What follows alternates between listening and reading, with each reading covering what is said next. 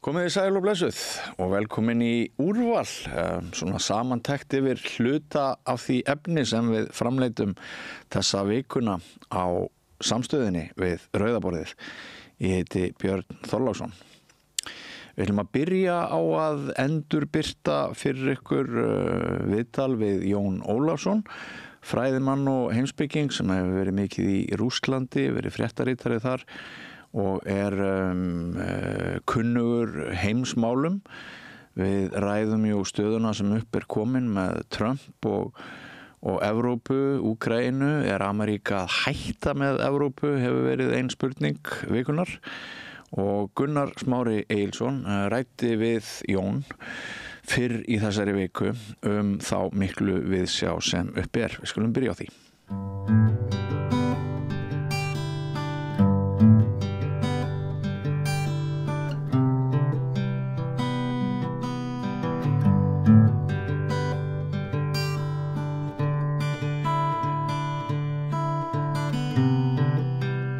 Herðu við erum alltaf að ræða Trump og það bara því það áhugavert og það bara mjög mikilvægt. Það eins og margir viðmælendur okkar hafa verið að benda á að það er heimsmynd að hrynja og ný ekki orðin til og það svona staða í umræðinni sem hentar vel svona þessum umræðu vettvangi sem við erum að reyna að búa hér til á Rauðaborðinu, þar sem við erum eiginlega á svona algjörum núllpunkti.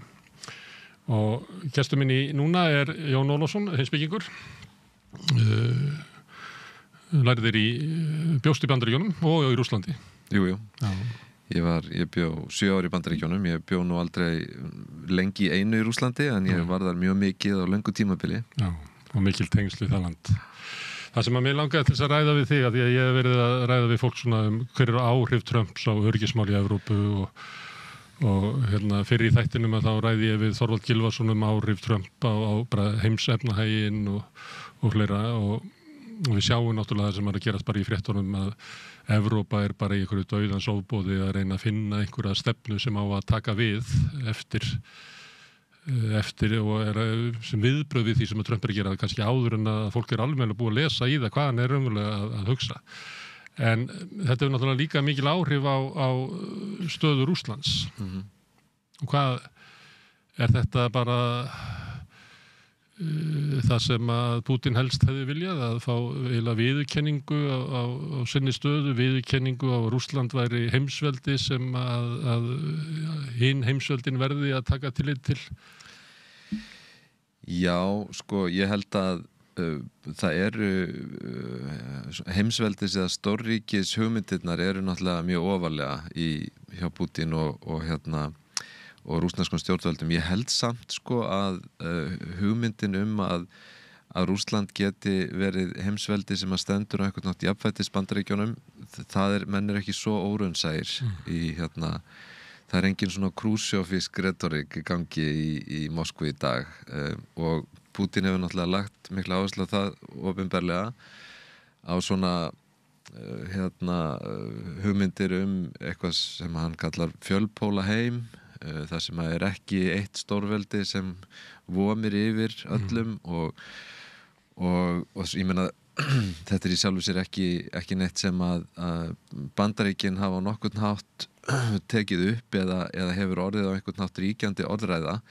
En það segir samt sína sögu sko hvernig Putin fyrst og fremst á höttunum eftir sko viðurkenningu Bandaríkjanna og ég held að þetta sé sko þetta dálítið flókið og atriði sem á sér langa sögu og ég meina það vissulega alveg hægt að sjá hvað sem mann finnst Putin sko og hvort svo sem menn telja hvað markmið sem menn telja hann hafi að þá þessi viðkvæmi blettur á rússneski sjálfsmynd og svona ég má kannski bara tala þjóðarstolt líka sem að kemur til að því að á 10. áratugnum þá hrynur ríkið og mér finnst fólk oft vera svo mikið að sko sleppa sér í einhverjum svona bendingarleik sko að það sem að gerast í það sé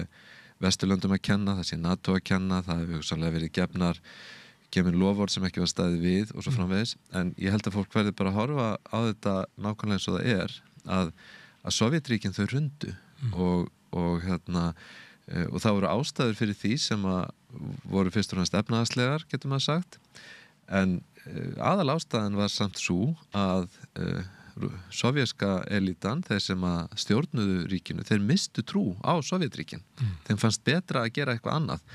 Þeir sáu það fyrir sig sem betri kost fyrir sig að þetta liðaðist í sundur, þetta yrðu 15 sjálfstæð ríki og Rússland héldi bara sinni stöðu sem svona dálítill ægis hjálmur yfir þessu. Afleiðingin var hins vegar svo að Rússar og þá er ég kannski þegar ég segi það, þá er ég kannski fyrst og fremst bara að tala það fólk sem býr í Rússlandi, ekki endilega etníska Rússa, heldur þá sem að tengja sitt líf og sjálfsmynd við þetta land, þetta risavaxna land, og ég meina það eru tugir eða 100 þjóða, þó að þessu flestar eru þetta miklu minna Rússar. Það fellur, það er kipt öllum undirstöðum undir bara hvað hver tilgangur lífsins sé, hvað erum við, hver er staða okkar Rússa, þetta er Rússinn, sko, hinn rússnesku mælandi dæmigerði Rússi, dálítið svona í miðpunkti þar, en upp til hópa að þá auðvitað upplifðu Rússar eða þeir sem að íbúa Rússlands upplifðu mikla niðurlægingu heimsins gagnvart sér og þjóðarsagan gekk ekki upp. Það gekk ekki upp og við náðum saman og rísum upp og við sendum menn út fyrir gufuhvolfið og við gerðum hitt og þetta og svo hrundið allt í okkur. Þetta var sama og við Íslendingar voru svona í nokkuð korter eftir hrun að allinni gekk ekki Íslandssagan upp. Svo við leystum það svo sem ekki, við bara gleymdu því. Ekki alveg ólíkt og ég meina þessi gargandi snilld sem átti að vera ríkjandi fyrir hrunið, hún var bara ekkert nema eitthvað ámátlegt vein, sko. Allavega, þá held ég að sko þetta sem að er að gerast á 10. áratugnum, það sem að það er verið sko árangurslaust einhvern veginn að leita að nýrri sjálfsmynd og nýrri bara svona nýjum tilgangi. Þetta tekst ekki og þess vegna er Jeltsin sko að mörguleiti mjög fyrirlitin leiðtogi. Auðvitað Gorbatsjov er ennþá meira hataður en Jeltsin er það líka.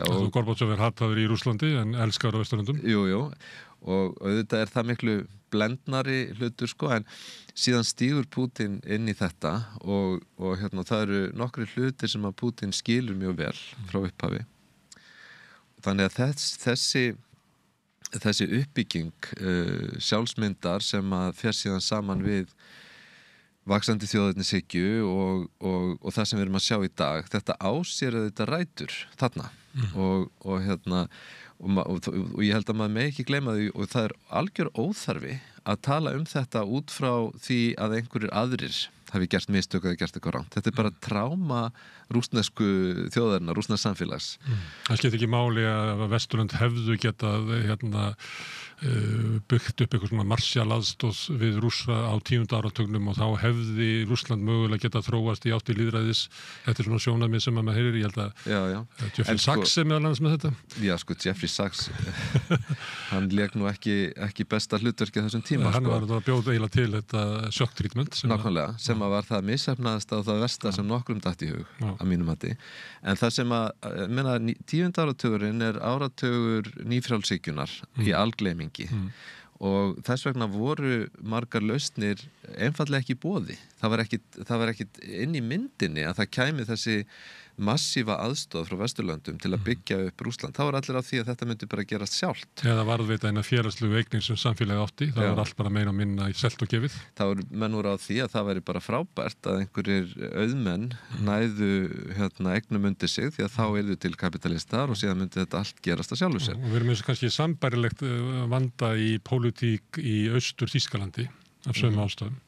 Þar eru ríkin saminuð á hátindi nýfrjálshyggjunnar og það þýddi bara að það voru auðhringir sem tóku yfir allar félagslegar eignir Austur-Þýskalands og þar er mikil tilfinning fyrir vonbrigði eins og upplifunum að okkur hefur verið rænt Við höfum ekki fengið neitt, við höfum skilin eftir. Já, og þar er það líka þessi niðurlæging sem ég held að sé skiptir líka mjög miklu máli sko. Ég meina vestur þýska elitan, hún fer bara inn í Austur-Þýskaland og hún hreinsar til.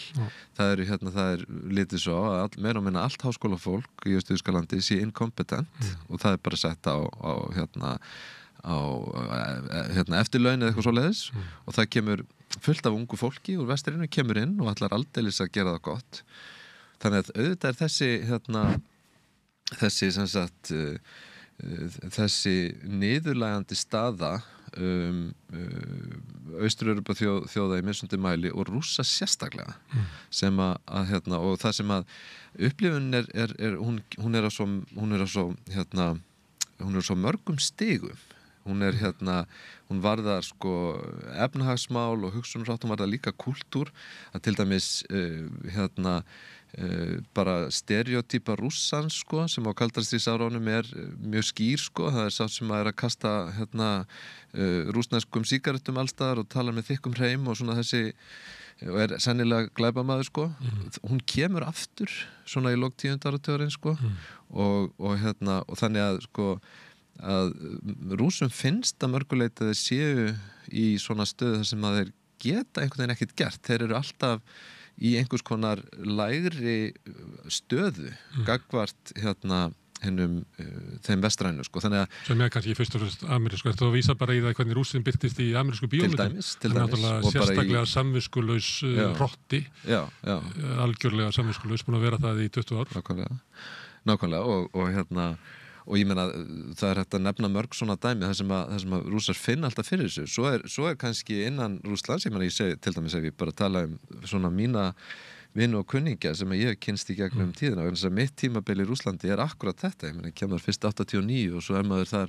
næstu 30 ár eins og grár köttur og fólki sem ég þekki sem er á mínum aldri naut mestu gæðana af þessum breytingum bæði svona menningarlega og menntunarlega og svo framvegis og þannig að þetta er fullt af fólki líka sem að hefur sko fótað sig mjög vel í þessu nýja heimi og er laust við þessa minnumáttarkennd og allt það en ég meina þetta er þetta lítill hluti af allir þjóðinni og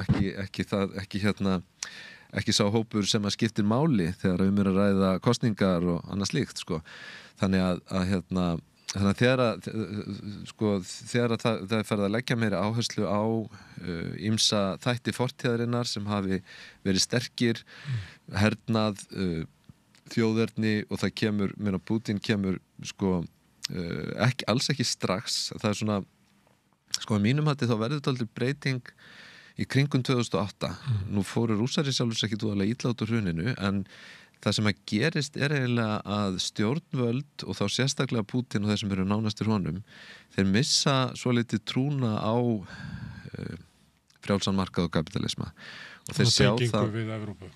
Já og þeir sjá það frá 2000 til 2008 að þá hafi eiginlega hugmyndin að Rússland yrði Evrópuríki. Já, hún er alveg í góðu gildi og Putin er dálítið þar sko en síðan breytist þetta og þannig að áherslan verður miklu meira bara á að halda völdum og að halda sem sagt að sá hópur sem er komin til valda hann muni ráða ferðinni áfram og þannig að þess vegna frá því ef við tökum sko Putin er fórseti 2000 til 2008 það er hans fyrra tímabil síðan samkvæmt stjórnarskrá átti hann að hætta þá og gerði það en er þá forsætisráðherra í 4 ár til 2012 og Dmitri Medvedev fyrir forsæti svo kemur hann aftur 2012 þetta er alltaf eins og Trump sko og er þá alltaf breyttur það er miklu skipulaðari og einbeittari Putin sem að mætir 2012 hann byrjar strax að ráðast á svona frjálslyndari hópa og svona láta fólk finna til þess að það geti nú ekki bara gert og sagt hvað sem það eru til dæmis 2012, 2011, 2012 og þá hafði verið og það er nú svona held ég nokkuð ljóst að það var mikið til í því þá voru kosningasvik í þingkosningum 2011, dálítið umfangsmikil sem að breyttu töluverðum úrslit að því að talið er og það eitthvað það líka í forsetakosningum voru 2012 sem að veldur því að það er mikil mótmælarhreyfing í Rússlandi veturinn 2011 til 2012 nær eiginlega hápunkti þegar að Putin að taka við embætti aftur í maí 2012 og þá ráðist mjög harkalega gegn mótmælendum. Fjöldi mann sóttu til saka og svo framvegis og þetta eiginlega byrjunin á því sem að við sjáum í dag þegar í dag það eru svona nokkrir tugir manna sem eru settir í fangelsi og dæmdir á hverjum einasta degi fyrir eitthvað sem við myndum kalla pólitísk afbrot. Hafa sagt eitthvað vitlaust eða reynst vera mótfallir einhverju eða eitthvað svoleiðis. Þannig að sem sagt við horfum á þetta 13 ára tímabil að þá er línan búin að vera alveg skýr í þessa átt frá þeim tíma. En ég meina ef ég fer aftur til þess að maður spyrja í upphafi þú veist, Rússlandsins stórveldi og svo framvegis að þá er þessi uppbygging þessa svona hvað maður segja, nýja eða endurnýjaða þessar endurnýjuðu rússnesku sjálfsmyndar, hún dálítið aðalatriði og þá myndi ég segja Make Russia great again. Já, en samt myndi ég vilja aðeins dempað með því að segja að Putin fyrst og fremst að hugsa heim þar sem að Rússland nýtur mjög skýrar viðurkenningar. Það þessi veiki sálfræðilegi punktur sem að þarna. Það sé ekki lengur þessi tilfinning að Vesturlönd séu að níðast á Rússlandi og það líka þegar Putin talar nú hefur verið sem sagt alveg frá sérstaklega frá 2022 og þá alltaf þessi umræðum fullveldi sem að hljómar svo fáránlega þegar að stærsta land í heimi hefur ægilegar áhyggjur af því að það sé einhver að taka af því fullveldið. Ég meina, þetta hvernig smáðu litið eitt öflugasta land heimsins. En það er þessi undirliggjandi sárindi og ótti gagnvart Vesturlöndum. Ég meina, þetta orðið dálítið sálfræðilegt en þetta skiptir samt máli. Við leifum okkur að tala svona til dæmis Pólland og Úkraínu og Eystrasaltslöndin að það bara innbyggt í sögu þessara þjóða ótti við Rússa. En það að sama hátt það líklega innbyggt inn í sögu Rússa ótti við Vesturlönd og ekki ástæðulausu. Já, og þú segir ótti, ég myndi kannski nota orðið minnumáttakjönd líka. Já. Og þessi tilfinning. Þú myndir ekki segja það við Pólverjana, þetta væri minnumáttakjönd, þetta bara raunverulegur ótti. Já, það náttúrulega. Því það eru þarna innrásir, en við höfum fleiri dæmi innrásir Vesturveldana Vesturlanda inn í Rússland heldur en öfugt. Virkilega? Já, það fer eftir í hvernig maður telur, hugsa ég, Það er náttúrulega, ég myndi fyrst og fremst segja ef við ættum að halda áfram með þetta þá skýrir það ákveðin skýring á því að Trump og Putin ná svona afskaplega vel saman og það það að Trump skilur Putin hann skilur Putin vegna þess að hann telur sjálfan sig hafa orðið fyrir svipuðu aðkasti heima fyrir og Putin hefur orðið frá Vestur-Evrópuríkjunum og hann upplifir evrósku elítuna sem dálítið þessa liberal svona, hvað maður segja sjálfsánægðu yfirstétt Við vitnum aftur í bandaríska bíómyndir þá Evrópumaðurinn, hann birtist oft í bandaríska bíómyndir sem siðfáður, mjög vel klæddur og smekklugur en algjör skepna en Hannibal Lecter eiginlega svona dæmi siðaðan mann í bandarískum bíómyndum þannig að kannski upplifa þetta báðir að þeir séu sviknir af þessari menningu. Ég held að þessi jafn óánægðir með Hollywood. Já, nú Trump reyndar var hann svo ánægður með Lecter á tímabili, hann var stöðugt að vitna Hannibal Lecter. Ég bara tekst dæmi þetta og við þekkjum þetta í sögunni að það oft samhengi á milli þess að vera fáaður og það oft svona Evrópu að því að Bandaríkjamenn gangast svolítið upp í því að vera svolítið casual og klæði sér niður og berast ekki á og allt þetta. Það yfirleitt það sem að sést í Evrópu, klassísk músík og ýmislegt. Það yfirleitt ekki tengt góða manninum í bandarísku bíómyndum. Nei, hámenningin. Nei, hún okkur standi ógn af henni. Og eitthvað tortryggilegt. Já, hún vil niðurlægja okkur. Já. Alltaf vísi það að Trump upplifir sig þannig í sinni eigin menningu að hann sé hæðst af honum af einhverju elítu sem að telur sig geta ráðið í hvernig við að standa eða sitja. Já, ég held að það blas við. Það kannski ekki ráðandi þáttur í því hvað ákvarðan hann tekur, en ég meina það mjög skýrt af svona hvernig hann talar og líka hvaða bandalög hann slær, og ég meina og þetta kemur fram auðvitað hvað eftir annað, líka í þessum fræga fundi þeirra á föstudaginn var Zelenskís, Trumps og Vance og fleiri, sko, að ég meina þar kemur svona ræða Putin, sko, þar sem að það eru Russiagate og svo framvegis og svo sér hann, sko, hann tengir við hann á margan hátt, meðal annars líka í þessum þegar verið að sem sagt saka hann og hans lið að vera of tengdir Rússum, að hann sér að þarna sé árásin á sig og Putin samtímis. Þannig að, sko, í sjálfu sér, sko, þá það að hann sko, hvernig hann umgengst Pútinavirðingu, og Pútin, sko, þetta það sem Pútin þráir að sjá hjá hinu vestræna leiðtoga, að vestræna leiðtoginn skilji sjónarmiðin, skilji líka styrkin og sé tilbúin til þess að gera við hans samninga sem eru í hans þá. Ég meina, þessi kemja á milli þeirra, hún algjörlega ósvikin og hún á sér algjörlega lógiska skýringar á mínu mati. Og ekki bara í sálarlífi þessara tveggja manna, heldur eins og þú ert að lýsa Putin, þá ert eiginlega að lýsa Rússlandi. Og Putin, hann kemur með svona svarin í rússnesk stjórnmál, hittir bara fyrir hnípna þjóð í vanda og býður henni upp í leiðangur þar sem að við reisum við sjálfstyrst okkar.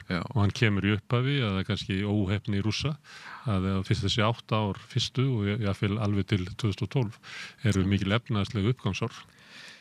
Sem að þú sérði líklega bara, þú sérði það þegar þú kemur til Rússlands eða ekki, þú sérði það bara svipað og þú kemur til víða, þá sér maður bara uppgang, byggingakrana og það verið að breyta borginni og auðsjólega eru þarna einhver gríðarleg auðæfi sem að flæðum, þó þau kannski rati ekki niður til almennings.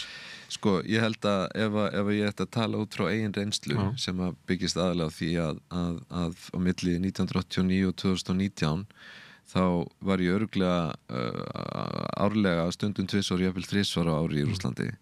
En staðirnir sem ég fór á voru borgirnar að mestu leyti, með kannski nokkrum undantekningum, þar sem maður sá uppgang, þar sem maður sá hlutina færast í betra horf, svona í öllum svona skilningi lífsþæginda. En Rússlandi miklu meira en þetta og það annað sem hefur verið að gerast í Rússlandi á dögum Pútin sem honum hefur aldrei, að stjórnvöldum hefur aldrei tekist að ná nokkrum tökum á, og það að byggja upp innviði þessa lands á þann hátt að það geti virkað. Þetta loforð sem hefur verið í gangi í 20 ár og sko þegar Putin að koma, sem sagt, halda sínar ræður, sko, bæði þegar hann tekur við embætti aftur, enn eitt skipti 2018, 2024 að vísa aðeins öðruvísi, en 2018-2012 þá alltaf þessi, það eru loforð alltaf miklu betri kjör, ekki síst kjör aldraðra og svona barnmargra fjölskyldna og annað slíkt. Það eru hópa sem að þurfa mest á einhver svona velferðarkerfið halda sem að geti ekki berga sér sjálf. Og mikið lagt í þetta svona mælskulega séð, og hitt síðan loforðin uppbyggingu, sérstaklega í hinum fjarlægari héruðum sem að síðustu 10 árin hafa öll átt að vera í samstarfi við Kínverja. Nánast ekkert af þessu hefur orðið að veruleika. Þegar við erum að tala uppbyggingu í samgöngukerfi, uppbyggingu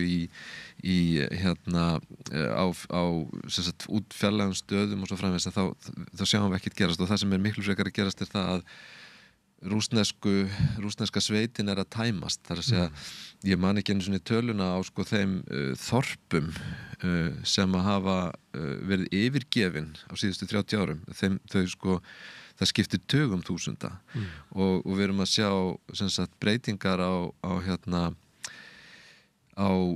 mannfjöldadreifingu sem eru ógnvænlegar, og eitt af því til dæmis eitt af því sem að Putin heldur að gera, og það er verið að maður orðar þetta aldrei gróft, og honum finnst sniðu hugmynd að gefa fólki peninga eða borga fólki fyrir eftir í hvernig hún lítur á það. Hann svolítið svona Sigmundur Davíð í sér.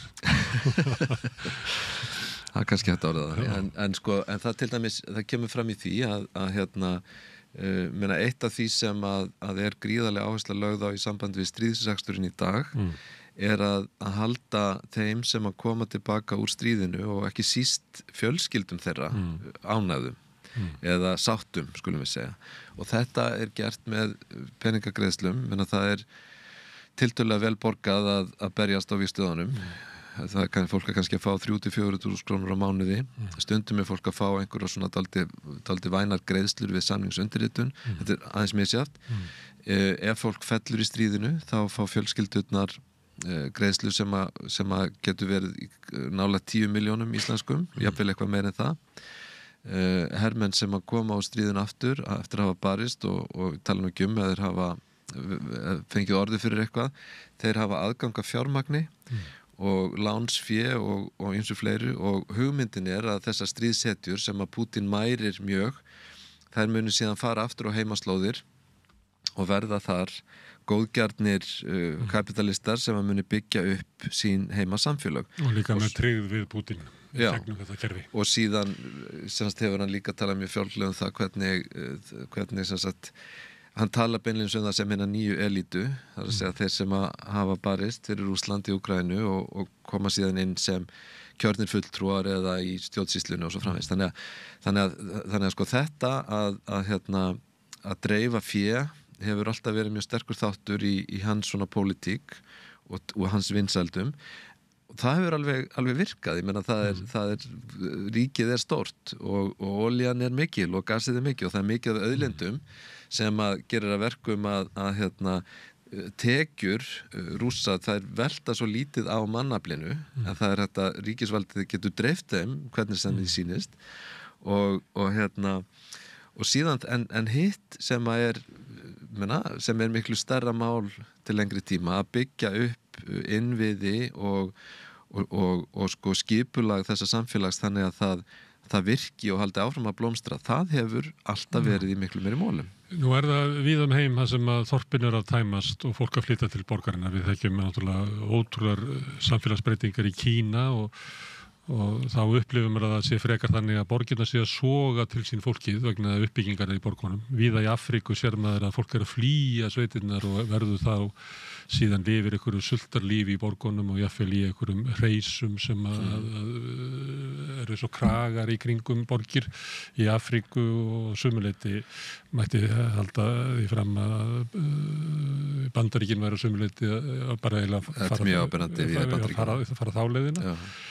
En eins og þú lýsir þessu, þá það þannig að fólk frekar að flosna upp af sveitinni vegna þess að það gera eitthvað og hann að lofa því að endurreisa þetta, en hann hefur umverulega ekkert þjóðskipulag til þess að svara því. Þetta bara klíkuveldi sem stendur við hliðina og uppsprettu náttúru auðlindana sem að tekur það inn og eina sem hann getur gert að bara dreifa einhverjum peningum vegna þess að hann umverulega ekki að byggja upp neitt sko samfélag sem að getur sko rúllað áfram.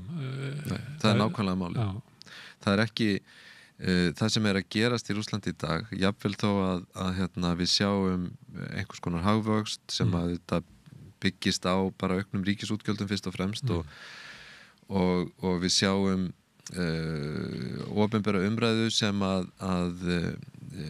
svona lætur í ljós viðhorf sem að eru jákvæð í garð samfélagsins sko. Það til dæmis talað það núna að jöfnuður hafi aukist mikið á þessum 3 stríðsárum og það sé meiri skilningur og það sem þú veist, þetta allt, sér maður allt en ég held að ef þú horfir bara til lengri tíma þá sjálfbærnin sem að þetta samfélag hefur engin, þetta blindgata sem að Rússland í að mínu mati og ekki bara mínum mati. Menn sem eins og við uppsprettunum, þeir geta haldið völdum sko æði lengi. Ef við tökum svona dæmi, ég held að sé í Angóla sko, að þar eiginlega bara þeir sem hafa náð þessari stöðu eiginlega búa bara í vígirtri borg. Já. Og svo bara bara 1850 þar fyrir utan. Ég meina, þú veist, þannig að við höfum dæmi, ég meina Sádi-Arabía, við höfum endurist dæmi að þú getur haldið völdum bara æði lengi með svona. Algjörlega, og ég meina Sovétríkin eru þetta líka dæmi það. Stalin heldur þar völdum í 30 ár með harðstjórn sem í aðrar sumstað, eða bara sumstað meiri heldur en nokkur dæmir og ég meina við erum að sjá það er líka það sem ég er að segja með 2012, við erum að sjá breytingin eins og ég sé hana er frá því að það sé svona raunveruleg hugsun samfélagsþróun og hún er þá þetta í kapitalíski eðli sínu, Putin var með mjög mikið af þessum rússnesku vestrænt menntuðu neoliberal hagfræðingum inn í kerfinu til að byrja með, þeir hafa síðan horfið næstum allir en þannig að trúin á samfélagið, ef við orðum það svo, samfélagið og uppbyggingu þess, hún víkur fyrir trúnni á völdin, þar sem að menn átt að sjá því að það eina sem að gengur er að passa bara upp á það að völdin verði ekki tekin og ég meina það hefur verið gert með mörguleiti sniddalegum hætti vegna þess að manni finnst ótrúlegt hvað, þrátt fyrir að hafa auðvitað völdin yfir fjölmiðlum og svona opinberri umræðu og allt það, hvað Putin tekst alltaf aftur og aftur að ná einhvers konar trú á sig og ég held að margir myndu segja, já, það er ekki takt að vita almenningsskoðanir í Rússlandi því allir eru svo hræddir og eitthvað svona, ég held að þetta sé ekki alveg réttur skilningur á samfélaginu, það er ekki þannig að fólk lifi í einhverju ofsahræðslu og þori bara ekkert að segja og haldi að þá verður það tekið fast strax, ég meina það er miklu frekar þannig að það er hort á stjórnvöld og það er hort á það sem er í gangi og fólk sættir sig við það sem stjórnvöld gera og þess vegna þá getur Putin alltaf komið aftur og aftur inn í með lausnir og með hugmyndir og látið einhvern veginn kerfið þjóna þeirri hugmynd að hann sé þrátt fyrir allt það eina sem að getur bjarga þessu landi. Og það er engin ástæð til þess að efast annað en að Putin njóti almenns stuðnings í Rússlandi. Þú veist, ef við myndum labba á milli og spurja fólk, þá myndum við fljótt átt okkur á því að hann nýtur svona meira og minna stuðnings og auðvitað er þannig í mörgur löndum að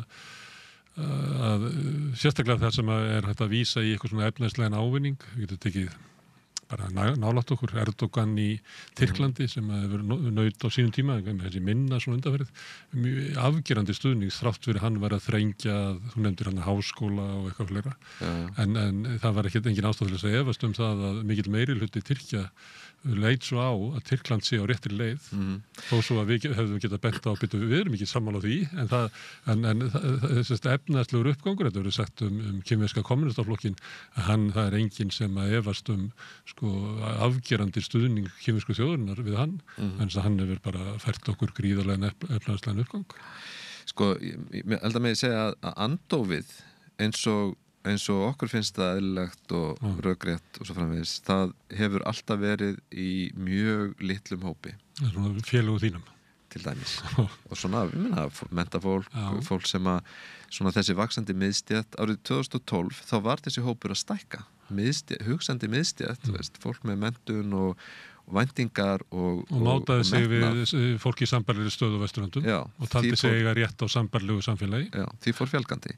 En það var bara niður og það hefur náttúrulega, það sem hefur þurft að gera er að berja þetta niður og það verður að passa það líka að þó að það með kannski alveg segja já, sennilega myndir ef að þú bara spyrðir fólk svona almennt inn í eldhúsum og svona á göttum og í leigubílum og svo leiðis hvað þið finnist, þá myndir örgulega komast þeirri niðurstöðu að flestir eru bara nokkuð jákvæðir eða bara telja Putin bara helviti fína. Og í alvörunni það er ekki bara leik þetta fyrir þig. En það sem ég held að maður verða samt að tvennt sem maður þarf á huga og það er eitt að Putin er harðstjóri og þessi harðstjórn sem að ríkir, hún leggst ekkert endilega sérstaklega vel í fólk og það eru þetta, fólk hefur áhyggjur og ég meina það er alveg, maður nú farin að heyra það 2018, 2019 líka að ég meina fólk upplýði að það ætti svo litla möguleika í lífinu þeir sem voru að mennta sig þeir sá ekki fram á það að verða með tekjur sem að gætu duga nema rétt til þess að eignast kannski litla íbúð og eitthvað svona. eins og var á Sovétárunum. Já, í rauninni þegar náttúrulega þá var þetta frambóðið. Háskóla prófessorar sem byggu saman eða voru gift, byggu í 3 herbergja íbúð með 3 börnum sínum í úthverfi Moskvu. Jú, það gæti alveg verið. En sko, það harðstjórnin eitt sko, og hitt síðan að þetta getur snúist í lofti mjög snögglega og þegar ég segi það, þá það kannski vissuleiti ég ekki að teka fram, ég ekki að lýsa einhverjum rannsóknar niðurstöðum, heldur meira að tala af því sem ég held að sé innsæi og ég held ég hafi það vegna þess að maður sá þetta gerast.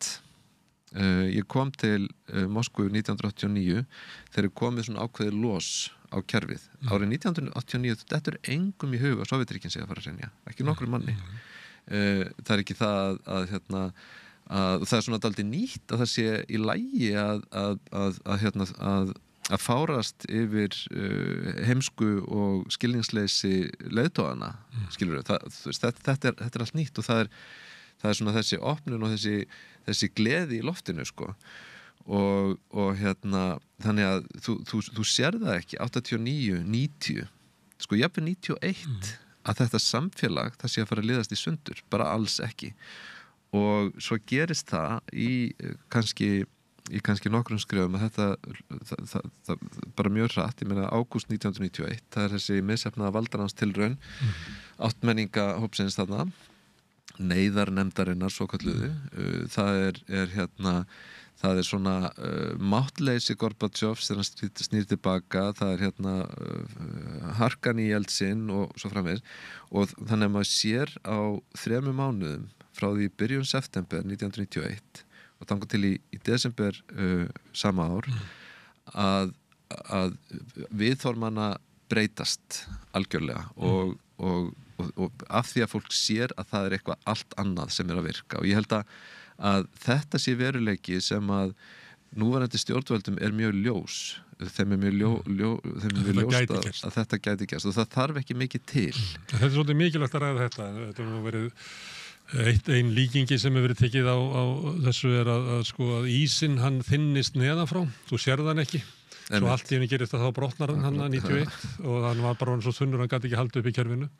Önnur lýsing var einhvern veginn að kannski löngu áður bara upp úr 1980 var í öllum ljóst að þetta kerfi gekk ekki en ég og þú við höfðum ekki hag af því að ræða það vegna þess að við vorum inn í þessu kerfi og það var kannski ekki annar valkostur sem var í boði og svo allt í einu þegar valkosturum verður til sem er kannski í allri einföldun, ég held sinn þegar það stekkur upp á skriðverkan að þá getur orðið svifting að þá allt í einu höfum við hag af því að tala illa um ráðamenn og þá opnast eitthvað sem að við kannski svona án þess að hafa kannski talað um það saman að við vorum þá báðir gátum við viðra það að við höfum mist trú á kerfinu en hættan er svo að menn eins og þú sem varst á staðnum þegar ísinn brast að þú horfir alltaf á ís og telur hann hlýtur að vera, getur verið bara þunnur en þú veist það aldrei sko. Þannig það var að spurningi hversu þunnur er ísinn undir. Já, þetta er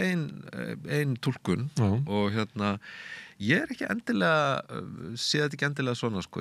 Mér finnst það líka vera vel hægt að, ég held að Sovétríkin hefði ekki þurft að hrynja, ég held að þau alveg geta haldið áfram að vera til en þau gerðu það og ég meina það á sér skýringar sem eru í ákvörðunum, atburðum, viðhorfum og bara mjög flóknum veruleika þessa ára. Og nógu margir sem stukku á tiltekið tækifæri til þess að færa sögu þjóðarinnar tiltekið átt. Já og ég meina það ég held að ef maður horfir dálítið á í staðan fyrir að hugsa sko hvernig kerfið getur molnað innanfrá eða ísinn þynnst að neðan að þá er sko að því að fólk skiptir ekki gildismat bara 1, 2 og 3 og það er nú við á Vesturlöndum svona ég meina það var svona hinn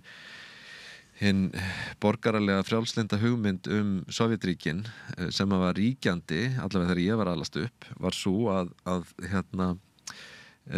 þar væri fólki haldið niðri og undir niðri hötuðu allir ríkisvaldið og undir niðri væru allir í rauninni bara frjálslyndir og borgaralegir eins og við og þetta er auðvitað alveg svakalega gróf einföldun sem að hefur verið mjög svona flókið mál að vinda ofan af í bara svona pólitískri og fræðilegri umræðu Sovétríkin, mannfræðilegri til dæmis. Og fleiri, bara Mið-Austurlöndum og svona stórkostlegur harmur sem hefur fyllt þessari hugmynd Vesturlanda, það séu allir eins og við og vilji vera eins og við og þau séu bara, þetta séu gölluð við sem eru þarna og við verðum að opna fyrir við svo að þau geti tekið yfir, svo löndi geti orðið eins og við. Þetta náttúrulega valdið stórkostlegum skaða út allan heim. Já, og sko á þessum tíma eins og í það sem maður stundum talaði sem svona síðsovjesku árin þetta tímabil svona milli 85 og 91-2 eitthvað svoleiðis að þá sko ég meina til dæmis ef þú spyrð aftur, ég meina ef þú spyrð fólk í dag hvað finnst þér Putin og þú býst við einhvern svörum, ef þú spyrð fólk á þessum tíma og það reyndar einn maður sem hefur skrifað dálítið skemmtilega þetta og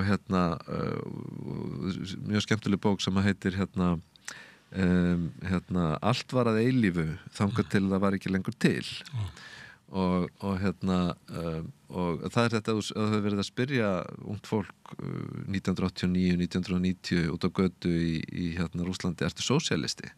Fólk hefði hort á það eins og verið hálfvit, auðvitað ég sósíalisti hvað annað og þannig að það þýðir sko, það þýðir ekki að þú veist, elskar Gorbachev eða eitthvað svoleiðis, það þýðir það var svo ríkjandi skoðun að samfélagið snerist jöfnuð og að jafna kjör og nú ég ekki að reyna að mæla Sovétríkjunum bót, alls ekki, ég bara að segja að þarna gildismat í gangi sem að raunverulegt. Þú heyrir það stundum í fólki, þetta virkar eins og nostalgía gagnvart Sovétinu, að ykkur orðaði þetta svona við mig sem við það einhvern veginn á þeim tímum að þá hafðu við kannski ekki mikið en við vorum sko einhvern veginn saman í félagi og við vorum sko vinir fólksins í blokkinni og í vinnunni en núna eru við að klóra augum hvort við öðru í samkeppnum að komast yfir einhverja íbúð eða komast í eitthvað starf. Þú veist, að því þetta ekki verið að tala kannski svona einhverja pólitík, heldur eitthvað svona einhver gildi sem að voru til bara í samfélaginu sem að eru horfin og þetta hljómar kannski furðulega að heyra þetta að því að þú varst að minnast á Gulag og eitthvað fleira að innan úr því samfélagi hafi verið tilfinningum að það hafi þó verið þó meiri mannúð. Já. En þetta er voðalega erfitt alltaf eins og gamla daga þegar maður var að tala Sovétríkin sko, þá fekk maður alltaf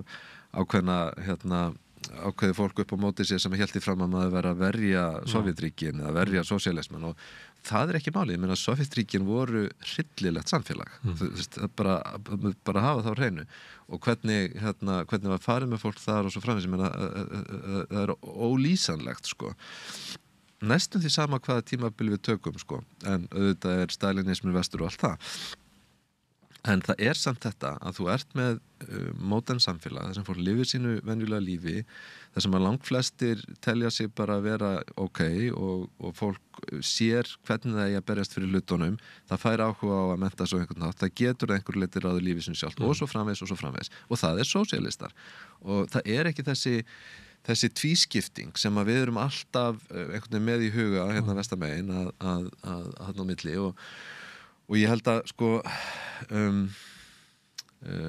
þetta skiptir máli líka í dag af því að það margt sem að hefur farið tilbaka, það meina Putin hefur að mörguleiti þurft að endurreisa ákveðna ímynd Sovétríkjanna til þess að halda uppi sínu valdakerfi og ég held meina, ef maður heldur áfram að vera svona með annan fótinn í hvað sögunni sko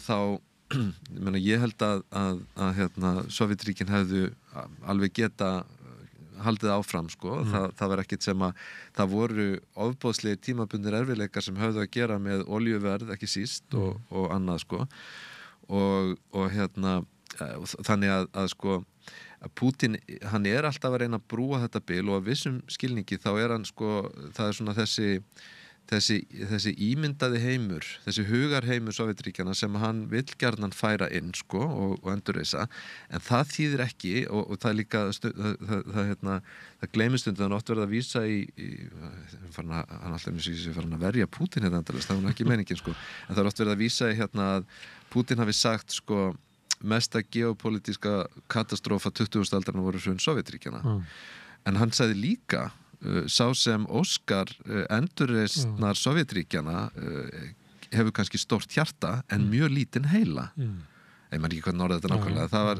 merkingin er nákvæmlega þessi þú veist, það er ekki málið endurreisa Sovétríkin en endurreisa þessi stórríkisvöld Rússlands og endurheimta einhverjum skilningi þar sem honum finnst vera þeim glataða virðing Rússa og Rússlands, það er málið og nú held ég að sé samt mjög mikilvægt að hann er árangursríkur í sínum stjórnmálum vegna þess að hann er að spila inn á þetta og þetta sé raunverulegur þráður í rússneskri þjóðarsál eða pólitísku hugsun. Þangað til það skrefa stigið að gera innrás í Úkraínu sem að eru þetta ofmetnaður, bara hýbris af versta tagi og hefði aldrei gerst ef menn hefðu haft raunverulegan skilning á því hvað þetta myndi kosta Rússar töldu í raun og veru þessir sem að taka ákvarðanirnar fyrst og fremst Pútín að þetta yrði lítið mál það yrði lítil fyrirstaða og fyrst og fremst að Vesturlönd myndu ekkit bregða sérstaklega við og þess vegna er þetta skrefstíð og ég meina og það er örlaga skrefið sem að sko breytir öllu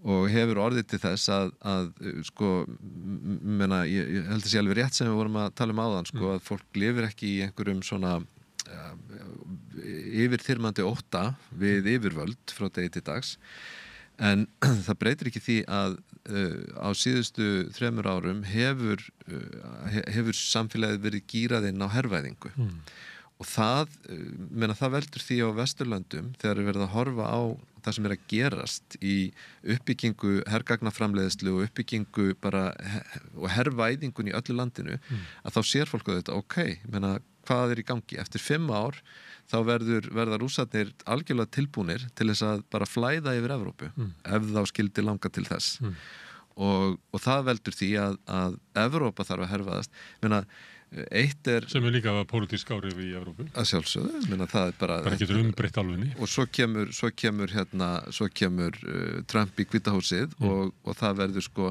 í staðinn fyrir að við fáum forseta sem að segir bara Evrópa, við stöndum með okkur, við skiljum að það verður að halda aftur af þessari hervæðingu Rússlands, við þurfum að stöðva Rússana að þá færðu stjórnvöld í Hvíta húsinu sem að segja nei, sko, það er nú bara ýmislegt til í því sem að Rússarnir eru að segja og það getur bara vel verið að þeir eigi rétt til meira og minna sko allrar Úkraínu og hvaða máli skiptir Úkraínu okkur þegar upp í staðið og svo framvegis þannig að sko þetta spila saman og Evrópa í stórkostlegu tjóni já og það er ekki sko nú er alltaf verið að tala um að það sé vegna þess að Trump sé að heimta frekari framlög til NATO sem að þau eru aukast aukningin er auðvitað fyrst og næst vegna þess að Evrópa þrátt fyrir allt með sínu máttuga njósnakerfi sem auðvitað vinnur með því bandaríska sér alveg hvað er að gerast í Rússlandi og sér alveg hvert stefnir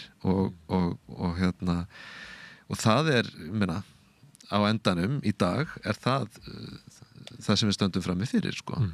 Og við stöðum það ekki með því að Pútín og Trump nái samkomulagi vopnahlé í Úkraínu.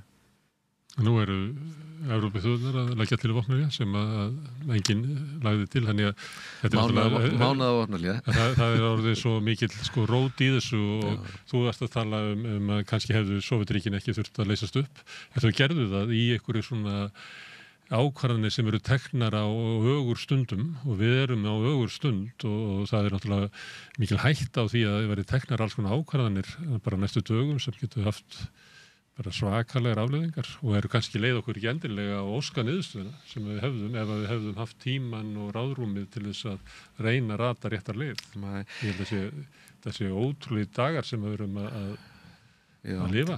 Það er eitt sem maður fær mjög sterkt í æð af því að vera bæði í Rússlandi og svona í miklum tengslum við þessi gamlu Sovétríki.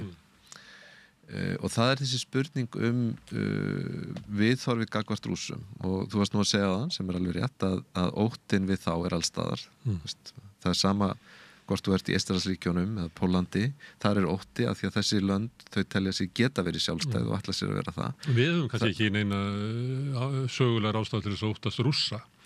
Nei. Ég held líka það er ástæður sem að menn töldu sig hafa voru á fölskum forsendum. Ég held að okkar ástæður fyrir óttast Rússa var fyrst og fremst ótti við hvernig global hernaðarátök myndu þróast ef að þau hæfust, frekar en að það þurfti að óttast einhvers konar ásælni Rússa gagnvart Íslandi. En ef við förum bara í kringum Sovétríkin, af því að það sem að Rússarnir hafa áhuga á eru þau lönd sem að tilheyrðu fyrrverandi Sovétríkjunum og kannski örfá í viðbót. Í rauninni það skilgrein það sem sitt svona áhrifasvæði. Og það sem auðvitað var aldrei samkomulega eftir stríðið að það sem að Trump opnar eiginlega á núna er áhrifasvæði. Raunverulega heimur bara þannig að það eru tvö stórveldi fyrst og fremst og svo er Rússland þarna og það má alls ekki gerast að Rússland fari í fangið á Kínverjum, þannig að þess vegna verði að semja við Rússanna og trýta þá bara eins og þessi stórveldi sem þeir eru með stærsta kjarnorku vopni kjarnavopnum í heiminum. Ég vil hafa mín áhrifasvæði, ég vil að Grænland segja á mínu áhrifasvæði og líklega Ísland líka og svona. Og þannig að ég sætti mig bara við það að Úkraína er bara áhrifasvæði þínu, já, og þessi lönd þarna sem voru. Þetta er bara kallandi sem eru að bara búa til nýja heimskipan. Og þá inn í þessu þá verður það svo sérstakt að það er svo Evrópa sé bara mjóróma inn í þessu og sé allt í orðið bara þið er ekki að taka ákvarðanir og þróun heimsins. Já, hún þarf að búa sér til sína rödd þegar Bandaríkin eru gengin og skaftur. En er á svo veikri stöðu af því að þeir hafa falið alla sína pólitík, heimspólitík, verið að temja sig við það að vera svona frekar að draga úr viðskiptengslum við Kína, eiginlega stutt þjóðarmorði í Gaza, bara af því að Bandaríkjamenn vilja það til þess að styggja þá ekki, af því þeir eru bara svo háðir þessum skúlbulli á skólanóðinni og allt í einu er Evrópa bara á okkurum furðulegum núlbúndi. Evrópa hefur náttúrulega bara hvílt í amerískri hegemóníu og verið hæst ánað með hana. Það eru leppríki sem að húsbóti sleppir. Ég myndi nú ekki ganga svo langt, ég myndi ekki segja leppríki, en ég meina þetta hefur verið hinn þægilega tilvist Evrópu að þessi varnarmál væru í þessu örugga skipulagi sem að nú er ekki lengur hægt að treysta á. Og ég meina það þýðir að Evrópuríki, hvort sem að það er ekki NATO, það er ekki Evrópusambandið, það er einhvers konar blanda af þeim ríkjum sem að eru í Evrópu, bandalag hennar viljugu eins og kom nú upp helgina. Heldur óeppilegt að þetta var í Íraksstríðinu. Jú, það er svona skemmtileg hliðstæða, en ég meina klárlega þá þurfa þessi ríki sem að standa saman og skilja ógnin að gera það. En mér langar að klára þetta með Rússana vegna þess að mér finnst dálítið vera í umræðunni í dag að þessi Rússa gríla sé bara gríla og það sé algjörlega ástæðulaust að halda að Rússar muni gera nokkuð annað heldur bara slaka á þegar að búið er að ná þeim samningum sem þeir eru sáttir við. Þú vilt að þeir eru að vera andmæla þessari svona dóminókenningu eða ef Úkraína fellur að þá takaði Eystrasaltslöndin og svo Pólland og svo endan verður þau takaði París. Ég held að dóminókenningin sé of einföld. Ég held hins vegar að það sem við stöndum frammi fyrir ef að Rússland heldur sínum styrk og nær svona vopnum sínum almennt í alþjóðamálunum, nær því að geta miðlað til dæmis eitthvað milli Kína og Bandaríkjanna sem að þeir vilja mjög gjarnan gera hljómar óraunhæft í dag en það er í samræmi við þeirra markmið og þannig að það sé svona meira öxullinn Bandaríkin, Rússland, Kína sem að séu saman í þessu. Og svo næst kannski Indland en mjög langt í Evrópu. Já, og þá, það er það sem að ég held að Evrópa þurfi að óttast og það er raunverulega ógn. Það er bæði þessi lönd sem að eru næst Rússlandi sem að þeir vilja ráða öllu í. Það þarf ekki að vera þannig að þeir hafi yfirráð. Ég meina það má vera eins og í Hvíta-Rússlandi. Eða ef þú tekur Úsbekistan, Kirgistan, Tadjikistan, og Kazakstan að einhverju leyti Moldóvu, Úkraínu. Já, meina, þarna er hægt að ná svona bara tangarhaldi þannig að það dugir í sjálfu sér og síðan er bara þessi stöðuga það sem er kallað svona hýbrid ógn við Vesturlönd vegna þess að þó að Rússar séu ólíklegir til þess beinlínis að fara að ráðast inn í NATO-löndin eða Evrópusambandslöndin eða eitthvað svoleiðis að þá er bara þessi stöðuga afskipti og þessi stöðugi svona hýbrid hernaður sem að mun bara aukast meira og meira og það írónískasta sem að sér er náttúrulega þegar að Bandaríkin fara að slaka á gagnvart Rússum að það er stór hættulegt þegar Hegseth til dæmis hann er að draga úr öllum svona hvað heitir þetta nú cyber warfare á ensku þar að segja öllum öllum nethernaði gagnvart Rússum sko sem að menn ráða sér auðvitað ekki fyrir gleði á ákveðnum stöðum í heiminum þegar Bandaríkin slaka svona á öllu gagnvart Rússlandi. Putin sagði eftir fundin í Sádi-Arabíu að núna snerist þetta það að koma á eðlilegum diplomatískum tengslum og það er bara mjög mikilvægt að hafa það alltaf í huga að Putin er engin asni, hann er ekki að setja fram of stórar hugmyndir strax við byrjum á þessu, svo gerum við þetta svo gerum við þetta og endanum höfum við eðlileg tengsl.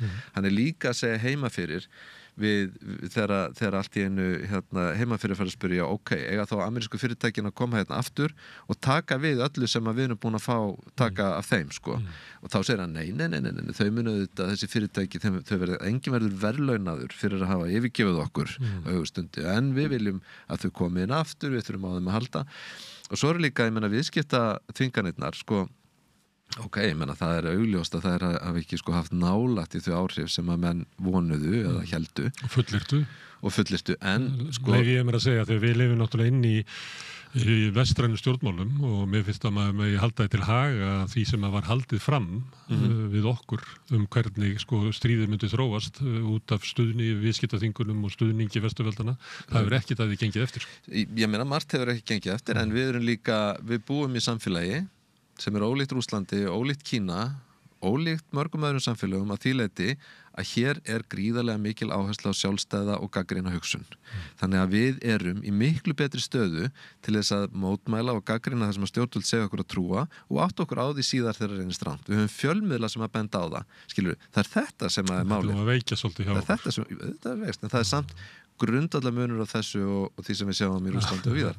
En maður getur gagnrýnt ástand á Vesturlöndum á þess að vera að hefja upp ástandi í Rússlandi svo.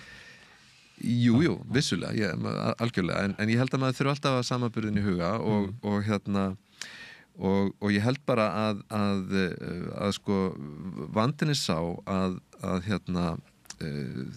skilningur á því sem er að gerast í Rússlandi er langmestur í dag í Evrópu og ógnin er þar. Það þýðir ekki að við séum að fá rússneska hermenn inn í París.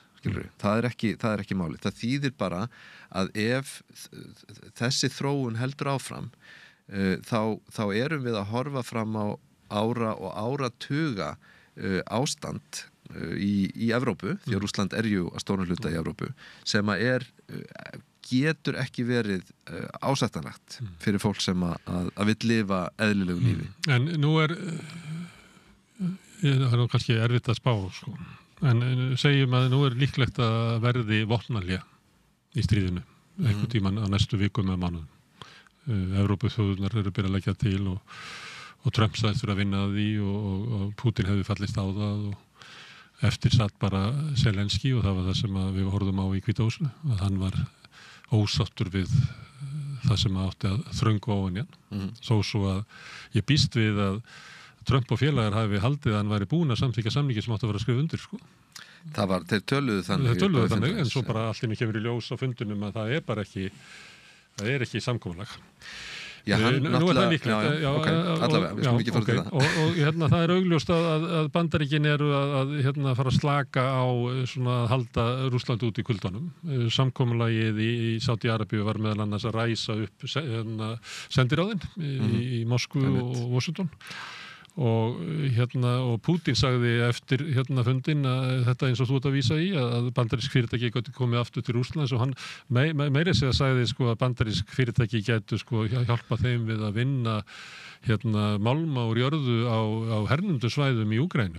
Þannig að og miðað við svona hvernig alltaf erfitt að ráða í það hvernig þessi ríkisstjórn Trump hugsar en ég meina þetta hljómar ábyggilega dásamlega í þeirra eyrum að sé búa til business í Rússlandi. En það sem ég ætlaði líka að segja áðan sko er að það er þó að þessar efnahagsþvinganir hafi ekki virkað eins og það er átt að gera þá það skiptir rosalega miklu máli fyrir Rússana að losna við þar. Og ég meina, maður heyrði það í einhverju viðtali við Putin, hvað hann taldi þetta að vera mikilvægt að fá, og hann sagði einfallega að við höfum okkur vantar fjármagnið til þess að vinna þessa málma. Og það er líka, ég meina, það er fjármagn, en það er líka og fyrst og fremst, það er tækni og það er kunnátta og svo framvegis og það er til dæmis, það sem er oft talað í þessu sambandi er flugflotinn, vegna þess að flugi er jú stjórnað af heimskerfi þar sem allt er standardiserað og það eru mjög flókið hvernig þú heldur flugflota gangandi og fleira þessu tagi. Ég meina ef Rússar þurfa að standa frammi fyrir þessum þvingunum áfram í einhver tíma, það mun ekki velta samfélaginu á hliðina en það mun hafa hrikalegar afleiðingar á mörgum sviðum, hvort sem að það eru samgöngur eða allskyns iðnaður og tæknimál. Putin hefur lagt alveg frá 2014 þegar þvinganirnar byrjuðu eftir innlimunina á Krímskaga. Það var búið til meira segja alveg nýtt orð fyrir þetta rússnesku sem að þýðir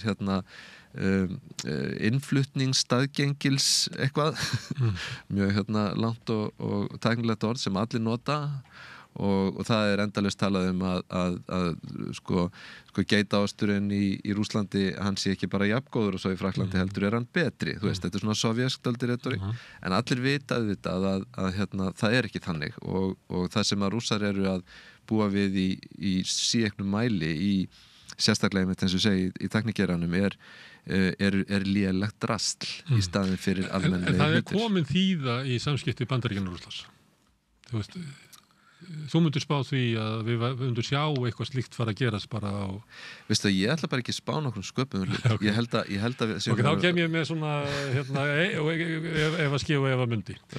Segjum að það gerist og þá mun Rússland að sömuleyti eflast og ef að vilji rússneska stjórnvalda er eins og þú segir að þá munu þau ekki að slökkva á herganaframleiðslunni heldur munu þau vígbúast til þess að líklega skilgrina það að verjast ógn í vestri og hinum megin þá munum við sjá Vestur-Evrópuríkin fara að herfaðast af ótrúlegum krafti vegna þess að þau skulda mikið í því. Það eru allar geymslur tómar og þeir þurfa eiginlega bara að byggja sig frá grunni, búa til hergagnaframleiðslu og efla herina sína og það rofnar á milli Evrópu og Bandaríkjanna, en Evrópa skilgreinir það að þau þurfa að gera þetta sjálf og þá eru við komin í einhverju svona vígbúnaðar kapplöp þar sem að línan liggur Hvíta-Rússland og miðja Úkraínu. Mér sýnist að það sem að þess að þó ég hafi nú ekkert sagst alltaf að fara að spá, mér sýnist að það sem við erum að horfa upp á sé þróun sem er hafin sem að snýst mjög aukna áherslu á landvarnir í Evrópu og ég held að hliðstæðan sem við getum tekið er Finnland og Finnland er með þetta nú svona cirka báttölur hjá mér. Finnland er með sem sagt getur móbiliserað í hvelli, herkvatt í hvelli það bil 250.000 manns eitthvað svoleiðis, sem er 5% af Finnum og það eru 20 milljónir í Evrópusambandinu. Já, þeir gætu farið upp í 1 milljón með varaliði. Það er að segja mjög skömmum tíma geta Finnar haft 1 milljón undir vopnum Sambarilegt væri að það væru 20 milljónir undir vopnum eða væri sem sagt herkvæðanlegir og sem sagt 80 miljón manns væru auð herkvættur. Þannig við erum bara rétt slopni við að fara í herskildu. Ég meina, sko, ef nýjustu hugmyndir íslenskan her ná fram að ganga, þá náttúrulega verður það ekki professional her, heldur verður við örugglega með herskildu. Finnar eru með herskildu, það eru fáeinir ríki með herskildu, Norðurlöndin eru flest búin að gefa upp bátinn. Það geti breyst, það er að tala um það í Danmörku og ég held að þessi þróun, sko, ég held að óvissan og óöryggið sé orðið svo mikið í Evrópu að þetta muni halda áfram alveg sama hvað gerist á næstu vikum eða mánuðum í sambandi við Úkraínu. Þá getur maður sagt þeim svona og gleymum Pútín og svona og reynum að horfa til lengri tíma og þú hefur dregið upp að Pútín að sömuleyti svona afkvæmi eitthvað svona ástands í Rússlandi. Þetta mun náttúrulega endanum mögulega leiða til ófriðar því að þú byggir bara upp spennu báðum megin og það er bara þekkt svona einhverju frasar að þú smíða vopna þá einhver líkunar að vera notuð. Er engin leið fyrir Evrópu að friðmælast við Rússland? Ég held að það þurfi að draga Rússland inn í Evrópu, svo ég orðið það. Ég held að þurfi að verða pólitíska breytingar í Rússlandi til þess. Vladimir Kara-Murzaev sem var sleppt í þessum fangaskiptum í fyrra haust sem að Biden skipulaði var að skrifa einmitt grein núna daginn 15. febrúar, þá voru liðin 10 ár frá því að Boris Nemtsov var ráðinn á dögum sem að var að mörgum talin svona andlit þess Rússlands sem að væri miklu líkara Vesturlöndum á mörguleiti og hann var svona að draga upp þessa mynd Rússland eins og það hefði verið ef að Nemtsov hefði nú komið í stað Pútins og sko ég held þrátt fyrir allt þá held ég að þetta sé fjarri því að vera einhver ómöguleiki menna þó að við höfum þessa löngu sögu harðstjórnar og kúunar í Rússlandi og það hvernig rússnesk stjórnvöld, sovjísk stjórnvöld hafa þjösnast og níðst á sínu eigin fólki og þá vorum við ekki bara að vísa því Sovétríkin heldur bara langt aftur í aldir já, í rauninni sko við höfum okkar skammir réttindaleysi vinnuhjúa hér en þau voru ennþá verri í Rússlandi Jú, vissulega getum við sagt það ég er nú kannski samt fyrst og fremst með 20. öldinni rússneska leynilögreglan var til bolsjevikarnir tóku hana upp og Pútín síðan Jú, en ef við svona kannski förum ekki ódjúpt í söguna samt en það sem ég bara segja er það að í mínum augum er sko nýtt Rússland það sem að frjálslynd sjónamið og svona jafnaðarsjónamið, eðlileg jafnaðarsjónamið ráðaríkjum þar sem að stjórnvöld raunverulega reyna að þróast frá þessari ofur áherslu á auðlindirnar sem að þetta alltaf í aftur og aftur þú veist, það gerist á Brezhnev-tímanum það er það sem að hefur áhrif á hvernig Sovétríkin liðast á sundur það er það sem að Pútín og hans stjórn treysta algjörlega í dag ef að við sjáum þróun sem að er svona í þessa átt með því fólki í fórustunni sem að heldur þeirri sín sko og stofnana uppbyggingu sem að heldur utanum slíka þróun menn að þá er ekkert í sem að segja að það geti ekki gerst í Rússlandi en til þess þarf þetta land aftur að ganga í gegnum tímabil eins og var í kringu 1990 niðurlægingar, upplausnar ástand sem að þetta gerist líka reglulega í rússneskri sögu út í það farið En til þess að verði til eitthvað svona stjórnmálafórusta þá væri nú gott að hafa virka stjórnaraðstöðu, það væri gott að hafa öfluga verkefnishreyfingu, það væri gott að hafa einhverja almanna samtök þar sem að fólk stundar einhverja pólitík því miður þá bara er það ekki til í Rússlandi. Nei, það er svo sannlega ekki og bara sem sagt minnstu tilraunir fólks til þess að fara út fyrir ákveðin ramma hvort sem það er í tjáningu eða félagsformum er bara refsiverð. Og þegar fólk er spurt í dag og valkostur við Pútín þá kannski horfir fólk til þess að 10. áratugur sem þú ert að vísa til, þar sem allt var mögulegt. Ef fólk horfir á þann tíma sem niðurlægingatíma, algjör upplust tíma og segir bara við því, nei, Guð almáttugur frekar tekið Pútín það helvíti. Jú, það er... Þó að þú sért eiginlega að segja að eina leiðin fyrir Rússland áfram er að gangi gegnum eitthvað svona tíma og koma þá sem eitthvað svona með öflugt lýðræði og mannréttindi og...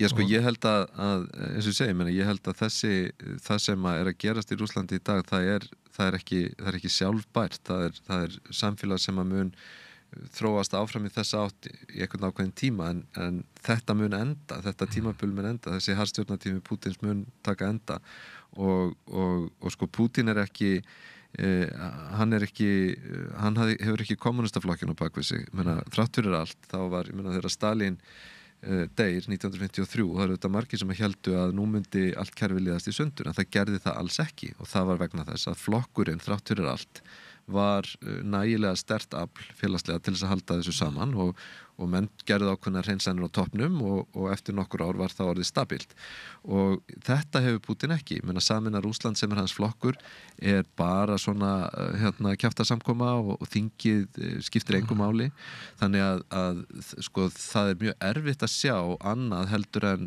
mjög svona flókna valdabaráttu þegar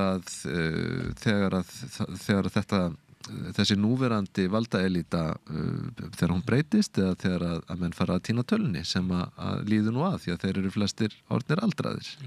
Jón, við getum talað endalaust áfram Rússland og margt sem við höfum ekki komið inn á eins og bara svo staðreynd að þetta er öflugt kjarnorkuveldi og hefur þar allt aðra stöðu í heimsmálunum heldur en kannski efnahagurinn og styrku þessi til þetta kannski þú kemur bara seinna, við höldum að horfa til Rússland, ég hef grunum að Rússland verði hér á borðum lengi ennum sinn. Það er ekki ólíklegt. Stórfurðulegi tíma sem við erum að lifa, finnst það ekki? Jú. Berðu ugg í brjósti til þessa tíma? Ég stundum fæ ég þegar ég er að labba heim á kvöldin þá fæ ég svona ugg að það geti þróunin orðið farið eiginlega á versta veg sko. Ég hef ekki þessa tilfinningu, ekki svona óttatilfinningu. Ég hafði miklu meiri óttatilfinningu þegar ég var krakki, þegar að mann dreymdi, þegar maður fekk martraður á nóttunni. Ég er svo benskur. Ég er nú kannski ekki að tala endilega það, heldur bara tíman þegar maður var á 8. áratugnum þegar að bæði kjarnorku ógnin og hugmyndirnar sovjerska innrás voru bara stóðu mjög nálægt maður fekk martraðir þetta og svona, ég er ekki komin þangað en þá. Nei. Þá var mikið meira talað möguleika á endalok heimsins út af kjarnorku. Einmitt. En líklega hefur við aldrei verið nær einhverju slíkum stöðu í dag, miklu nær í dag heldur ef við vorum 82-83 þegar það var það má kannski segja, fríðarhreyfingarnar voru öflugastar Jú, og svo er þetta svo sem lengi búið að vera að benda á að kjarnorku ógnin sé ekkit minni í dag heldur hún var á sínu tíma, það er bara núna er það frekar slysinn og svona tilviljanirnar heldur en eitthvað eða, svo er stigmögnunin það er auðvitað annað atriði vegna þess að við höfum það sem að við erum aldrei upp við er óttin við allsherjar kjarnorkustríð og það var aldrei talað á þessum tíma var aldrei talað taktísk vopn af neinum við, það var alltaf stóra myndin meðan að núna þá eitt af því sem að Úkraínustríðið hefur dregið fram er hættan á því að kjarnorkuvopnum sé beitt á smærri skala og það er kannski að mörguleyti ekki það að endalok heimsins sé ekki hryllileg en það er sú hugsun að við munum upplifa það sem að ennþá er fjarlægt en ég meina það er samt miklu síður fjarlægt en það var að það detti einhverjum í hug að nota litla kjarnorkusprengju til dæmis 0,5 megatonn eða eitthvað svoleiðis á einhvern stað Kænugarð kannski já eða ég held að væri nú ef að þetta þróaðist svo langt þá held ég að væri nú miklu líklegra að það væri Vestur-Evrópa einhver staður þar ég meina menn er ekki að sprengja svona kjarnorkusprengjur í bakgarðinum heima hjá sér en ég meina þessi umræða hún er komin núna og ég meina ég held að sko það finnst mér vera miklu sko ókvænlegra, ekki af því að það sé verra sem það er augljóslega ekki, heldur vegna þess að það er einhvern veginn raunverulegra sko, það er áþreifanlegra að við sjáum eitthvað slíkt gerast. Herru, Jón, takk fyrir að koma hingað og ég fæði einhvern tímann aftur að ræða nánar Rússland, þá viðmælendur betur til þess. Okay, takk sömuleiðis. Við sitjum áfram við rauðaborðinu að skilja hana heim sem alltaf að breytast, þannig að við höfum alla í við breytingunum, en næsti kafli hér eftir augnablik. Hjálpið okkur að byggja upp dreifikerfi samstöðvarinnar með því að læka síður samstöðvarinnar á YouTube og Facebook. Nú fyrir kvikmyndagerða fólk var þetta skemmtileg vika. Við fengum Óskarsverðlaun á sunnudaginn síðasta og menn hafa mikið rætt þau mál í vikunni.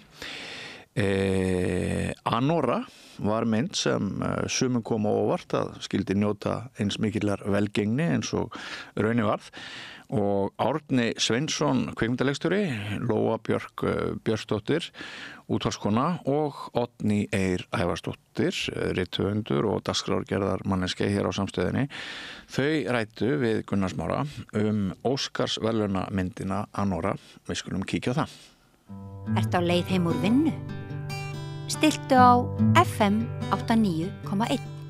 Herðu, í gær voru veitt Óskarsverðlaun sem einhvern tíma þóttu vera stór tíðindi og það var bíómynd sem að sópaði þessu verðlaunum eins og alltaf er sagt á Óskarnum. Hún heitir Anora og kannski merkileg bíómynd, ég veit ekki. Hún allavega merkileg fyrir það að hún kostaði ekki mikið á amerískan mælikvarða. Ég slóði upp að hún kostaði svona 840 milljónir íslenskar sem það gerir vera ódýrt í Ameríku. Vera bara low budget mynd eins og sagt er. En til þess að ræða þessa mynda því að þetta svona eina af þessum myndu sem er gaman að tala svona leiðinni heim úr bíóinu. Að það við fengi hingað ágætis fólk. Árni Sveinsson sem kvikmyndaleikstjóri, Lóa Björk Björnsdóttir sem útvarpskona og Oddný Eir Ævarsdóttir sem rithöfundur.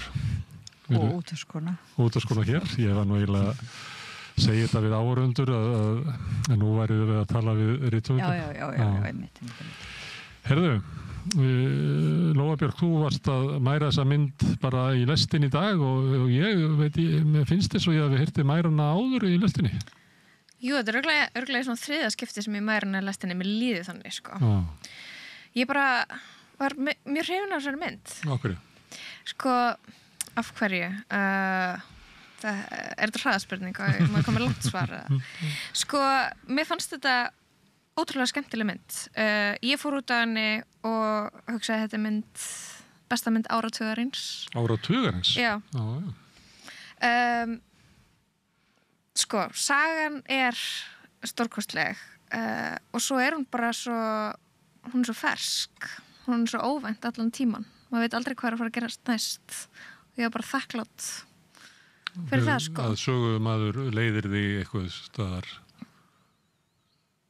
þar sem þú veist ekki alveg fyrirfram nákvæmlega hvert sagan er að fara. Já, og það er það, sko, ég veit ekkert hvað gerist næst í sögunni og svo veit ég líka ekkert endilega hvað mér á að finnast gjörðir persónana, með hverjum ég á að vera í liði, þarna hvað mér á að finnast starfið hennar. Hún er kynlífsverkakona, hún er strippari, hún er vendiskona, það kallar kynlífsverkakona í dag.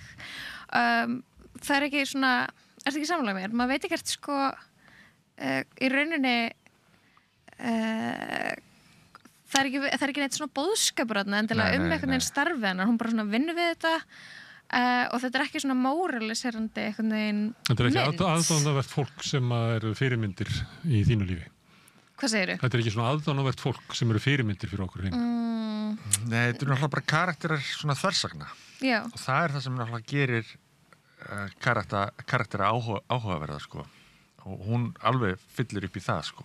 Og líka eins og Lóa segja, þetta er svona ferð án fyrirheits. Þetta er svona einhverju tveir heimar sem mætast og það verður einhver svona sprenging og úr því hefst einhver atburðarás sem er ófyrirsjáanleg. Já, og spennandi og alltaf því mann líður alltaf eins og að sé eitthvað hræðilegt að fara að gerast. Það getur bara hreinlega ekki enda. Skiptir atburðarás máli eða vill bara svo til að þessi atburðarás svona hægt og bítandi segir okkur eitthvað persónunar?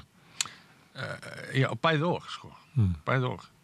Því að það segir okkur eins og bara titill myndarinnar, Anora, þetta náttúrulega fjallar hana og gæti alveg sagt að þetta væri sko Pretty Woman for the New fyrir þessa öld þar sem Vændiskona kynnist auðkýfingin nema í þessu tilviki þá hann lægra settur í stígveldinu, það einhverjir aðrir sem eru raunverulega við stjórnvölin að gefa mikið upp þannig að þetta eru svona Máttalega gefa eitthvað upp að þeir sem hafa ekki séð myndina og eru hræddir að við kjöftum söguþræðinu, þeir geta bara slökkt Nei, bara en að ekki ræna upplifuninni að Við hljótum að geta fengið að tala um myndina svona Já, þannig að þetta sem sagt þetta eru svona, allir þessi karakter eru pínu svona leiksoppar einhverja afla sem þeim æðri eða þannig og í rauninni mjög klassísk saga, þú getur alveg sagt þetta sé svona prinsessusaga og hvernig Öskubuska, hún ekki í náðinni þetta er af sama meiði sko.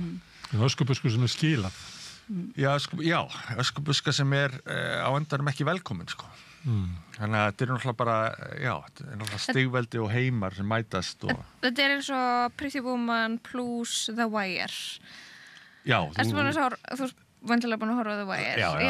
Þetta er eitthvað svona social realismi í fantasíunni Já, þar sem þú sérð hvernig gangverkið þú sérð svona glitta inn í gangverkið hvernig hlutinir virka hverjir, allir hafa sitt hlutverk og svo er náttúrulega gæinn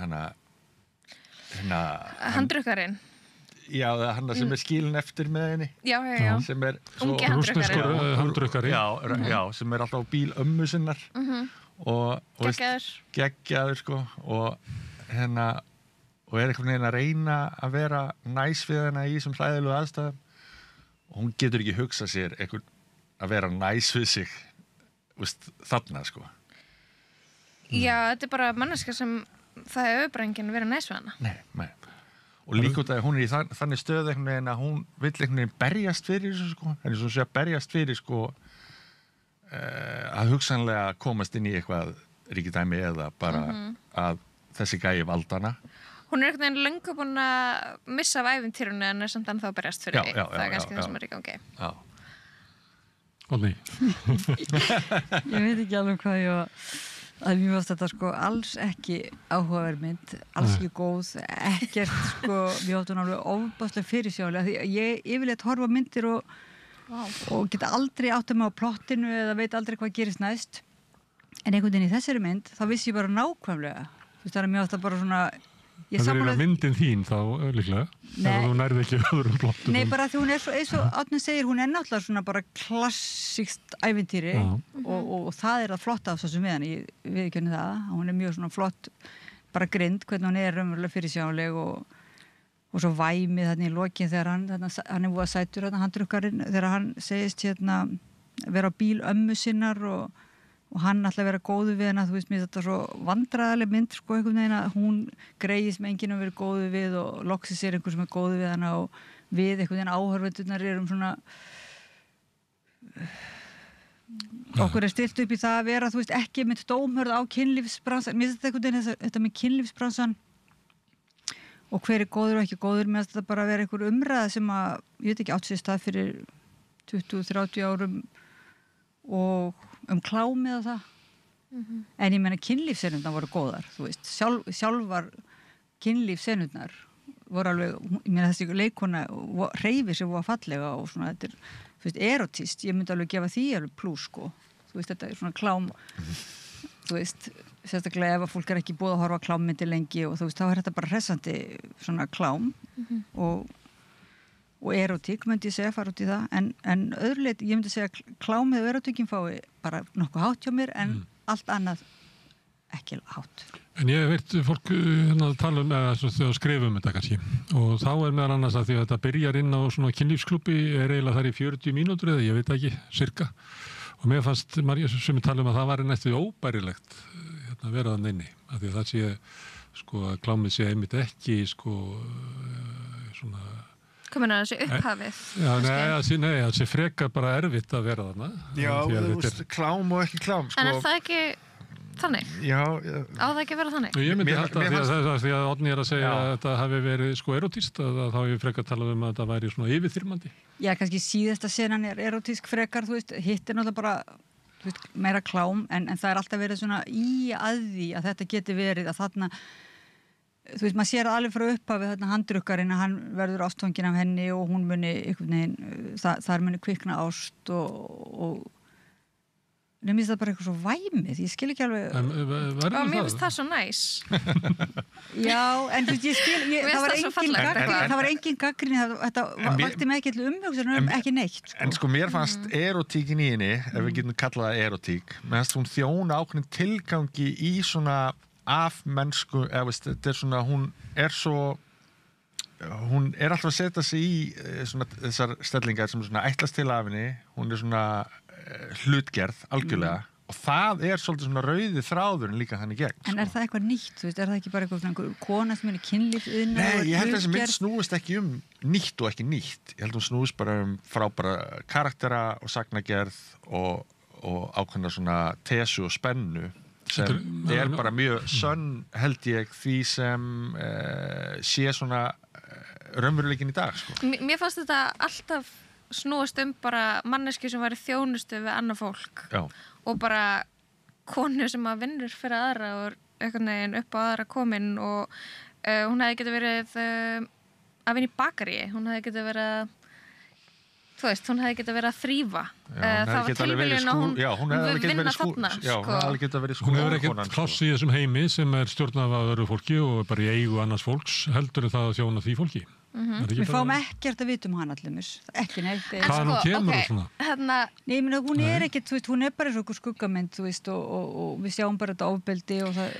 mér fannst maður sjá í svona litlum dítelum í svipnum á henni þegar hún er inn í þessum aðstæðum, hún er alltaf að halda einhvern veginn composure, hún er einhvern veginn alltaf að halda sér saman og því að hún einhvern veginn ætlar ekki að gefast upp, hún er að leita að einhverju svona leið út, einhverju breyki og bara einhverju svona pingulítil detail, þú veist, mér fannst það vera að segja ykkur hver hún væri, að hún væri, þú veist, survivor, bara einhvern veginn, þú veist. Hún er bara að reyna að lifa af, Já. eins og allir. Það er allir í myndin að reyna að lifa af, eða ekki? Jú. Það er eitt flott fyrst mér atriði þegar hún öskrar og köllunum sem eru búin að öskra finnst það svo óbærilegt að hún sé að öskra að þetta verður svona alveg hvað eitt öskur getur verið einhvern veginn öflugt og hvað þeir eruðu einhvern veginn ráðalausir og það er líka ákveðin svona og mér finnst hann Sean, vinnur okkar, Sean Baker mér finnst hann gera það svo vel að hann svona oft lokka mann inn í einhverja aðstæður og svona heldur mann það er svolítið svona kannski óbærilega lengi alveg svo þegar hún er hann að föst í húsinu og allt þetta skrýtna ofbeldi þetta er svona eins og bara einhverjir svona nett slapstick sko en samt mjög raunverulegt en bara einhvern veginn meira svona kannski eins og hvernig ofbeldi kannski það er ekkert eitthvað svona það er bara pingu fáralegt já, það er bara svona einhver fáranleiki í því og oft bara klaufaskap sko og svona og lítið fáralegt og eitthvað svona en ég menn alveg þegar þú veist bara Tarantino kom með sína myndir, hvað er það mörg ár? Ég er svo gömul, þú veist. Já, það er allt svo slikk og stælist, sko. Það er miklu meira glorification, sko. Já, en svona, þá byrjaði svona umræða, þú veist, ofbeldi og hvernig þú veist, það væri og síðan hefur það verið svolítið svona í gangi. Ég finna að það vantar bara svo marga blaðsíður hjá mér í einhvern veginn, þú veist, mér vantar svo marga lykla til að skilja, til að fatta hvað þið eru að meina. Það er augljóst, sko, því ég sá ekkert svona nýtt eitthvað hvernig ofbeldi væri sett í eitthvað áhugavert samhengi, þú veist, ég bara sá það ekki. Það er bara búningurinn sem hlutinir eru settir í, sko, og bara svona tóninn sem hann velur sér að segja söguna og mér finnst hann vera alltaf bara mjög trúr þar, sko, og hefur bara gert það mjög konstantli í gegnum sinn feril, sko. En er þetta að fáum svona bandarísku leikstjórun sem eru með svona stjættarvingil í sínum myndum?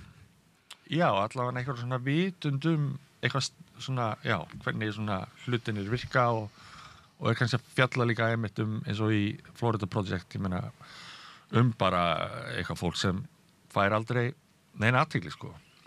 Þannig að, já, hann er alveg það. Og er bara eins og kannski margir eru bara eiginlega hent. Já, ég meina í einhverjum heimi sem er stjórnað af einhverjum sem eiga og mega, að þá er þetta bara þetta er svona afgangsfólk. Já, ég meina hann hafði orðaði til dæmis eins og hann talaði það Áskarnum. Hann hefur talað mjög marga skemmtilega hluti núna á þessu festivalrönni sínu. Eins og hann frábær ræði á Independent Awards, þar sem hann var bara að tala stöðu kvikmyndagerðamanna. En þannig á Áskarnum þá einmitt hafði hann orðaði að hann vildi þakka öllum þessum kynlífsverkamönnum, verkafólki, sem hann hafði greinilega leita til. Þau höfðu deilt sögum og eitthvað svona greinilega kveikt eitthvað í þessu handriti. Og ég held að þetta snúist ekki einhverja byltingu sem var fyrir X árum, bara í þessum kapitalíska heimi, sérstaklega svona hörðum amerískum heimi, þar sem allt er bara til sölu og þú átt einhvern veginn, þú þarf bara að vega og meta alla möguleika, að þá er hann ekki að stilla sér upp einhvern veginn að dæma eða reyna einhvern veginn að... Hvernig fólk hegir. Já, heldur bara að reyna að skilja og kannski reyna svona varpa einhverju ljósi eins og með hana Annoru okkar, þá er það svo bersýnlegt og það er svona punktur með lokasinnum finnst mér, er að hún svona er algjört tilfinningalegt úrrek eftir, út af því þú þarft að leggja ekki bara líkamæðin, líka tilfinningalíf og sál og allt einhvern veginn að veði og svo bara einhvern veginn reyna að renna fyrir og halda kúlinu og eins og þú segir, gera þetta ekki að þess að mér finnst það svo flott hjá hún En nauðgarinn, eða þú veist þarna maðurinn sem að hún síðan myndar tengsl við þarna í lokin og sem er á bíl ömmu sinnar. Býtu, ég held að hann hafi ekki verið nauðgari. Nei, umræðan er það, hvort hann hafi verið nauðgari og hvort hann vilji verið nauðgari og svo leiðis. Það er hennar hún kann ekki að sýna þakklæti á neitt annan hátt. Nei, líka hún er að reyna að poti hann byrja að segja, manstu, þú ert með hennar nauðgara augu. Ég þurfa að veða og það er hennar svona pot í hann að reyna að vera nasti og vond við hann það hún fattar að hann er greinilega En hann var samt svona alveg aðfara nauðgani var ekki Nei það er bara hennar hvað ég var að segja rýtingur í að íta honum bara frá sér og reyna að meiða hann Hún hefur kannski ekki góða reynslu af karlmönnum Nei, líka át af því að hann er í því hlutverki að haldinni í ákveðnu stöðu. Hann heldur henni niðri langtímum saman þegar hún vill fara eitthvað annað. Já, en hann náttúrulega líka bara í sömu stöðu. Hann er í þjónustu hlutverki fyrir sína gæja, þannig að hún líður ekki vel með það. Það er ekki góð vörð fyrir fangaverðin. Hún var eiginlega felld í Hurberg. Já, ég veit að fangaverðir eru með rosalega slæmtur upp,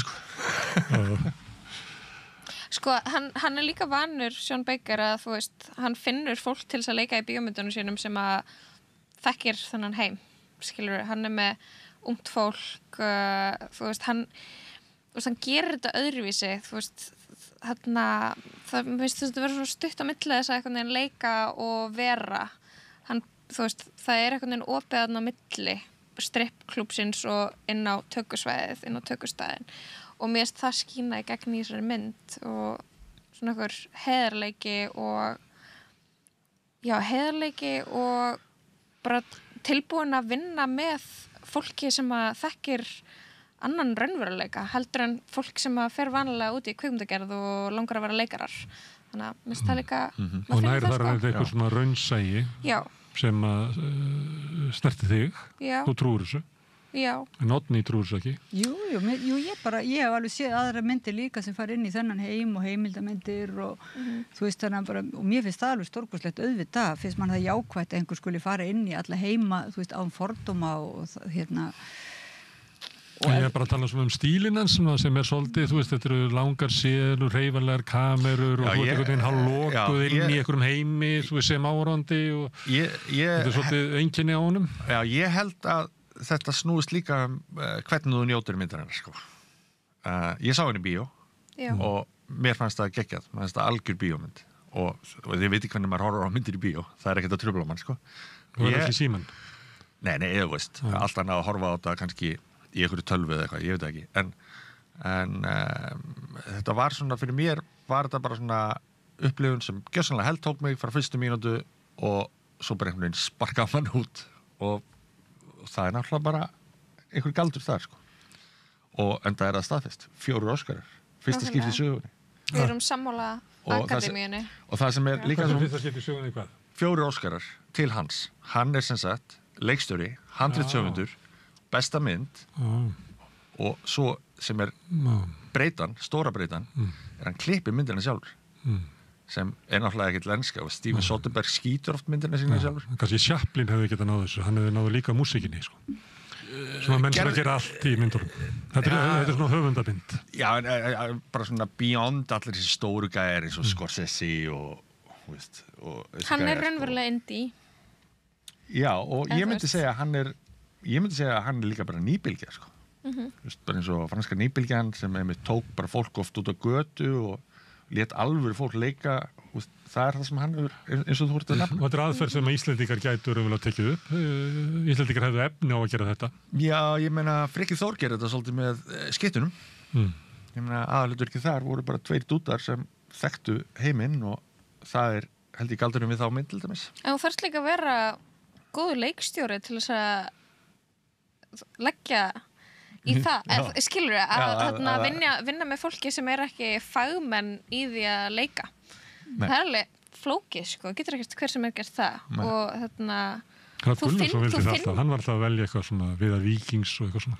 Hverjir, segir þú? Hrafn Gunnlaugsson, hann var alltaf að velja eitthvað sem voru ekki leikarar. Hann fannst leikarana og eiginlega eyðileggja leikara. Já, en það gekk ekki alltaf hjá honum. Nei, hann var kannski í einhverjum öðrum raunveruleika. En já, ég meina, þannig að það er rosa margt bara mjög merkilegt við myndir hans og ég held að það sé bara algjörlega uppskýra.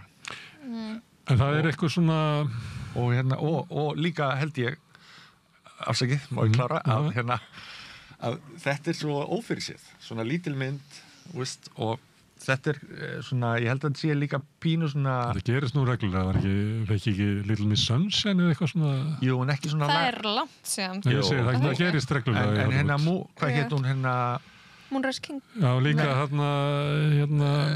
heit hún náttúr? Moonshine. Já, Moonshine. En það var svona litla myndir unnið, en ekki svona afgerandi.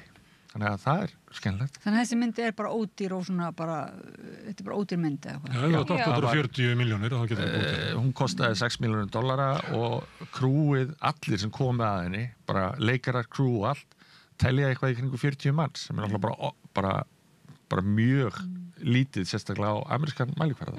Það er nú jákvæmt, bara svoleiðis myndi bara geti náð.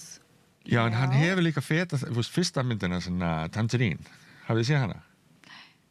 Hún er bara stórmerkilega líka. Hún er skotin á iPhone og 2 aðalhlutverkin þar eru ekki leikarar, sko. Og hún er geggjur, sko. Það er svona, fylgir þessari mynd, svolítið svona, þetta er mynd af mannfélaginu. Já. Það er frekar anstyggilegt. Samfélaginu. Fólk er að reyna að fá eitthvað hvort frá öðru og það er ekki mikið við höfum mikið talað handrukkarann og hana í lokin sem er svona eitthvað sem gæti verið eðlileg samskipti en það er eiginlega þar með upptalið. Þetta er fólk sem er svona háð hvort öðru með einhverjum hætti, fólk að reyna að grípa í draum hvers annars eins og samverkakonur hennar á stripstannum að reyna að stela því og það er allir að kúa hvern annan og kúarinn eða þess að ríki maðurinn hennar er sonur eitthvað ennríkari og ekki að fallegt samskiptið milli þeirra hjóna og dómskerfið er í höndunum á þeim sem hafa pening til þess að bara borga sig í gegnum það og sumuleitt er þetta bara fallin veröld, skítapleis, heimurinn. Já, en það er líka rosalegt sætgjast í henni að því leyti að náttúrulega þeir sem koma hann inn og ráði í raun og veru öllu eru náttúrulega einhverju ólíkarkar sem er mjög lýsandi fyrir okkar tíma og veist. Þannig er Rússland og þannig eru Bandaríkin, það eru ólíkjarkar sem hafa bara tekið þetta yfir. Ég má þetta, mennirnir eiga bara heiminn. Já, ég meina, er ekki núna Rússland og Bandaríkin bara orðin svona eitthvað svona ólíkarka samband, veist. Þannig að, já. Finnst ykkur myndi verið að segja þessar svo? Að þetta sé svona snapshot af okkar tíma?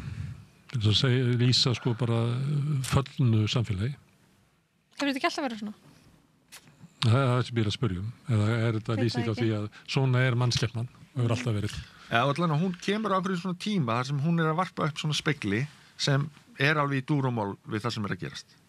Burtséð frá því hversu svona meðvitað það að tíminn sé réttur og eitthvað svona, en auðvitað eins og Lóa segir kannski ríkikallinn sem ræður öllu og allt það, hann náttúrulega hefur verið til mjög lengi. Þannig að Ég að hugsa þetta svona í sambandi við vinnu, bara almennt, sko. Mér finnst bara fleiri og fleiri vinnur verða bara eins og einhver kynlífsvinna. Og mér finnst þetta líka fjalli sko... Eins og öll að runga ríkamanninum. Nei, ok, ég veit það ekki. Ég myndi aldrei segja það. Aldrei nota þessi orð. En þú veist, bara þarna, þetta líka, já, bara þessi, aftengdi heimur. Þarna, þú veist, eins og hann, bara strákurinn, ríkistrákurinn, sem bara með tölvuleik, bong, kókain, vændiskonu, partí, nammi, partí, tölvuleik. Allt sem unga drengi dreymir Þú veist, en allt of mikið að því, skilurðu, og stöðugt, að þú veist, hann hefur svo mikið aðgang að öllu að hún líður bara illa yfir því, skilurðu. Það að gera hann vansælan, það ekkert nóg fyrir hann. Ég meina, þú veist, þetta ég veit ekki að horfa á þessa mynd og vera mann langar ekkert að vera ríkur eftir að maður horfir á þessa mynd, skiljiði mig það virkar eins og sé bara eitthvað frekar ógeðslegt að fair og bara eiginlega hræðileg bölvun að eiga ógeðslega mikið pening, skiljiði mig, þannig að en svona einhvern veginn það nú svolítið gamalt svona boðskapur já, einmitt, ég veit það ekki en svo einhvern veginn eru þau, þú veist já, allar þessi litlu þjónar, þú veist, það eru stelpunnar á strippklúbnum og handrukkararnir og bara svona ég veit það ekki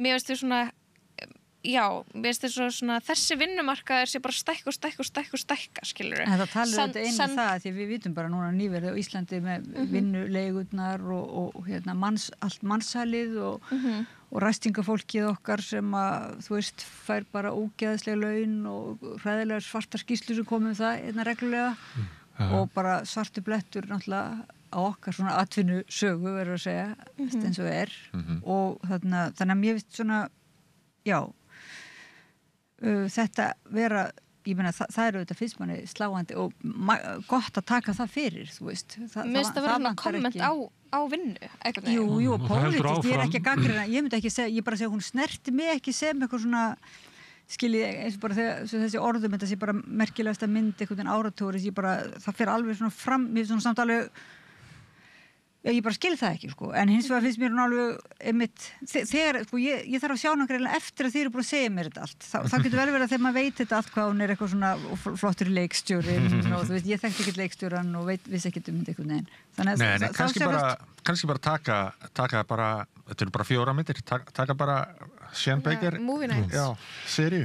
Varðandi þetta sem að Lóa er að segja, að að þetta ekki bara þeir sem eru lægst í starfsmannalegunum sem eru að þjóna hinnum ríku, heldur þetta bílstjórinn og lögfræðingurinn og allt heila settið, sko. Það verið einhvern tíma að vera kaldaðsnir setning sem var að reyna að lýsa sem sagði, þú veist að við erum allir töskuberar. Það er allir bara að bera tösku fyrir ríkakallinn og það er alveg sama hvort þú sett í jakkafötum og hvort þú sittir á þingi eða hvort þú sett, sko, formaður sjálfstæðisflokks og svona, því endanum þá ertu bara að bera tösku fyrir ríkakallinn.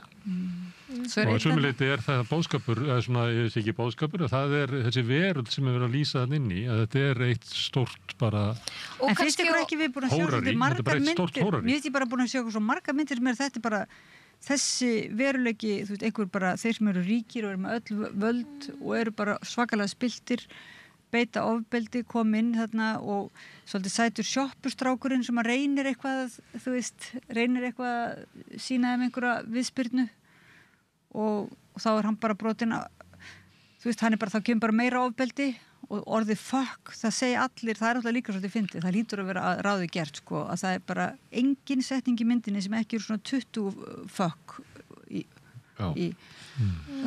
Já, ég skil gott við, en mér finnst þetta samt gert á ferskan hátt og mér finnst þetta samt einhvern veginn tímahelgi fyrir bara árið 2025, skilurðu, ok, hún kom út í fyrra, en þú veist, mér finnst þetta vera bara, mér finnst hún ná bara einhvern veginn tíðarandanum, mómentinu,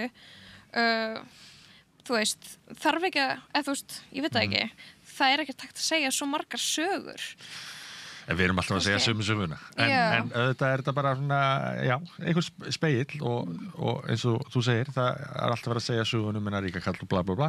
En síðan það bara hvernig þú gerir það, hvað karakterinu stillir. Þetta ekki alveg þannig, sko, að við sem alltaf segja sögum sem við bara föst í ykkur lúpu, sko. Heimurinn að breytast og þessi mynd hittir samtíma okkar á mjög ákveðin og sterkan hátt. Já, hún alveg hittir naglan á höfuðið og gerir það á ferskan hátt og líka eins og þú komst inn á en þessi, sko, tilgangsleysi hans og ofgnótt og bara instant gratification endalust sem bara, veist, eitthvað sem held ég að muni verða epidemic, sko, eftir nokkur ár og síðan nú þegar orðið það að vissuleiti. Hvað? Svona þessi bara instant gratification, bara hafa allt við höndina 20 vídeó og bara, veist, fast food forever. Eins og ég reynda orðað þegar Lóa var að tellja þetta upp að hann nýtur alls þess sem að ungi drengi sækjast eftir. Og þetta er ungsmannskultúrin er bara komin hérna. Já, nema að það er náttúrulega algjörlega án allra hafta eða hamla því að hann náttúrulega getur bara fengið hvað sem er. Þannig að það er bara líka geggjur lýsing og Mér finnst eitthvað í þessu vera svona, þú veist, líka bara hver má vera hamingjusamur og hver getur fengið þarna eitthvað, látið drauma svona rætast og ég veit ekki, mér finnst það svona sorgleg út af því að það er svona, þú veist, þarna hver má slaka á og finna ástina og bara lifa og vera til. Það er svona eins og enginn geta það í þessari mynd, einhvern veginn, en bara svona það er einhvern veginn og kannski minnstu líkurnar á því að Anora upplifi einhvern tímann frið til þess að geta einhvern veginn bara verið til. En svo er hún samt svona, þú veist, vel vaksin og við sjáum alltaf rassin á henni og einhvern veginn, ég veit ekki, og svo er þarna maðurinn sem kemur í þessari sjoppu, kemur svona maður sem er á grillinu, er að gera hamborgara greinilega og maður hugsaði bara hann er búin að vera mjög lengi í sminki, það var alveg svo special effects búið að gera eitthvað á hann og hann kemur svona fram í myndflötinn og segir ekki neitt og þetta er bara 2 sekúndur þess að hann einhvern veginn hann hefur ekkert hlutverk þarna í þessari mynd. Fannst til með honum? Nei, og líka þessar konur, þetta ræstingakonurnar sem eru að koma þarna og það eru auðvitað flott, eins og þú ert að segja, þá skilur maður þetta er ekki bara einhver, þú veist, myndin nær því auðvitað að maður hugsar þetta, ég er alveg sammála ykkur því, sko, sérstaklega þegar þið eru búin að nefna að þá fattar maður að það er ekki, þetta er ekki bara þessi kynlífsiðnaður, heldur er þetta sko kynlífsiðnaðurinn og bara ræstingariðnaðurinn og bílstjóri, bara allur iðnaðurinn, þú veist, og allir eru undir einhvern settir og þannig að það auðvitað kemur hérna, en mér finnst þetta svona mér finnst maður ekki finna svona ég hugsaði þegar þessi kall hérna kom hamborgarakallinn þá hugsaði ég svona, nú kemur einhver fallegt sjónarhorn á þetta ofbeldi frá þessum kalli sem var í eldhúsinu fylgdist var að steikja hamborgara og fylgdist með þessu hræðilega ofbeldi en þá var það einhvern veginn ekkert með. Það er eiginlega ekkert breyk sko, því að þið voru að tala svona með enginn mætti tegja sér eftir hamingjunni. Það er systirina sem hún býr með, er ekki systirinas og sem eru frekar leiðileg systra samskipti þeirra á milli og þegar hún fer svo heldur hún sé búin að finna draumaprinsinn og þá situr systirinn svona inni með einhverjum gaur eitthvað og þú fær ekki svona tilfinningunni hann er nú 2 fallegar sálir sem að fundi hvora aðra það er ekki þannig. Þú færði þetta frekar svona kaldranarleg sín á allt því að þú nefndir sko Florida Project sem að þar er nú sannarlega sko svona gimsteinandir að glitra í mannsorpinu sko. Og þar er bara eiginlega snýstum það liggur við að sé óður til svona samkendar og samhygðar og hversu mikið afl það er þótt að fólk margir í þeirri mynd eigi erfiðleikum eða viðhalda því eða hafi kannski ekki sko aðstöðu til þess að blómstra en þá er það er fílgútmynd, þetta er ekki fílgútmynd. Vá, ég upplifði öfugt með Florida Project ekki fílgútmynd. Já, það ekki?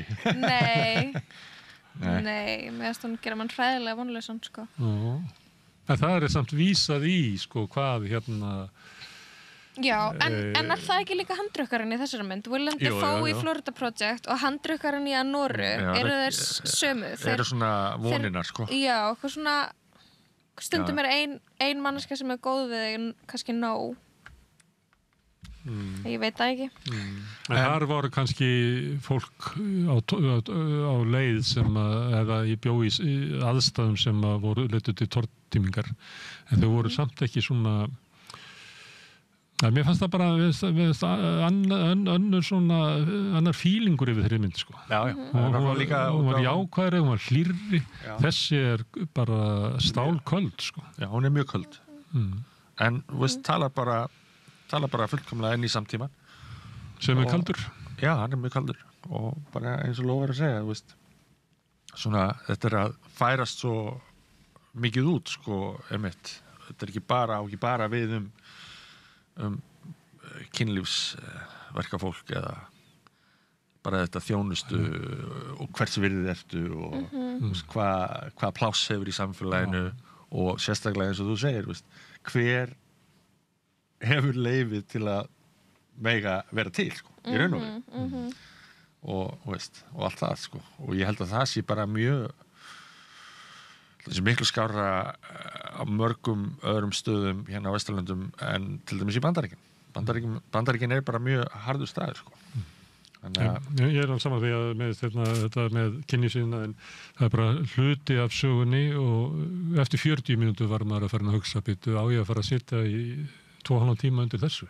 Af því að sumuliti hafa verið gerðar svona myndir sem eru en hún bara sveigir síðan út úr þessu og þá kemur í ljós að þeir sem eru í kynlífsiðnaðinum að þetta hórerí út allt samfélagið og það allir að þjóna líkamannum og því allir ekki að nota sama orð færðu ég að nota hérna á hann Nei, en móðgekki rás 1. Nei, en þessi mynd bara einstök að mörgu leyti þó svo að Oddný sé ekki alveg að sjá það en hún þarf bara að kíkja á Við höfum alltaf svona eitt Já, það bara mjög nöðsynlegt en það líka einstakt við þessa mynd hvað hann búin að vera lengi í bíó og ég held hún sé ekki búin í bíó sérstaklega núna eftir þetta Það kemur bróðið bíóstur hans Þú kynntu myndina, ég hvet fólk til að sjá þetta mér það skemmt að því að Ég bara veit að hún búin að vera með theatrical run í Bandaríkjunum í meir en 10 mánuði sem er einstakt sem út af því að hún ekki að sigra heiminn, hún sigra heiminn í litlum skrifum. En ég verð bara að segja að því að þið nefndu, sko, þú spurðir á hann, hefur þú ekki séð þetta og eitthvað svona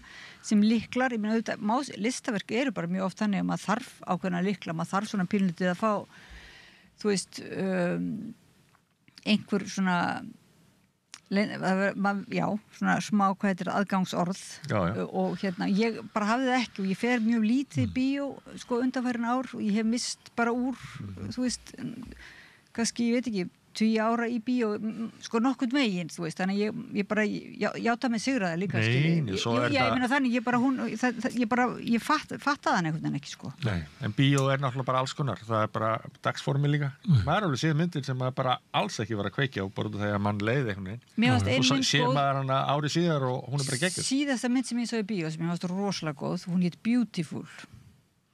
Spænska. Já.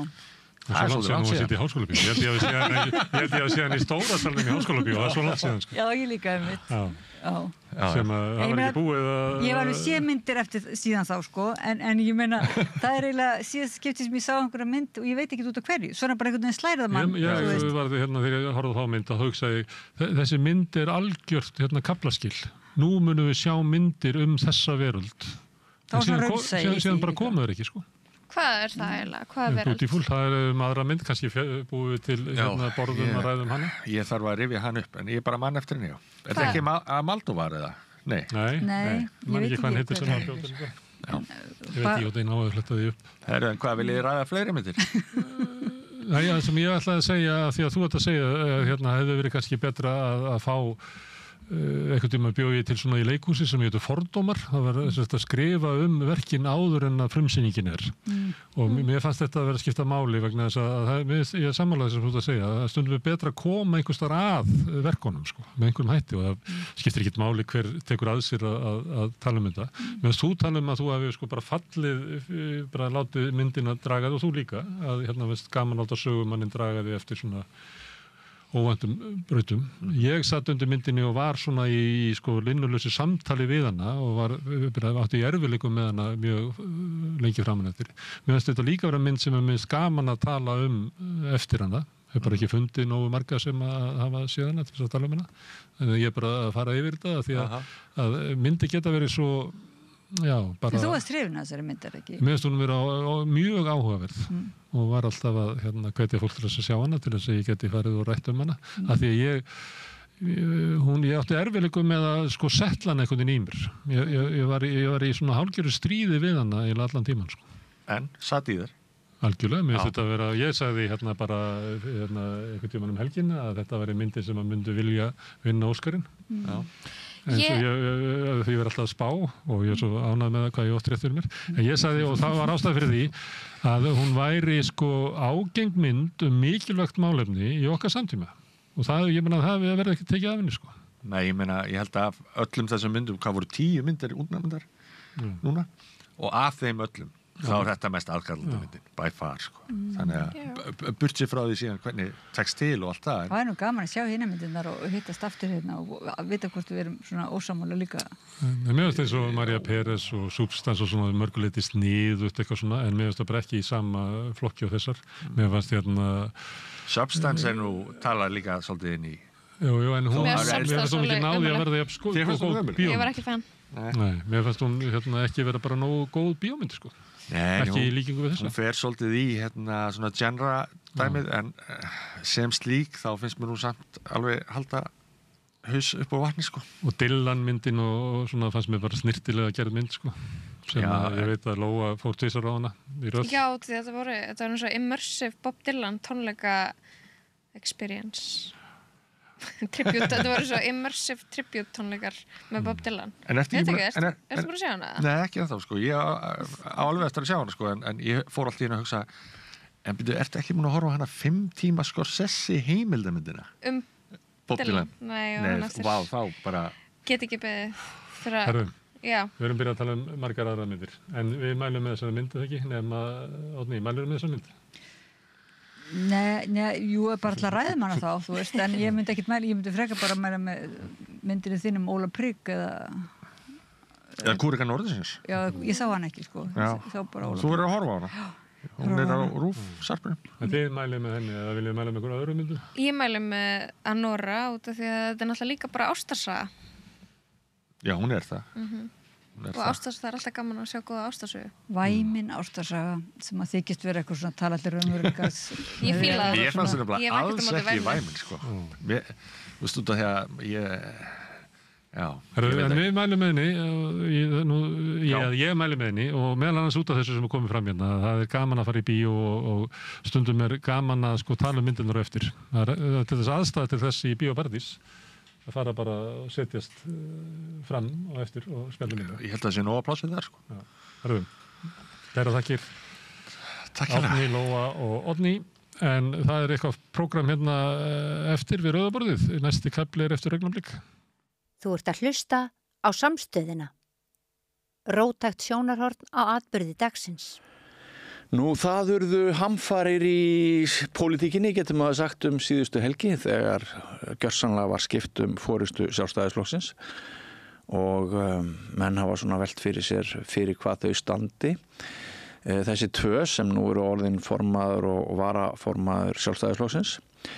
Minni umræða verið það í fréttamiðlum hvað það þýðir fyrir Ísland að eins voldugur og umdeildur höfðingi og Bjarni Benediktsson er hættur í pólitík og Henry Alexander Henrysson, prófessor og heimspekingur, hann kom hér að Rauðaborðinu í vikunni og ég ræddi við hann hvað það þýddi að Bjarni með öll hneykslis og spillingarmálin sem hafa grafið undan trausti þjóðarinnar á stjórnmálum, hvað það þýddi að hann væri ekki lengur í fremstu vílinu.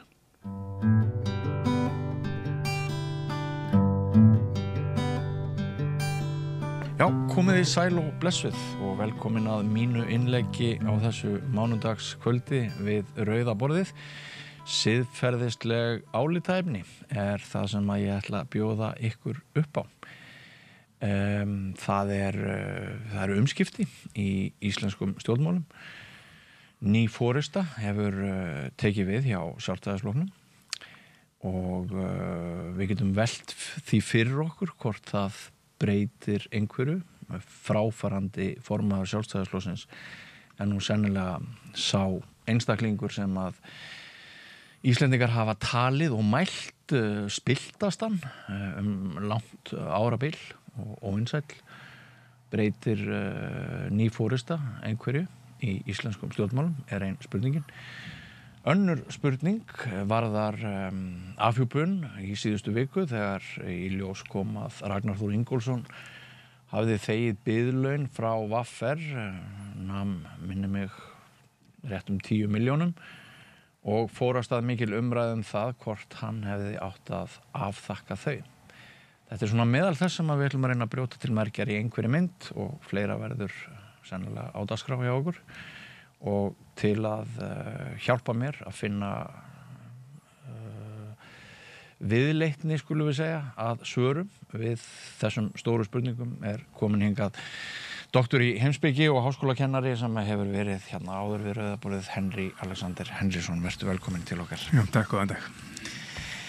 Sko,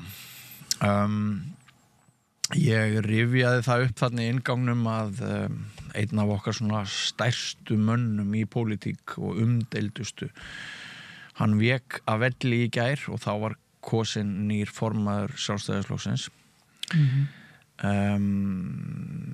Þú hefur stundum verið kallaður að borðinu þegar fjölmiðlar hafa stundum hringt í þig og beðið þig að tjá þig einhverja stöður sem hafa tengst umdeildri stjórnsýslu Bjarna Benediktssonar á umliðnum árum. Heldur þú að nýr formaður Sjálfstæðisflokksins, Guðrún Hafsteinsdóttir, verður meiri sátt hana í samfélaginu eða er ómögulegt að spá fyrir það? Önnur spurning snúa svona spurningar að minna leiti fólk heldur en bara eitthvað annað? Já, það snúast klárlega fólki tilviki Bjarna. Já. Þá var svona persónan og sagan orðin rosalega umfangsmikil. Bara dominerandi myndi ég segja og það alveg rétt, ég veit ekki persónulega hef ég ekki töl á þeim skiptum sem ég hef kallaður í fjölmiðla til þess að þarna síðan svona 2013 til að ræða hans sögu og það sem hefur verið gerst í kringum hann. Já. Þannig að það bara og náttúrulega kannski uppskorið eins og maður sé manni einhvern veginn á heilunum sem náttúrulega bara alls ekki þannig en náttúrulega maður mætir þegar maður kallaði til stundum segir maður nei reyndar. En hérna oft þetta hafi verið ansi mörg skipti og margir rætti þetta meir ítalega heldur en ég. Það var gefið bara með bækur fjölskyldu hans og síðan fjölskyldu tengsl og fleiri bækur, ég meina þú þekkir það bara mjög vel að það erfitt að ræða ýmsa hluti í íslensku samfélagi, að ræða hann og hans fjölskyldu og hans langa stjórnmálaferil og svo framvegis. Það er bara nákvæmlega þannig, hann búin að vera svo fyrirferðarmikil. Já, hann rosalega fyrirferðarmikil. Hins vegar á sama tíma, og ég held að sé ágætt að hann sé hætta núna, það ég held að bara sé fínt fyrir íslenska stjórnmálaumræðu og þá svona þetta hefur snúið svo mikið hann persónulega og þetta hefur sem aður marga góða kosti og frambærilegur margan hátt og leiðilegt að hvernig þessi umræðan oft föst og verður ofta óþarflega ræti sem kemur málun ekkert við stundum og fínt að losna við þá umræðu sko. En að samanskapið finnst mér stundum stjórnmálumræða snúast alltaf mikið persónur og við höfum rætt það saman áður sko. Og mér fannst mér hefur fundist ný samfélking eins og hún kölluð dálítið snúast persónu nýs formans og hennar svona mikið talað hana og bara traust til hennar sem kannski ágætt en það mér finnst það alltaf efinsum stjórnmálaflokkar eru stór fyrirbæri sem betur fer og mikilvæg fyrirbæri. Fólk þetta vannmetur stjórnmálaflokkar sem hreyfingar og félagsstarf og málefnastarf og svona. Og ég held að svona í raun og veru sko, menning innan flokks breytist ekkert með einni persónu sko. Baki hverja persónu eru stórar áhrifablokkir, þetta svo marglaga, það eru þræðir víða, það eru hagsmunir víða. Þannig að ég myndi svona segja ljómandi að hans Bjarni stígu til hliðar að mörgu leiti fyrir bara íslenska stjórnmálumræðu og íslensk stjórnmál 9 tímar að mörgu leiti en allt og snemmt að segja betur hvert þetta fara, ég myndi ég segja og það er kannski ekki sama saga hjá í nýjum formanni, hún hefur margt jákvætt í svona, og mjög jákvæð ára myndi ég segja að mörgu leiti. Já. Fólk bara Hún er vamlaus. Hún er svona vamlaus myndi ég segja og kemur vel fyrir, ég bara veit ekki til hann að þetta sé mjög svona heilsteypt manneskja og virðist vera með svona margt með sér en þetta er spurning um menningu. Já. Ég held að pólitík er spurning um menningu, hvað menning er í flokknum og hvert hefur hann að vera að stefna, hvaða hagsmunum er verið að þjóna, það er bara dálítið svona, held ég næft að horfa ekki á það. Já. Þannig að við munum bara fylgjast með að hún er líka meira óskrifað blað. Ég held að Áslaug hefði verið meira svona dálítið framhald af Bjarna. Já. Og kannski mikið tala um það hvernig hún var svona nátengt honum að mörgu leiti. Þannig að við munum bara sjá hvernig það þróast. En ég myndi til dæmis segja að mörgu leiti er svona nýrformaður.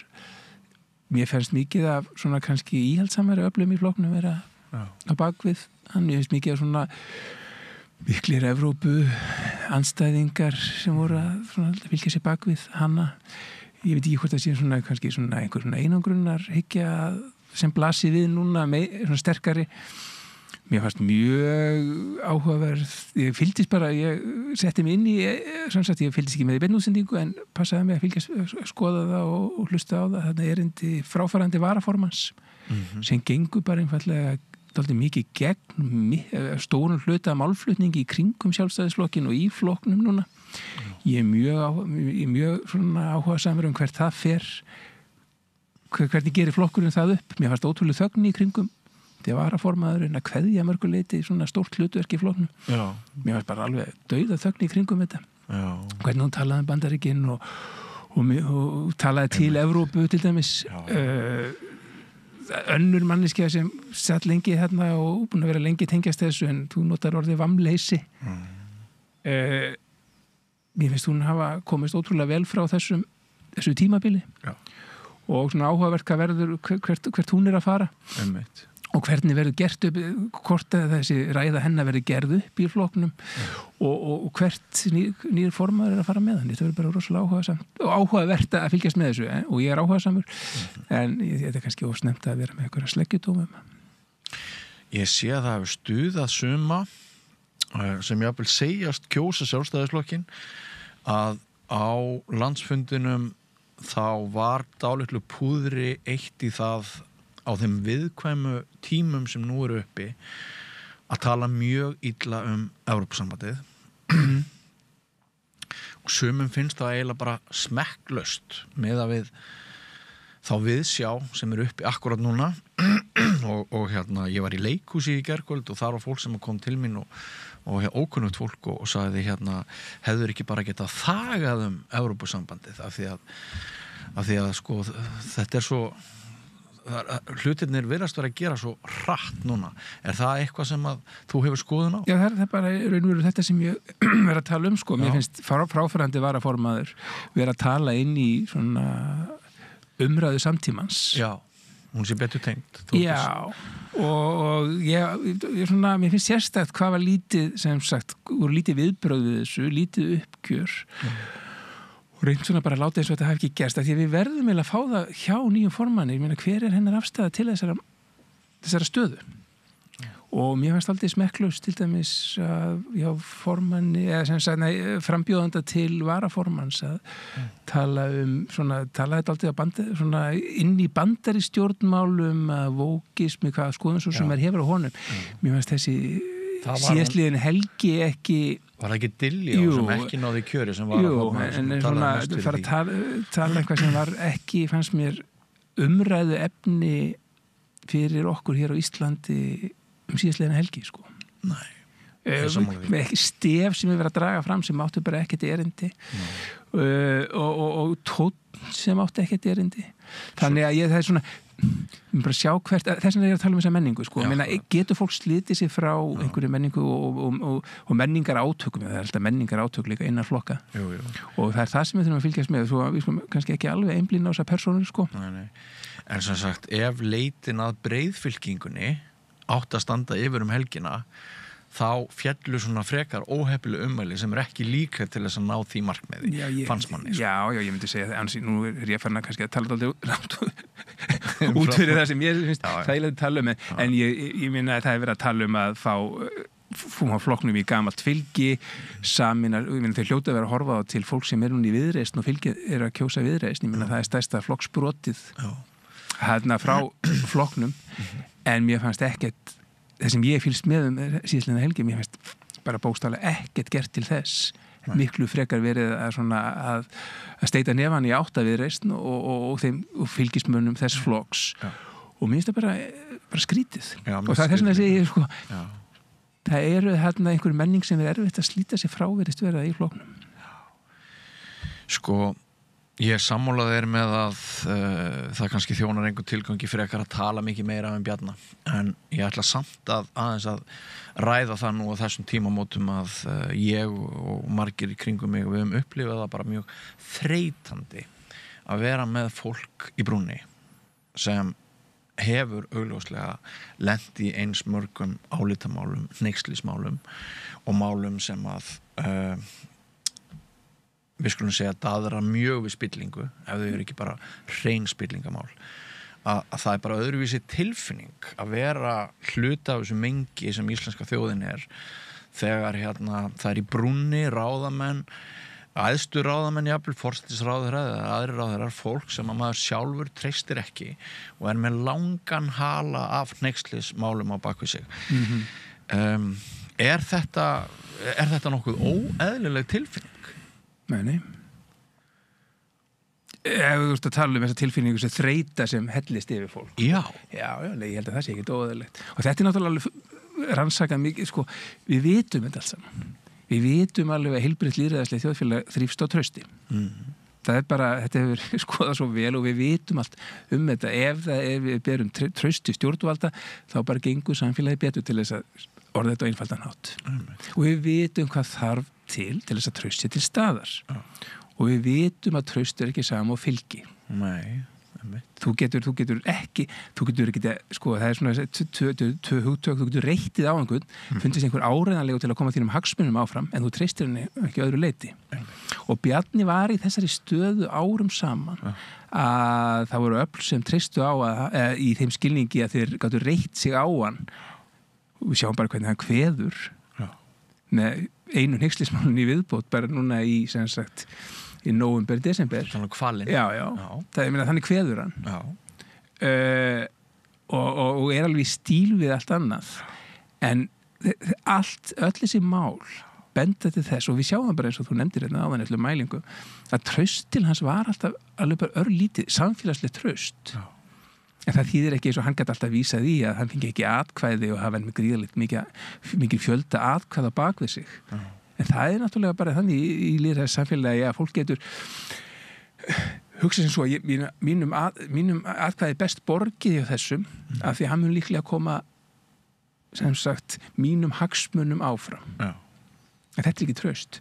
Og en ef við ætlum að keyra samfélag og lýðræðislega samfélag á þessum forsendum og þetta er alveg vitað þá munum við mun molna úr þessari samfélagsgerð. Og þetta er bara sama með sjáum við þetta í Bandaríkjunum með Trump hvarlar ekki að mér að mikið eða þessum kristnu atkvæðum eða hvað sem við köllum þau í Bandaríkjunum sem koma til Trump það hvarlar ekki að mér að þetta fólk treysti þessu manni. Nei. Það er ekki traust sem þetta til staðar.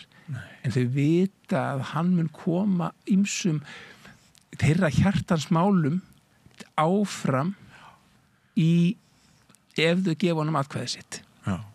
Og þegar lýðræði byggist á þessu, ekki trausti að þú sem sagt hugsar þetta er einstaklingur sem er með góðan vilja til samfélagsins, ég þarf ekki að við heldur þú hugsar þetta bara út frá ákveðnum hagsmunum, ákveðnum atriðum hann mun koma þessu áfram, ég þarf ekki að ágjöra þessu, af því þessi mínir hagsmunum er best borgið á þessum lýðræði virkar ekki svona. Nei. Lýðræði, sko, við vitum ekki hvaða áskorunum samfélagi með standa hvers konar ákvarðanir forseti eða forsetisráðherra eða fjármálaráðherra þurfa að taka og þá þurfum við að geta treyst viðkomandi að vera með hæfni, góðan vilja og allt þetta sem hluti af því að við treystum einhverjum að við komum til að hafa þetta til að bera af því að og svo gerast einhverju hluti til dæmis og þá finnum við virkilega fyrir þessu við sjáum til dæmis í COVID af hverju var Trump ekki kosinn aftur af því að það var ný áskorun sem fólk vissi ekkert fólk átti að segja þessi maður ekki traustins verður og þá skólaðist aðeins fylgi tilbaka en núna aftur var svona að fólk að finna já, við þurfum að lost hann þarf að koma þessu áfram, við treystum ekki demókratum til þess að gera þetta og ég vil að þessu sé breytt í samfélaginu þannig að, en við vitum alveg að heilbrigt samfélag lýðræðissamfélag byggir á því að við berum traust til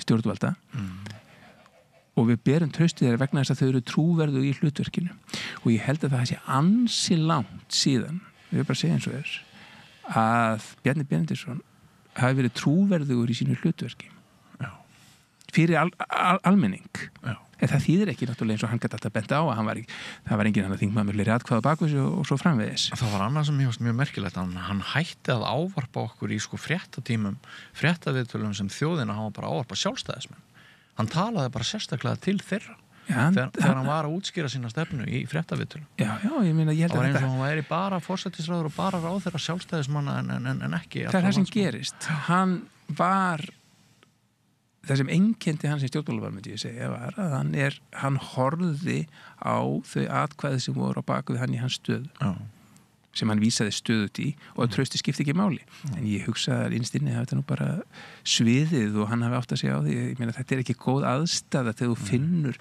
að þú ert ekki trúverður í hlutverkinu ég meina við höfum mann sem fjármálar á þar árum saman og traustmælingar sína að bara þjóðin treystir honum ekki en hann samt með ríkiskassan sem kannski mikilvægast í það hluti samfélagsins það sjá þetta allir þetta passar ekki saman Nei og það innan við ár síðan undirskriftarlistar fóru hér fram eða réttum ár með það sem 40.000 íslendingar vildu afþakka þjónustu Bjarna Benediktsson sem var rosalega mikill fjöldi og maður var ekkert var við þessa umræðu helgina fréttaskýrendur, fjölmiðlar það var ekki imbrað á þessu Nei en þetta líka það sem svo bara við verðum og að verða náttúrulega og þessu umræðum skautun og polarisering og allt þetta náttúrulega þreytt af sömu leyti en það orðið allt og algengt og orðið alger regla að fólk þrífst á því að þessari afsökun að vera umdeilt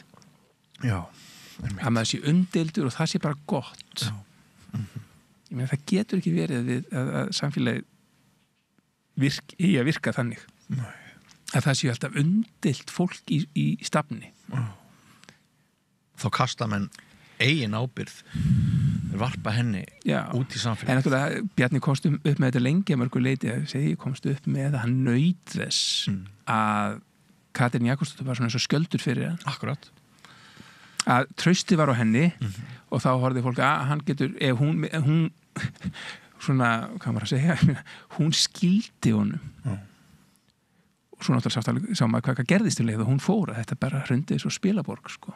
Og sem sýnir aldrei held ég líka að þarna hvort náttúrulega hún hlaut ekki kjör sem forseti en það var svo margar ástöður bak við það þetta var bara ekki rétt í tíminn og það fór bara ekki vel í þjóðin einhvern veginn það breyti því ekki samt að við verðum til við horfum tilbaka að það traust sem hún naut frá þjóðinni eitthvað sem ég held að til dæmis að Kristrún verði sem núna forsætisráðherra verði að hugsa býtu hvernig gerði Katrín þetta og þetta eina leiðin til þess að láta svona lýðræðislega samfélag ganga að forsætisráðherra hugi að trúverðuleika sínum en það sér maður það ég meina sko, þetta alveg ótrúlegt og þetta verður náttúrulega að tala um þetta eins og þú segir, þetta var ekki talað um þetta núna helgina en það horfið tilbaka, hversu lengi gekk það að hafa Bjarna sem forsætisráðherra það hrundi alltaf leið sko trúverðuleikin var engin sko sem sýnir hvað þetta traust mikilvægt og ég vona að fólk bara læri af þessari sögu En hvað verður samfélag þar sem að hagsmunirnir fljóta ofan á siðferðinu og prinsippunum við minnumst orða Styrmis í rannsóknarskýrslunni sem sagði að samfélagi hérna væri ógeðslegt að snerist aðeins hagsmuni og hérna þú ert að tala um það að við höfum umborið Bjarna, fólk í kringum hann, mjög margir umborið hann út frá öllum hagsmununum.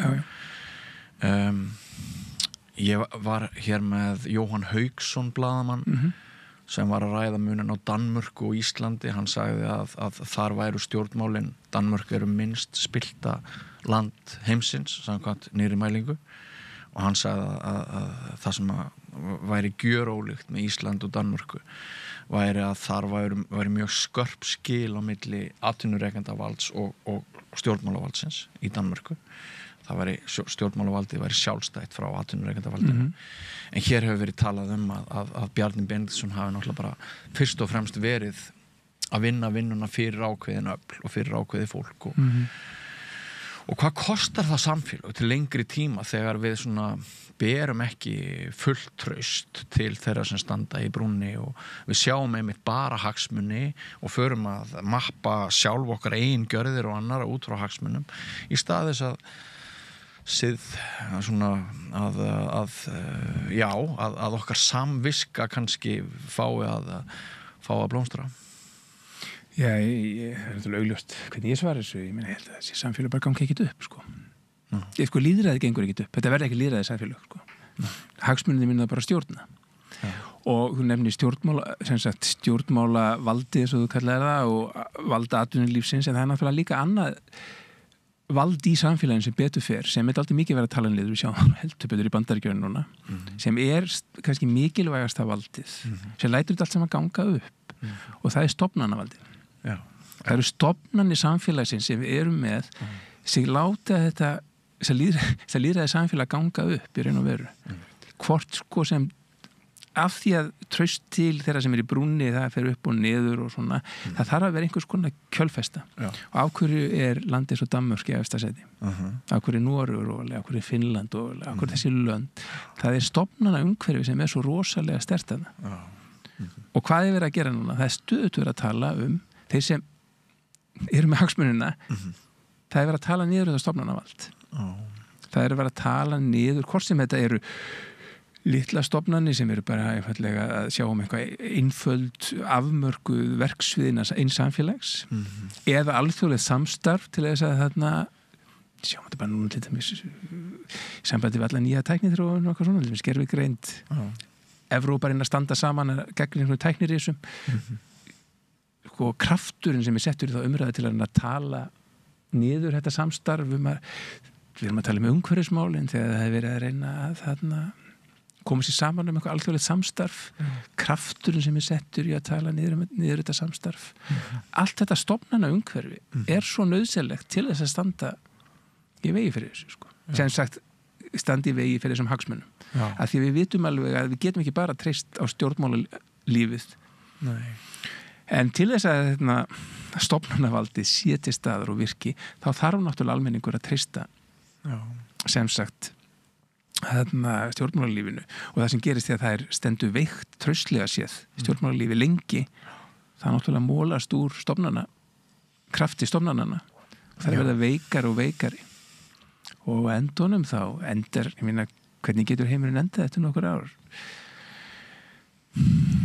rússneskt módel það sem eru miljardamæringarnir stjórna Bandaríkjunum getur farið þá leið bara mjög fljótlega. Þeir verðast bara að vera á flegi og þeir eru byrjað að hugsa hverju skiptu við sem panthafa þennan heimsluta ég meina, á hverju Trump að panta Grænland, á hverju hann að panta lönd í Miðar-Ameríku það er bara að panta og svo verður þetta bara þannig að það er ekki tekið tillit til neinna svona alþjóðlegra stofnana eða alþjóðlegra samningaréttinda, hvort sem er mannréttinda eða þjóðarétt og þetta er allt bara þessu öllu sópað í burtu og sko og aftur, þetta er ekki gert í ljósi þess að við almenningu treysti þessum mönnum. Þetta er bara hagsmunirnir og þetta mikla peningavald er bara að vinna. En sko talandi checks and balances, ertu bjartsýnn á að strúktúrun í Bandaríkjunum sé slíkur að hann geti varist sko Bandaríkjaforseti er bara að leggja niður stofnanir, hann er að skera niður 1000 starfa hjá þeim sem að ættu að vera til aðhalds og eftirlits því að forsetavaldið verði ekki ómikið. Erum við með einhver úrræði? Ég veit að nú erum við komin aðeins út frá svona því sem að við ætluðum að ræða, en þetta er bara svo spennandi umræða. Munu Bandaríkin hrista þetta af sér einhvern veginn? Sko, byrjum á Íslandi. Já. Því að við vorum að tala um þetta með, sem sagt, hennan þú veist að vitni í styrmi og allt verður ógeðslegt og hérna hér verður bara af hverju erum við samt land sem að mörkuleiti samt gengur upp. Það er út af því að við höfum haft mjög sterkar stofnanir hérna sem hafa fengið að þrífast og við höfðum sem betur fyrir lengi dálítið fjölbreytta fjölmiðla og annað sem þarf líka sterkt mörkuleiti menntakerfi. Það má ekki, við megum ekki við því að mólist úr neinu af þessu og ennþá erum við með viðspyrnu gagnvart þessu ógeðslega þjóðfélagi sem til staðar. Við vitum það alveg. Það sem fólki klæjar í fingurnar að hafa hlutin eftir sínu höfði. Og hvert vorum við að horfa til við erum að byggja upp svona stofnanir? Við hefum hort til Bandaríkjana. Og alveg sama hvað skoðanir maður hefur á Bandaríkjunum og bandarískri menning og svo framvegis, þá getum maður ekki neitað því að við hefum hort þangað, þú veist að tala um checks and balances. Að kerfið þar býsna magnað. Og maður hélt raunverulega að það væri óbrótanlegt, að það væri og maður hefur séð Bandaríkjaforstig gegnum alveg saman þó þeir hafa gert alls konar hluti sem náttúrulega hefur verið gagnrýni verðir og allt þetta. Þetta hefur samt og alveg sama hvað náttúrulega lobbyismin samt hræðilegt eyðingarafl í stjórnmálum þar og allt sem að. Hvernig þetta hefur samt virkað. Það hefur maður heldur geta ímyndað sér að það veri hægt að fara í svona allserjar árás á kerfið eins og stendur núna yfir. Þetta er bara svona leiftursók sko. Það hefði einhvern dottið í hug að einhverjum þetta í hug, við skulum bara eyðileggja þetta allt saman í einu. Og þá þetta sko, þá náttúrulega varnarkerfið ekkert hannað fyrir svona árás á innan eða ofan eða hvernig sem við lýsum þessu. Varnarmúrarnir ekkert hannaði fyrir þetta. Það eru dómstólar núna drukna í alls konar málsóknum. Þetta tekur tíma að verjast þessu, það ekki nokkuð leið að verjast svona árás. Og ég ekki bjartsýnn, nei. Ég bjartsýnn á að kerfi muni veita þessa viðspyrnu af því ég held að það hafi enginn hugsað að hanna það á þennan hátt að árásin gæti gerst bara á svona, þetta gæti orðið svona leiftursókn og svona viðfem á sama tíma. Og alla ríkistofnanir. Og eina sko, þú spyrum bjartsýnni að því við höfum að tala mikið traust og svona. Við vitum hvað svona stærsta svona innihaldsefnið í trausti. Að við treystum einhverju. Og einhver sem berskjaldaður finnst einhver trúverðugur. Og það hæfni. Það einhver sem hæfur í sínu hlutverki. Eina sem gerir mig örlítið bjartsýnan að þetta sé svo óhæft fólk. Að þau klúður þessari árásinni. Sama ber föstudagsfundin með Zelenski. Að einhvern hátt að, sem sagt, að það náttúrulega það sem eitt sem fylgir fólki sem ofta ótrúverðugt. Það hroki. Fólk getur verið svo óhæft og hrokafullt og vaðið áfram að það keirist, sko, þú ert varnarlaus en sem betur fyrir keirir þetta fólk sig út í skurð, sko. Það bara hringi allar vekjara klukkurnar í einu. Já, sko, ég bara, eina von bara Bandaríkjanna núna að þetta sé, og sem gerðs betur fyrir að fyrra kjörtíðanbili Trumps að sumuleyti. Sumir óttast að það sé búið að læra á reynslunni, ég vona ekki að þetta sé svo óhæft fólk sem hann að setja í þessi verkefni. Að þau hafi bara ekki getuna til þess að láta eyðileggingarstarfi ganga upp. Og það það sem kannski oft af hverju mörgu okkur ég veit ekki alveg hvernig að lýsa þessu en ég kannski komið til langt út fyrir umræðefni en af hverju þessi samfélög á Vesturlöndum sem við svona viljum byrja okkur saman við og hverju nefndi Danmörk af hverju þetta minnst spilta land í heimi Jú, einhverju leiti stjórnmálavaldið svona einangrað frá peningavaldinu en það sem líka í mörgum þessum löndum í kringum okkur og maður sér þetta bara því að maður að vinna með í alþjóðlegu samstarfi maður hitta fólk sem betur fyrir hæfnin oft meira hjá stofnunum heldur en hjá stjórnmálavaldinu það kannski að það bara miklu öflugra fólk sem setur sig betur í mál getur aðstoðað við að stýra hennu kjörtu fulltrúum oft í réttar áttir og þá sagt að þetta ókjörni fulltrúar og þetta fólk ber enga pólitíska ábyrgð og þetta sé eitthvað vandamál. Ég held nefnilega að þetta sé ekkert vandamál. Ég held að þetta sé sem betur fer það sem ger það verkum að blautustu draumar þeirra sem eru með svona í helstu hagsmunagæslunni get ekki ræst. Að það sem betur fer hæfnin í stjórnkerfinu sem hún liggur oft þar og kjörti fulltrúar eru bara fólk með alls konar bakgrunn og oft bara þurfa á þessari svona smá stýringu að halda sko. Og ég veit alveg að það mikil umræði mér þetta er það sem bara byggt á núna í bandarísku stjórnmálum það að tala niður stjórnkerfið. Við höfum þetta inn á Íslandi ég meina við erum með sjáum Sigmund Gunnlaugsson sem tala mikið ókjörnu fulltrú almenning sem ber ekki pólitíska ábyrgð og eigi ekki að hlusta á og svona framvegis en fyrir einhvern veginn svo mig sem svona búin og ég tók nú þátt í svona rannsóknarverkefni og kom bók íslensk lýðræði 2016 sem ég var annar ritstjóra ég veit alveg að fólki finnst þetta mjög svona ósexy sín á lýðræði og stjórnmál og eins og einhver sagði við mig hver þetta bara eitthvað svona endurist teknikrata sko. Já, þetta ekki hluti af frjálsíkjunni. Nei, þetta ansvar. Ég sé þetta sem besta ansvari sko. Það ekki beint einhvers sko, ég veit að mörgum finnst þurfa einhvers konar anarkí gegn frjálsíkjunni. Ég skil það alveg mörgum leiti. Ég held að svari liggi einfallega bara í faglegri hæfni. Og ég held að þarna og eins og vorum að tala áðan að þegar hæfnin ekki til staðar, þessi faglega hæfni, að fólk sem ætlar að gera einhver stórkostlegt af sér, að því takist því ekki. Takist ekki ætlunarverkið, sko.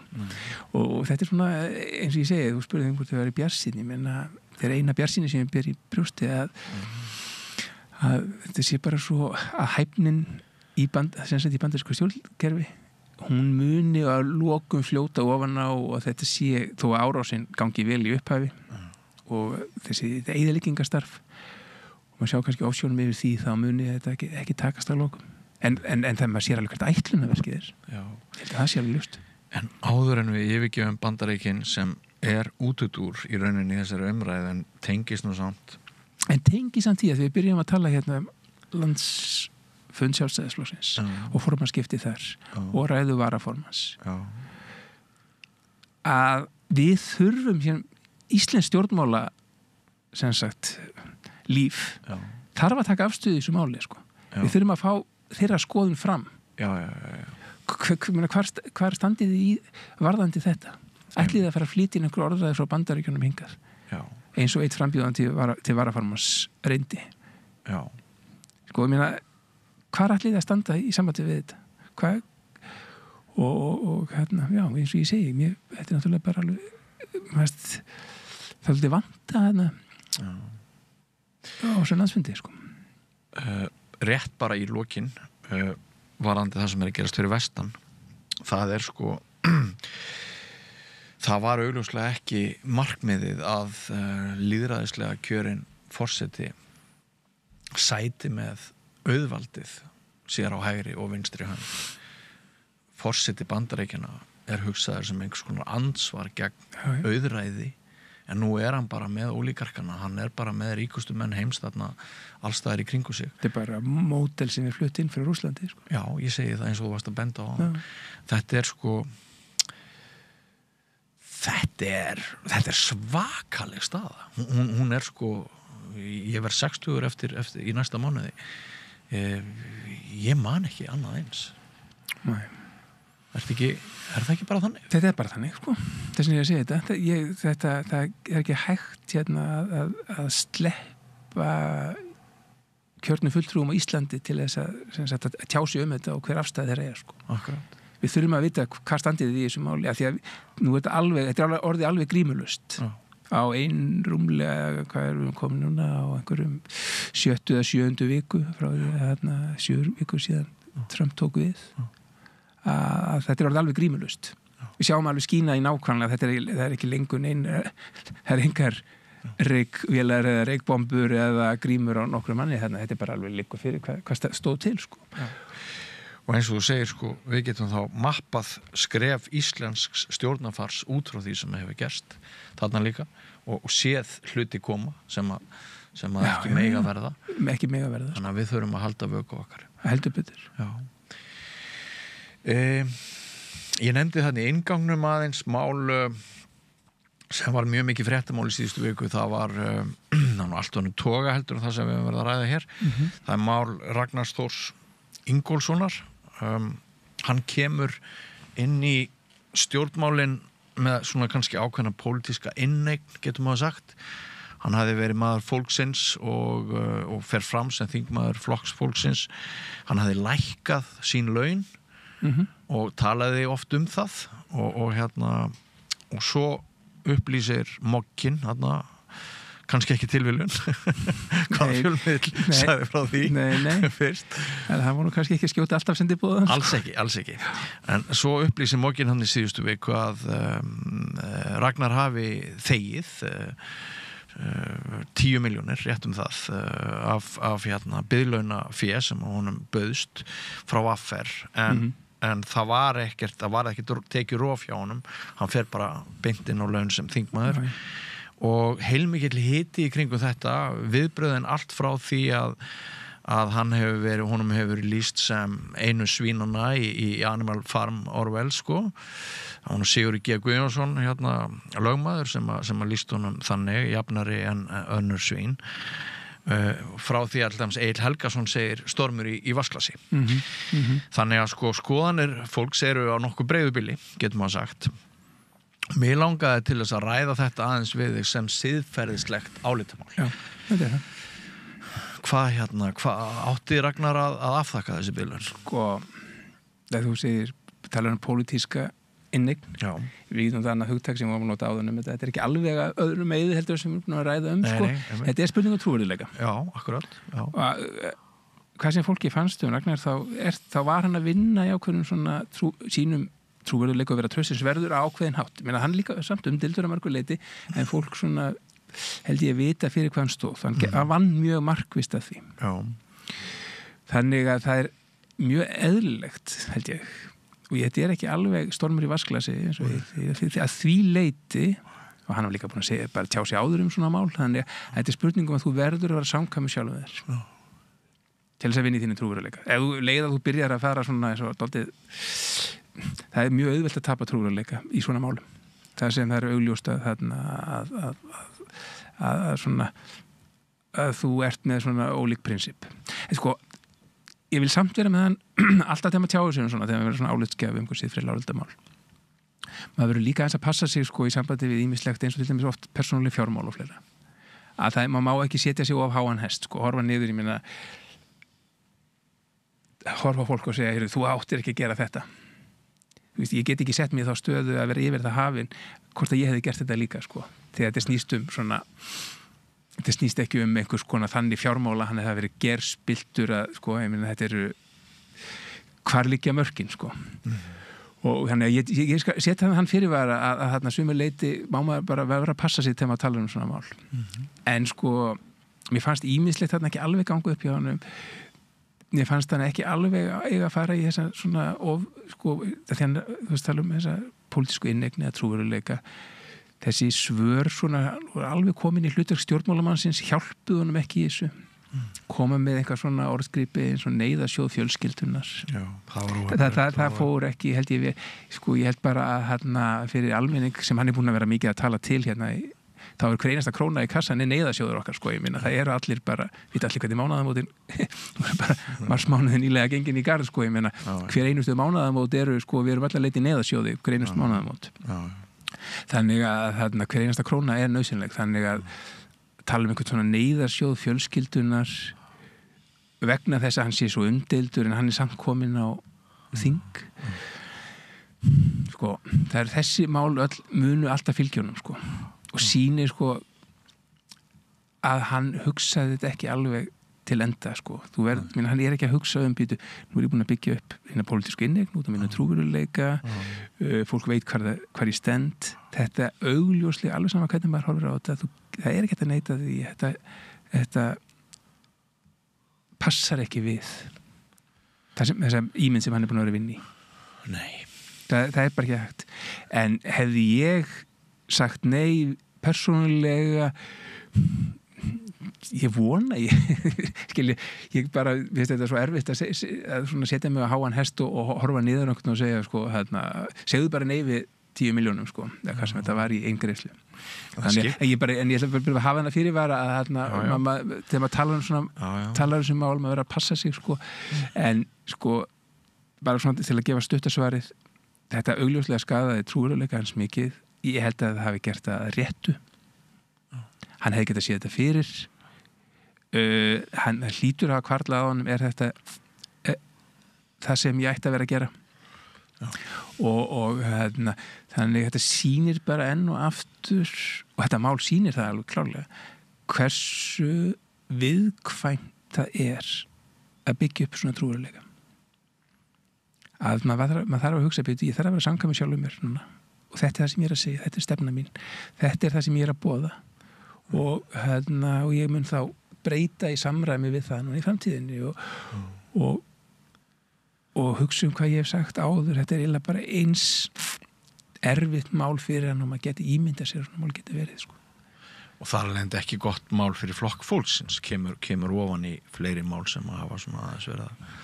Nei, þetta er ansið þungt fyrir flokkin vegna þess að þau hafa talað á svona náttúrulega skilgreint sig á hvernig hátt sem öðruvísi heldur en svona, hvað maður segja, kjörmynd hins kjörna fulltrúa sem er svona nettspiltur, við spyrjum hvernig orðræðan er í samfélaginu að þetta fólk er alltaf að bara hugsa eiginhagsmuni og notfæra sér valdið og allt þetta. Þessi mörg mál núna sem hafa bara gengið mjög mikið gegn því hvernig flokku fólksins og fulltrúar hans hafa staðsett sig.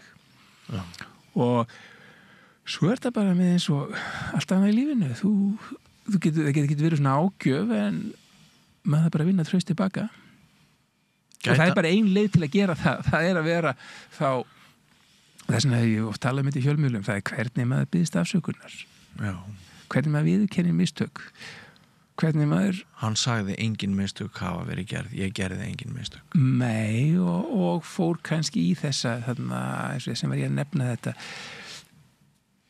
mér leiðir svo í samvændi við pólitík, Það er þessi, hvernig vera að ná tökum og orðræðinni, búa eins og þess að kalla þetta orðskrýpi, að vera með eitthvað hugtak neyðarsjóð fjölskyldunar. Við breytum hugtak yfir það að það fengi þessi eingreiðslu. Ég meina, allt þetta mun bara fylgjónum. Þetta hjálpar ekki til þess að vinna trúleikan. Hefðan bara komið hreint, segja strax mistök.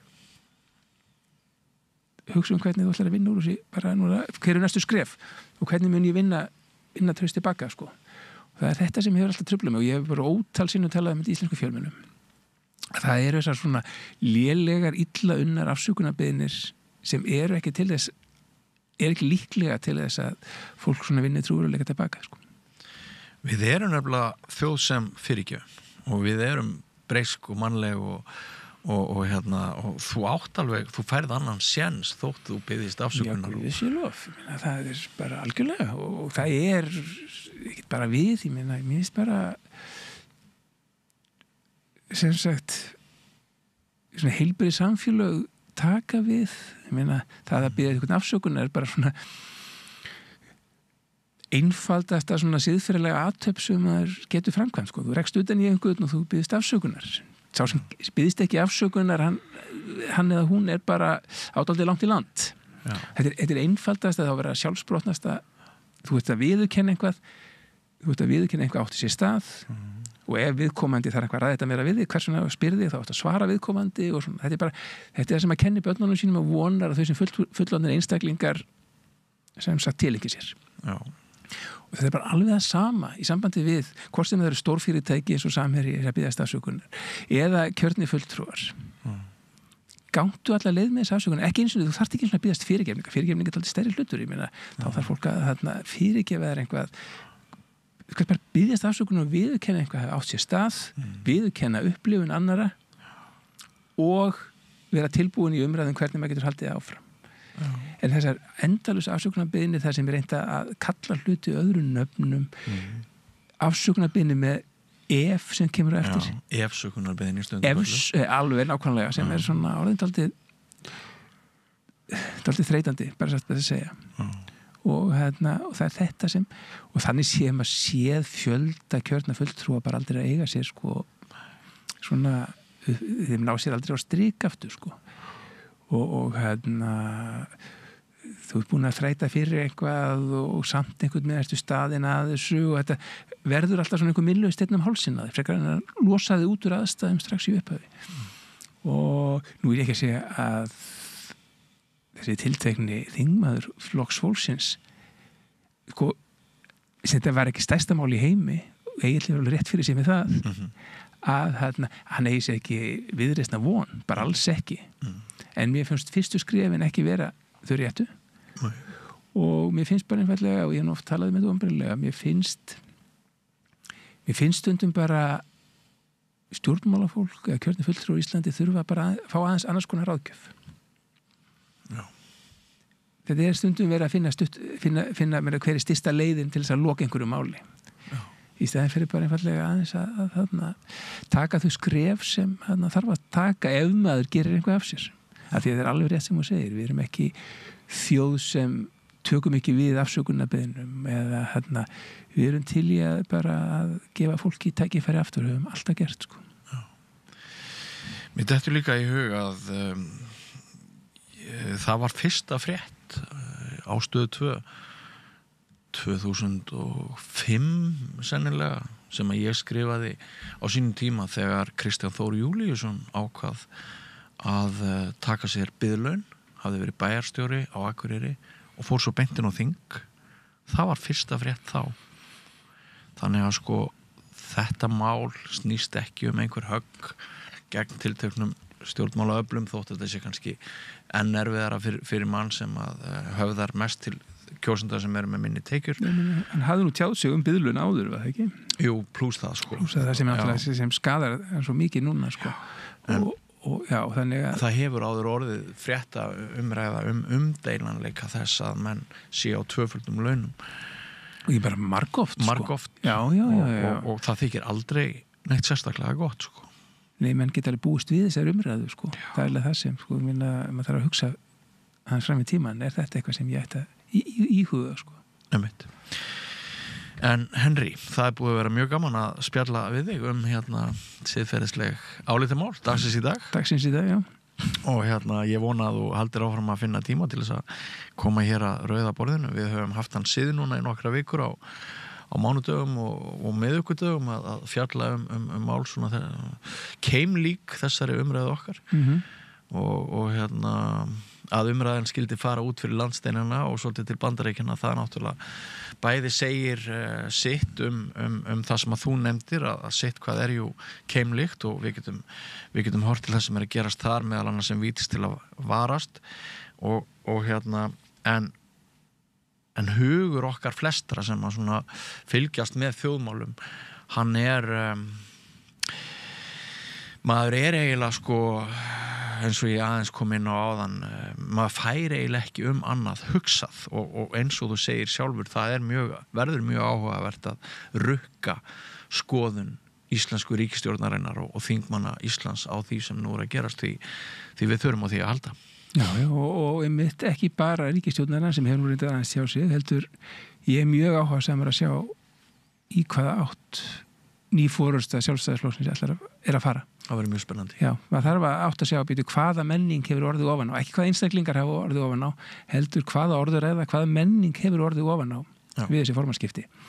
Horfa fram í einstaklingunum, heldur bara hverjir eru núna að hvaða hugmyndum hefur búast við einfallega núna næstunni. Kæra þakkir fyrir komuna, Henry Alexander. Ég heiti Björn Þorláksson, við höldum áfram með þáttinn, ekki fara langt. Með því að ganga í leigjendasamtökin styður þú baráttu leigjenda. Leigjendasamtökin eru fyrir öll þau sem vilja vinna að réttlæti og öryggi á húsnæðismarkaði.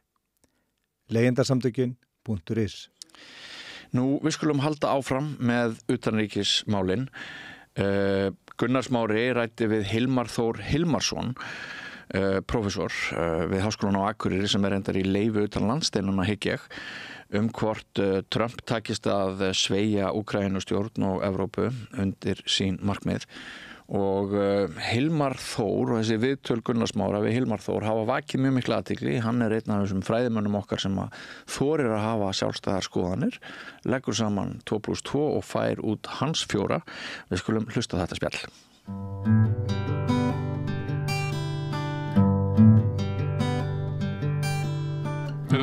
Þá það heimsmálinn með Hilmari Þór Hilmarsinni, professor á Akureyri sem kemur oft hérna við á Rauðaborðinu og leið út í heim og heim tilbaka. Þú ert að koma frá Asíu.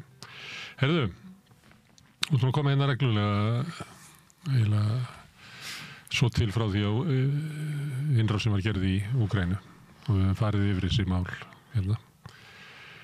Og þú hefur haldið fram að þetta myndi hafa miklar afleiðingar fyrir stöðu heimsins og öryggi Evrópu og annað slíkt og það alltaf að ganga eftir svolítið hratt núna. Í dag kemur út yfirlýsing frá Bandaríkjastjórn að hún sé hætt stuðningi við Úkraínu í stríðinu, tímabundið fylgir. Það erfitt átt að segja á því hvað það mikilvægt. Sums staðar sagt að þetta sé svona helmingurinn af í krónum talið stuðningurinn en maður er svona grunum að þetta vegi þyngra heldur það sem kemur frá Evrópu. Maður veit ekki alveg hvað þetta hvort það verði ekki send vopn meira en það náttúrulega Úkraínumenn njóta aðstoða Bandaríkjanna við að nota vopnin inn í Úkraínu og fleira, þannig að maður veit ekki alveg hver afleiðingarnar Tilraunin líklega svo frá hendi Trump að neyða Úkraínumenn til þess að sættast á þá samninga sem hann ætlar að gera. Þetta staðan? Neyðist Úkraína ekki til þess að beygja sig undir vilja Trump með þessu? Einhver möguleiki á því að Keir Starmer og Macron, því að það ekki einingin í Evrópu að stíga þarna upp og búa til einhverja fylkingu viljugur á þjóða. Það virðist vera eins og Ítalandir ætla að vera til lés og fleiri. Ég held að líka alveg ljóst fyrir Bandaríkin náttúrulega eru aðalandið á bakvið Úkraínu og það var þessi frægi fundur hérna með varaforsetanum og Trump og Zelenski. Það sem að varaforsetinn hamra á því það ekki með fólk að neyða fólk á vígvöllinu allavega og það ekki takt að halda þessu áfram. Vopnin eins sér dug ekki og ég held að Donald Trump getur verið komið einhver samningsdrög sem kannski við höfum ekki séð. Hann með eitthvað og það verður erfiðast að fá Evrópu það verður erfiðast að fá Úkraínu til að settast á slíka samninga og líka erfitt að fá Evrópu. Og Evrópa að tala að halda stríðinu áfram og minna Evrópuleiðtogarnir hafa lengi talað það að heimsins vegna og Evrópu vegna. En það raunhæft að ef að Bandaríkin draga sig tilbaka að Evrópa geti stutt Úkraínu það mikið að stríðsgæfan snúist þeim? Nei, það ekkert nóg. Þetta búið. Þannig að Trump vill semja frið og þú sást á þessu fundi sem hann var með að hann gagnrýndi Zelenski fyrir hann hefði ekki samningsvilja og Zelenski náttúrulega að hugsa sína pólitísku framtíð. Hvað getur hann boðið þjóðin upp á? Og það verður erfitt að fá Úkraínumenn til að sættast á það sem Trump að biðja það sem Putin að biðja og Trump getur verið búin að segja Zelenski hvað gæti verið svona eitthvað niðurstaða og svo verður líka erfitt að fá Evrópubúa borð í þetta en ég held bara að sem Trump getur gert og ég teka fram að ég engin sérstakur aðdáandi Trump, ég hef ekki kosið Trump og ensíðu Biden ef ég hef verið í Bandaríkjunum en Trump getur bara þá fáir kostir eftir verið að benda þér á Hilmar? Hvað? Þá hafa fáir kostir verið eftir? Ég má kjósa, ef ég í Bandaríkjunum má ég kjósa hvaða bandaríska ríkisborgara sem í forsetakosningum þannig að það nóg að velja en þau kannski þá aðeins myndu kannski ekki ná að kjöri en hann reglunni hjá þeim en hann getur bara sagt við Evrópu ok, ef þið samþykki ekki þetta sem ég með þá ég bara farin og ég dreg þessa hermenn sem eru frá Bandaríkjunum tilbaka, ég þarf að nota annars þar og ég kom í bullandi stórveldasamkeppni í Austur-Asíu sem miklu meira að gerast heldur en í Evrópu og þið getur bara átt þetta og eins með Zelenski náttúrulega hefur margt sagt sjálfur að ef hann hefði ekki stuðning Bandaríkjanna áfram, þá sé stríðið tapað. Og hvað hann á við með því þessi tapað, það veit ég ekki alveg, en það alveg ljóst að þá ef þetta heldur áfram mikið lengur og það engin backup frá Bandaríkjunum og vopnaflutningar stöðvast. Hann að tala að stöðva það allavega tímabundið.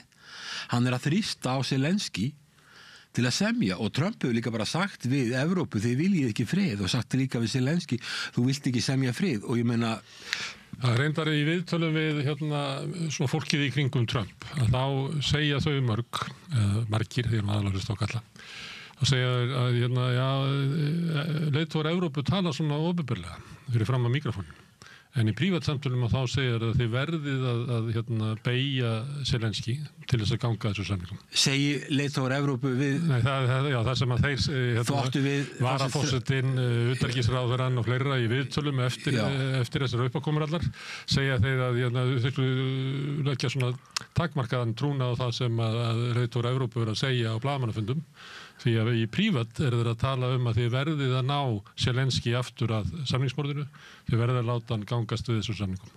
Ég hef ekki séð þessi samningsdrög, ég veit hvað kröfur Putin er með. Ég veit þetta og hann getur hafa auki á þær kröfur og ég veit ekki hvaða Evrópa til þess að geta sett sig við. En þeir hljóta aðilarnir sem að þar, eins og Macron og svo forsætisráðherra Bretlands og þessir aðilar sem eru mest ábyrgðandi, að vera búin að átta sig á þessu. Þegar búið að segja fólki ósatt mjög lengi, þá svo mikið sjokk að fara alltaf að segja að þetta stríð tapað. Og það það sem erfitt fyrir þá að gera og þess vegna, það getur vel verið, ég hef ekki talað við á prívat, en ég meina það Evrópa ennþá okkar stjórnvöld eru ennþá að auka vopnakaup og þau eru ennþá að setja peninga í að framleiða dróna þvert á það sem það sem tryggir okkar öryggi Bandaríkin vill ekki sem að gera þetta. En það sem að virðist vera að Trump sé að þrýsta á Zelenski að samþykja að samþykja þennan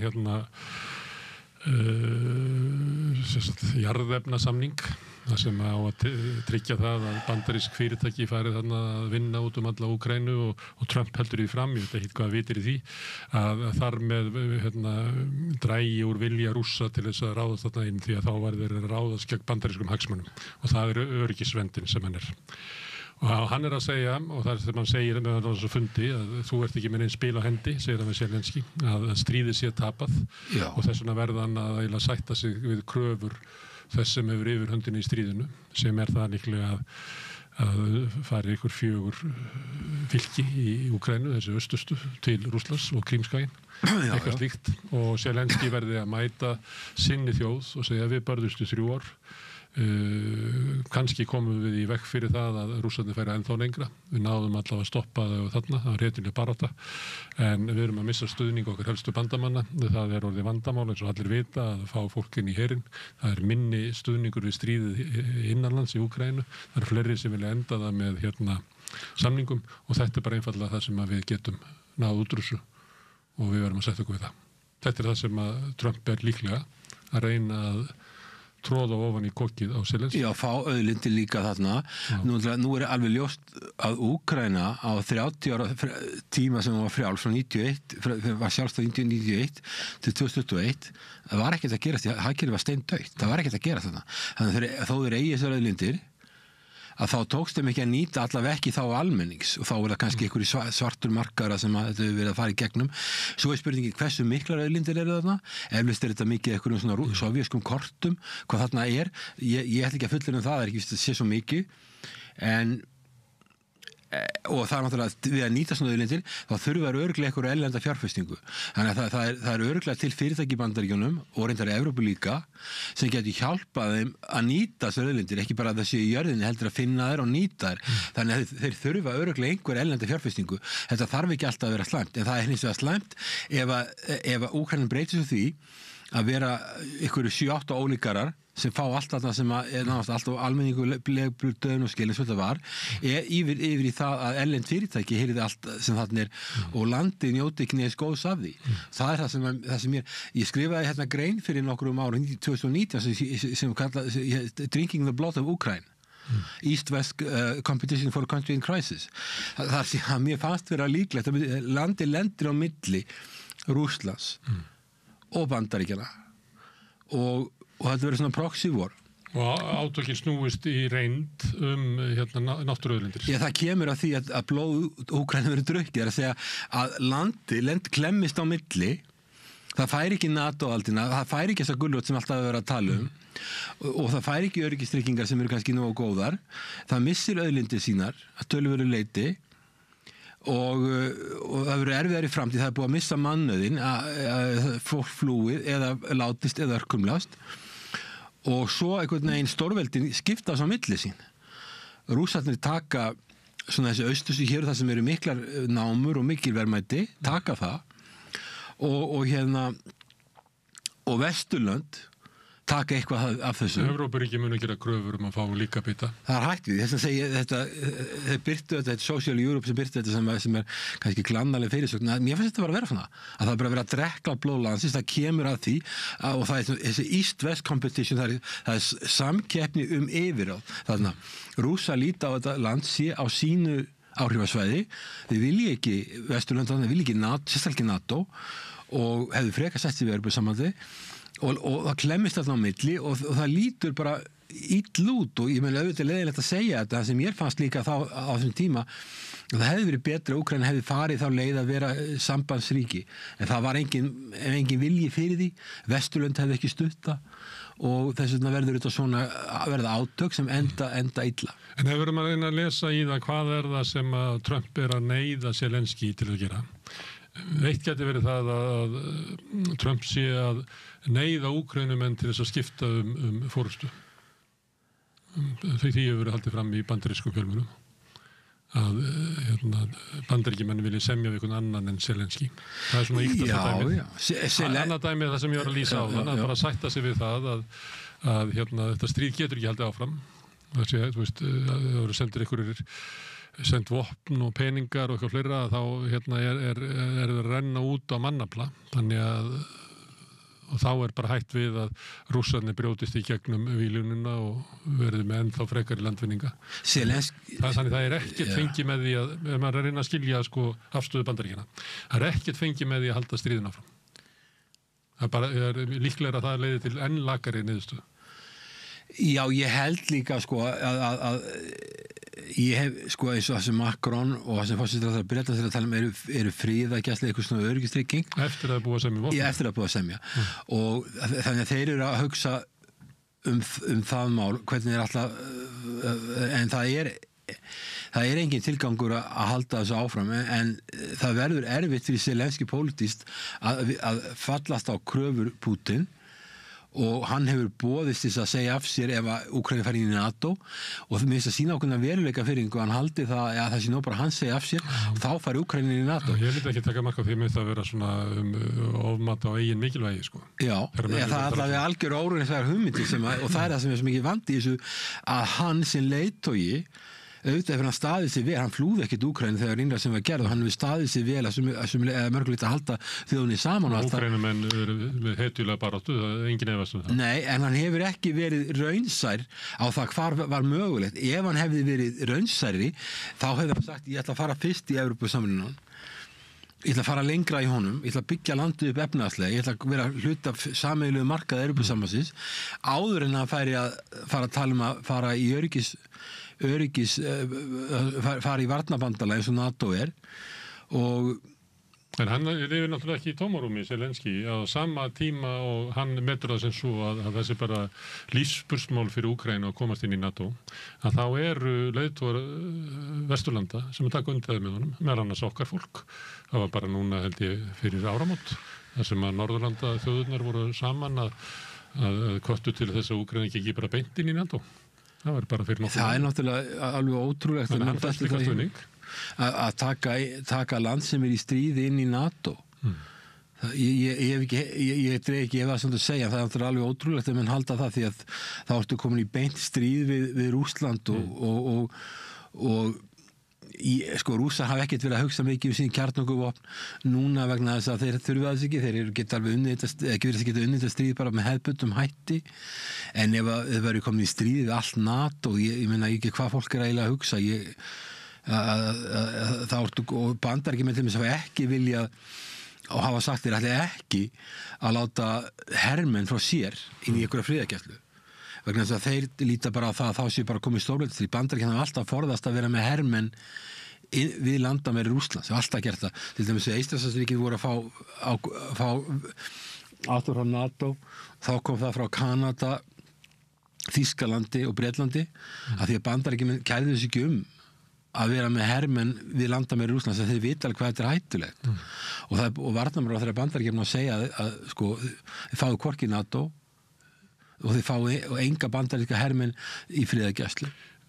En segjum svo að þetta séu kröfur Trump að hann sé að neyða Úkraínu að samningsborðinu og fallast á vopnahlé og það var náttúrulega spennan á fundunum í Hvítahúsinu var það að Zelenski setti sér ekki við vopnahlé, hann var ennþá með kröfur að fá eitthvað svona öryggisgarantí frá Bandaríkjunum sem að Trump vildi ekki veita honum og Bandaríkja ekki í þessum samningum. Það er svona óbein fælingar máttu þess að séu bandarískir hagsmunir í landinu. Hann reyndar sagði á þessu fundi að Bretar og Frakkar væru til í að senda herlið í friðargæslu og Bandaríkjamenn getur jafnvel gert það. Þannig hann sagði það á þessu fundi sem er alveg þverugt við það sem hann sagði daginn áður eða daginn þar áður. Það kemur bara aldrei til greina. Þannig og það er nú bara þannig með Trump að hann segir ekki alltaf það sama frá degi til dags. Nei, hann breytir skoðanir og hann býr fyrir eigin staðreyndir. En sko að fara að setja sko, það er náttúrulega ef þetta var samningur þá er ekki nóg að Trump og Macron segi eitthvað. Putin verður líka skrifa undir þetta ef þetta var samningur. Og ég held að Putin hafi verið sagt það að það kom ekki til greina að NATO-hermenn séu inn í Úkraínu vegna þess að þá ertu komin bara að breyta Úkraínu í svona de facto NATO-ríki sem er ekki NATO en er með svona hernaðlega viðveru frá NATO-ríkjum og stórum NATO-ríkjum og hermönnum fylgja vopn og það er það sem hann hefur ekki vilja, hann vill ekki hvort sem hann á rétt á því eða ekki hann vill ekki vera með hermenn frá NATO og mikið að vopna búna við rungafling hjá sér hann vill ekki vera með þetta onni sér og það er umverulega alveg þetta að skilja þetta er alveg sama og svo Kínverjar myndi ekki vilja þetta og Bandaríkjamenn myndi ekki vilja þetta og Rússar vilja þetta ekki Stórveldi vilja þetta ekki og þau geta komist upp með að neita þessu Þau eru mjög viðkvæm fyrir sínu landamærum og það er bara algjörlega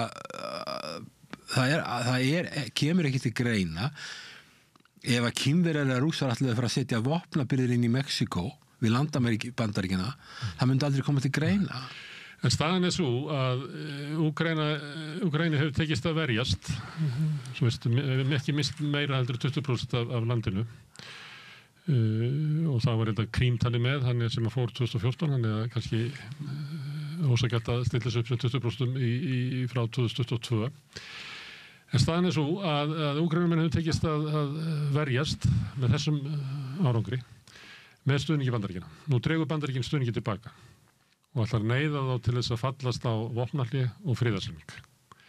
Úkraínumenn vilja það ekki, við erum að treysta því að Zelenski sé að tjá vilja stjórnvalda og almennings í Úkraínu. Hvaða valkosti hefur Úkraína í þessari stöðu? Engan valkost, þannig að sko bæði Úkraína og Evrópa hafa engan valkost. Það er bara spurningin hvað þarf Trump að herða skrúfuna mikið. Ef maður segir við Evrópu, sko, ef það hætti þess ekki og ef við samþykki ekki friðarsamkomulag og fái Zelenski með borð með ykkur, þá er ég farin með drasli. Ég er farin með allt drasli. Þá er það tala farin úr álfunni. Já, með alla hermennina, alla þessu 20.000 hermenna. Ég er bara farin og þau geti átt þetta mál. Ég er að fara að gera aðra hluti. Sko Bandaríkjana stendur engin ógn af þessu. Ég meina þeir eru bara með veiklönd í nágrunni sínu, Kanada og Mexíkó og svo eru bara sjór, Kína sem er þeirra helsta ógn er langt í burtu.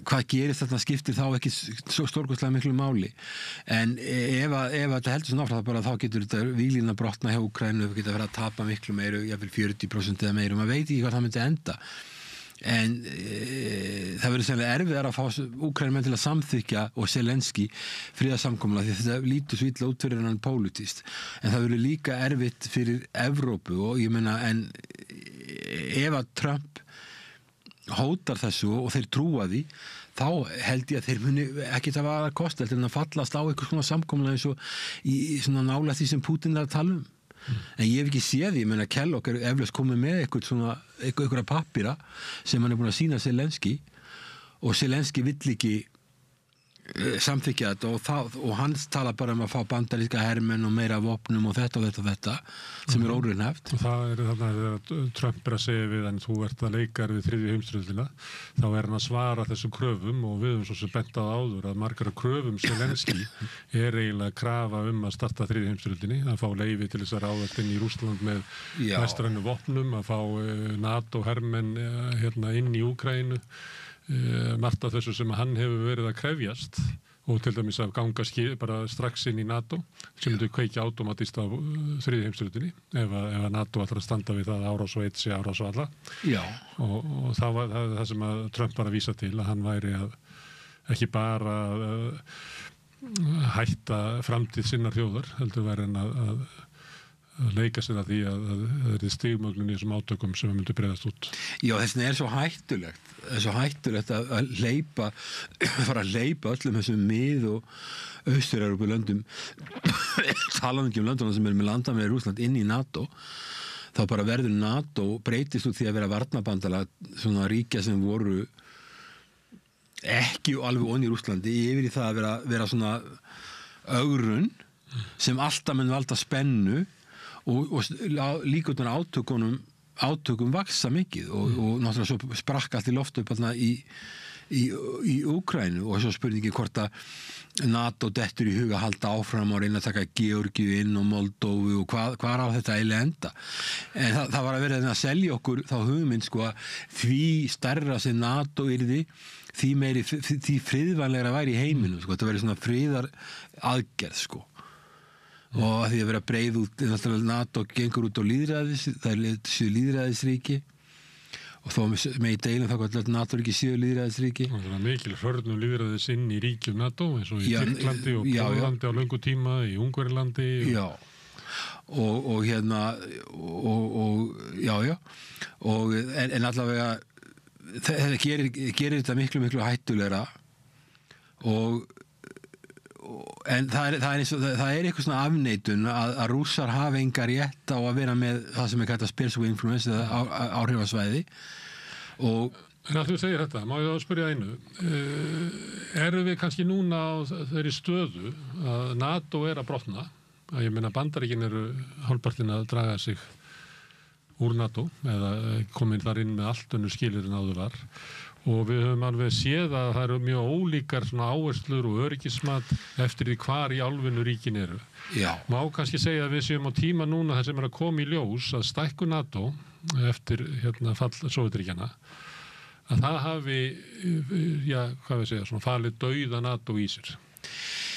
Sko NATO breytist og það verður áhættusamara en NATO eiginlega stendur og fellur með Bandaríkjunum og við höfum sagt sko að áður í þáttum að NATO var stofnað til að halda Rússum út úr Evrópu, Bandaríkjunum inn í Evrópu og halda þjóðunum þessu stærstu þjóð niðri, halda einhverju svona jafnvægi og þegar að var byrjað að tala að Úkraína færi inn í NATO 2008 í Búkarest þá var að fasti Bandaríkjanna Búsins talaði þetta en þá voru það Eistland, Lettland og Litáen og Pólland sem voru mjög harðir stuðningsmenn þessa á meðan aðrir vöruðu við og þessi lönd eru með mjög harða stefnu og hún getur verið hættuleg og það er alveg rétt að það eru mjög ólíkir hagsmunir bara til þess nú okkar ráðherrar voru mikið að tala sko, að þeir séu í samráð við Norðurlöndin og Íslandsþingin þau eru í allt annari stöðum við þessi lönd eru annarkvort inn á áhrifasvæði Rússlands eða mjög nálægt í til dæmis Finnland sem átti að vera hlutlust inn á því sem að Rússar líta sem áhrifasvæði sitt þá Finnland sé fullkomlega sjálfstætt ríki og núna komið í NATO en þeir vildu að hafa hlutlust eins og það var í kaldastriðinu þetta vera góður vinir allra eins og Finnlandir sögðu á meðan að Svíarnir voru þeir eruðu ríkt land og gekk mjög vel í þessu fyrirkomulagi og voru komnir inn í Evrópusambandið svo eru náttúrulega Íslandsríkin eru klárlega inn á því sem Rússar líta sem áhrifasvæði sitt þó þetta séu NATO-ríki, Evrópusambandsríki og með evruna líka Það er lítið á þau sem að þeir líta á þessi áhrifasvæði sitt, þetta er bara bein landamæri og þannig að þeir líta og svo tekur Svíþjóð og Danmörku, þá náttúrulega Rússa líta þeir hafi tölvöld mikið ítök í Eystrasaltinu. Ef þú tekur Noreg þá eru Rússa líka hafsvæði kringum Noreg og síðan Svalbarðin.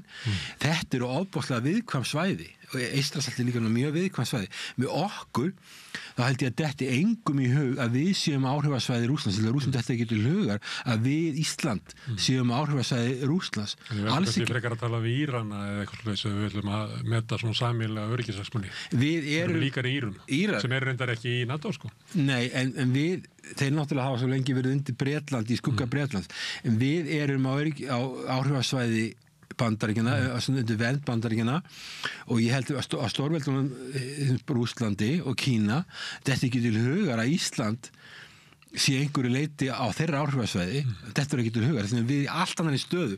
Þessi lönd sem hún að tala um, Norðurlöndin, Eystrasaltsríkin, þau eru í þeirri stöðu að Rússa líta á þetta að það sé verið að abbast upp á sig og auðvitað kannski þeir hafa engar rétt á því að hugsa svona en þeir gera þetta og Eystrasaltsríkin eru þau 25% íbúa Íslands og Lettlands eru Rússar en þau eru miklu viðkvæmari stöðu þó að þetta séu sjálfstæð ríki þó að séu öll þessi löndur í NATO núna og öllur taka þátt í Evrópusamningnum gera þá ólíkan hátt þetta eru lönd sem að það verður tala um mikla varnarsamning og hernaðarsamning þeirra á milli þeir taka mismunandi nálgun á Evrópusamningnum eru mismunandi lönd, mismunandi hagsmuni þannig að þeirra þeirra legu er miklu hættulegri heldur en okkar staða þannig að eins og varst að segja það er ekki sömu hagsmuninir við erum í miklu ekki næstu eins viðkvæmri stöðu ef við tökum Bandaríkin þá eru þeir með bestu landfræðilegu stöðu sem getur hugsað í heiminum þeir eru sko það eru mörg þúsund mílur í Kína og þeir eru með veiklönd í kringu sig og þeir ráða öllu sem þeir vilja ráða í sinni álfu þannig þeir eru algjörlega öryggir fyrir þá skiptir NATO ekki svo miklu máli, ég meina þeir geta alveg leiðir og þeir hafa verið að reyna að nýta sér NATO og segja ok, við erum þetta NATO á bakinu og þetta er dýrt og það er alltaf dýrar og dýrar þetta er 32 lönd og orðið dýrt og þá notum við þá fyrir við að nota þá í Asíu til þess að opna skrifstofu í Tókjó og fyrir ég að draga þá inn í miðausturlönd og nota NATO í alls konar svona verk fyrir Bandaríkin. Það er réttlæta fjárútlöndin. En ef þetta verður já, náttúrulega líka selja þessu, þetta eru mörg ríklönd að selja þeim vopn, en ef að þessi lönd ef að þessi lönd verða erfið, þá getur Bandaríkjamenn bara dreigið þessu út úr NATO bara hætti þessu að dreigja sig framleiði mikið tilbaka eða bara hætti þessu alveg það yrði ekkert mikið vandamál fyrir Bandaríkin því að Bandaríkin þurfa að fara að einbeita sér sínum eigin málum bara og það er það sem að sko Trump er maður sem vill horfa inn á við, hann er American First Policy og hann er með Kína svolítið á heilanum, hann sér að það er aðalóknin sem er alveg rétt með að tjánum og það er þess vegna sem hann sér það, hann verður einhvern veginn að ná skárra sambandi við Rússland. Það er oft svona því að við erum á tíma núna þar sem að ríki er að taka alls konar ákvarðanir í svona óvissu tíma og þetta er svona hættulegu tími þar sem að það getur orðið þróun atburða sem að leiði ríki kannski ekki á þann stað sem þau hefðu kosið að gera. Það er bara, þetta er svo stigmögnun, við getum verið í svona stigmögnun spennunar þótt að núna, sem að hefur svona sömu afleiðingar og stigmögnun í stríði. En þess að langar mig að spyrja aftur að þessu sem ég var að spyrja áðan að hvort að við séum kannski að upplifa núna að þessi stefna að stækka NATO til austurs hafi raunverulega veikt NATO því að Bandaríkin hafi aldrei verið líklegri til þess að eiginlega svona, ég sé ekki að ganga úr NATO en svona slökkva á því þannig að það skiptir litlu máli og þú nefndir þessa 3 kosti sem að NATO átt að skila sem er að halda Rússum út úr Evrópu, það er ekki halda Bandaríkjum inn í Evrópu, það er aldrei verið meira hætt á því að færa út úr Evrópu og að halda þjóðverið niðri sem er núna herfaðast þannig að allt sem að voru uppalveg markmiðin að þau eru að ganga tilbaka. Já, það verður að hafa í huga að þessi lönd sem að fór í NATO sóttust öll eftir því, það voru ekki þvinguð í NATO og það var ekki endilega Bandaríkin sem kerði þetta áfram. Ég er ekki alltaf því fram að það hefur verið kannski hagsmunir þeirra ríkja sem að voru í NATO áður að ég meina, myndir þú vilja hleypa Palestínu inn í NATO? Nei, það er eitthvað að vera NATO að taka ákvörðun það að til þess að halda þessu saman, að það gagnist okkur sem erum í NATO, að þá getur vel verið að þótt að þú viljir koma inn í NATO og þá hentar það ekki okkar hagsmunum. Nei, sko það sem að Merkel var að segja í Mariette er það að þegar verið að stækka NATO þá þarf að hugsa út frá hagsmunni allra heildarinnar.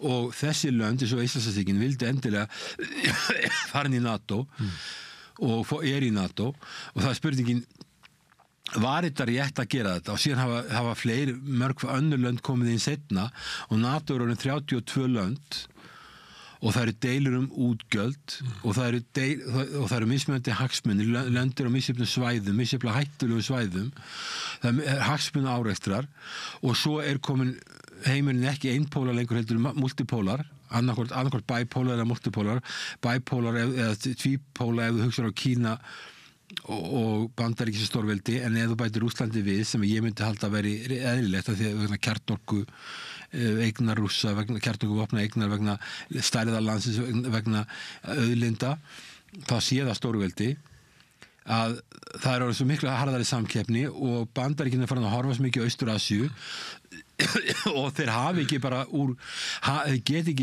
ekki haft yfir á þeirra er ekki svo augljós og þá verður að fara að færa sig til og Evrópa hefur bara ekki það vægi sem hún hafði þetta er Austur-Asía og Kyrrahafið er að verða aðalsvæðið og síðan Persaflói skiptir ennþá miklu máli á Miðausturlönd og Evrópa fer að vera númer 3.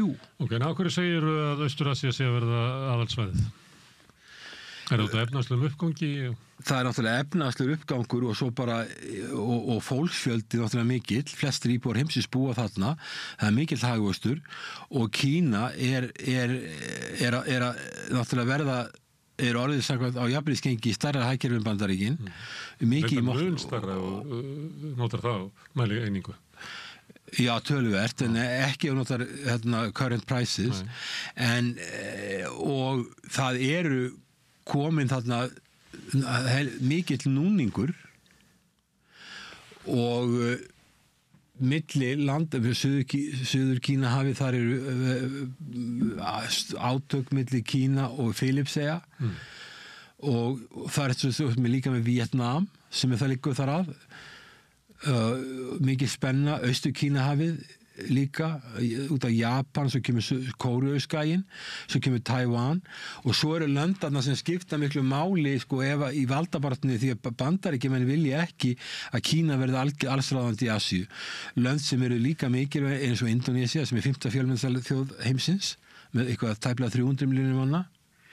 Svo eru löndin svo Malasía og löndin svo Thailand og löndin og ég nefndi Filippseyjar. Þetta eru lönd sem að Kínverjar og Bandaríkjamenn er að keppa hilli þessara landa. Já, og þar eru Kínverjar að reyna að búa sig til svona bandamenn í einhverju stórvelda skák. Bandaríkjamenn eru í sinni heimsálfu og eru núna komin í átöku í sína elstu bandamenn sem eru Evrópuríkin. Er það þannig að Bandaríkjamenn þurfa ekki á Evrópu að halda í þessari skáksinni?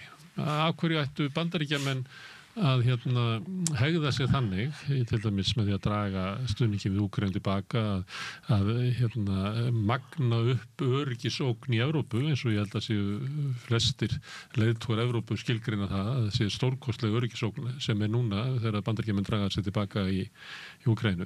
Af hverju ættu Bandaríkjamennum að vera svona sama Evrópu? Ég myndi ekki segja að það verið sama Evrópu, en það er alltaf takmark fyrir hvað þeir vilja leggja mikið í þetta, en Bandaríkin geta líka grætt á þessu ef að segjum svo að NATO-ríkin fari í það að borga 5% af verkefni landsframleiðslu í öryggismál, í varnarmál og kaupa megnið af vopnum frá Bandaríkjunum. Þá verður þetta mikil innspýting inn í bandaríska hagkerfið. Þannig að Bandaríkin geta haft mikla hagsmuni af þessu, en Bandaríkin er orðið leið á þessu stríði í Úkraínu. Þeir sjá ekki að þetta sé vinnanlegt. Vopnin er ekki til sem að þarf að nota í þetta. Úkraína er að brenna vopnum hraðveldur en Bandaríkin geta framleitt. Það er sem varaforseti Bandaríkin að sagði áður. Langt í frá að Evrópa geti það eitthvað bætt. Já, ég tala ekki um það sko. Þannig það er ekki til vopn í þetta og mannafli Úkraínu er horfin og svo líka út frá bara stórvelda sjónarmiðum Bandaríkjanna þá ekki sjálfbært fyrir þá að vera með bæði Rússland og Kína á móti sér og Trump alveg búin að sjá þetta og þetta bara eins og við vissum hvað Henry Kissinger og Richard Nixon gerði þessum tíma þegar þeir ákvaðu að opna fyrir Kína af því þó að Kína væri kommunistaríki og þeim fjandsamlegt þetta var bara gert til þess að tefla síðan Sovétríkjunum og Kína gegn hvort öðru til þess að Bandaríkin væri dóminanleiti sem þau síðan urðu. Sovétríki síðan fjallu og Bandaríkin urðu þarna á tímabili alveg frá 91 til svona 2016-17 alveg afgerandi ráðandi stórveldi. En núna þegar Keir Starmer og Emmanuel Macron fara til Hvítahúsið og sem að vera að tala fyrir hönd Evrópu, þá eru þeir líklega að segja við Trump að Evrópa ykkur mikilvæg og þess svona verðið að hafa okkar svona öryggismat og okkar hagsmuni inn í þessum samningum sem við þurfum að gera við Rússa. Það hlýtur að vera það sem er að segja og þið verðið að hleypa okkur að og það var ekki þannig að þeir vilja sitja við borðið þeir skrifa undir, þeir vilja að það sé eitthvað sem að fullnægi þeirra kröfum þannig að þeir geti litið á þessi friður. Og það eru ólíkir hagsmunir vegna þess að Bandaríkjunum eru langt í burtu og þeir vera bara slökkva á þessu stríði og kannski svona svo til sama ég meina, það ekki annað hægt að merkja á Trump en hann sé bara til að fallast á kröfur Putin, bara svo framalega sem þetta stoppist en Evrópumenn meta svo á að það muni magna upp öryggisógn vegna þess að þá sé eiginlega Putin búin að vinna stríðið að hann muni bara eflast í tannaníkjum ef að verði aukin viðskipti og samskipti á milli Rússa og Bandaríkjana og Bandaríkjamenn eru að ýta Rússum aðeins upp vegna þess að þeir vilja slíta þá frá Kínverjum að þá verða Rússar bara enn öflugri og verða linnulaus öryggisógn við Evrópu og þess vegna eru þeir líklega að fara til hans og smjadra svolítið fyrir honum, bjóðum til kongsins og þau eru mikið að klappa honum á þessu fundum. Það er svolítið niðurlægandi fyrir okkur Evrópumenn að sjá þá hvernig þeir eru á þessu fundum. Já, það er samt sem að ef þú ætlar að eiga samskipti við Trump þá er það betra fyrir að klappa honum heldur en að fara að rífa kjaft eins og Zelensky gerði. Trump valtar yfir alla sem eru veikari. Hann bara valtar yfir þá. Eins og hann valtaði við Zelensky. Macron og er vanari diplomat og en þeir Evrópa hefur ekki mikil áhrif þarna og það sem er ennþá mér ábyrjandi er hversu óhæfir embættismenn Evrópusambandsins eru eins og Kaja Kallas til dæmis eða forseti framkvæmdastjórnarinnar þetta er fólk sem hefur voðalega litla burði til þess að taka þátt í neinum alvöru viðræðum og eða gera yfirlega skapaðan hlut þannig að ef ég væri Trump þá myndi ég síðast öllu sem ég myndi vilja vera að hafa þetta fórið bólki í kringum borðið ef hann ætlar að fá einhverja niðurstöðu. Þannig að Evrópa tengst Evrópu og Bandaríkjana að þessi ég segi ekki leppríki en svona næstu í það sem er bara heili heimsálf það 400 milljónir manna sem búa í Evrópu og þetta öflugt hagkerfi og okkur fleira mér finnst þú tala svolítið að Bandaríki bara þurfi ekkert á þess að halda því að þá setur upp með Evrópu segjum að Evrópu upplifið það við getum ekki treysta Bandaríkin og ég man ekki gott að það veri Baldur Þórólfsson sem var að tala að því að hann hafði verið okkur fundi í Frakklandi kom í þátt hér og fleira var að segja að þar hefðu menn verið að ræða hverju væri þá tækifæri í Evrópu og það væri bara að ná einhverjum samningi við Kína og þá eru Evrópumenn farnir einhver staðar í einhverjum háskóla fundasörum að velta fyrir sér hvernig væri sjálfstæð Evrópa í heimi þar sem eru margpóla stórveldaheimur getur þá ekki Evrópa bara sami pínlutu við Kínverjana og pínlutu við Bandaríkjamenn og svo endanum kannski samið eitthvað við Rússana Ég þegar Evrópa náttúrulega á að reyna að vera í sæmilega góðum samskiptum við öll stórveldi kringu sig. Evrópa er efnahagslega stórveldi en er ekki hernaðarlega stórveldi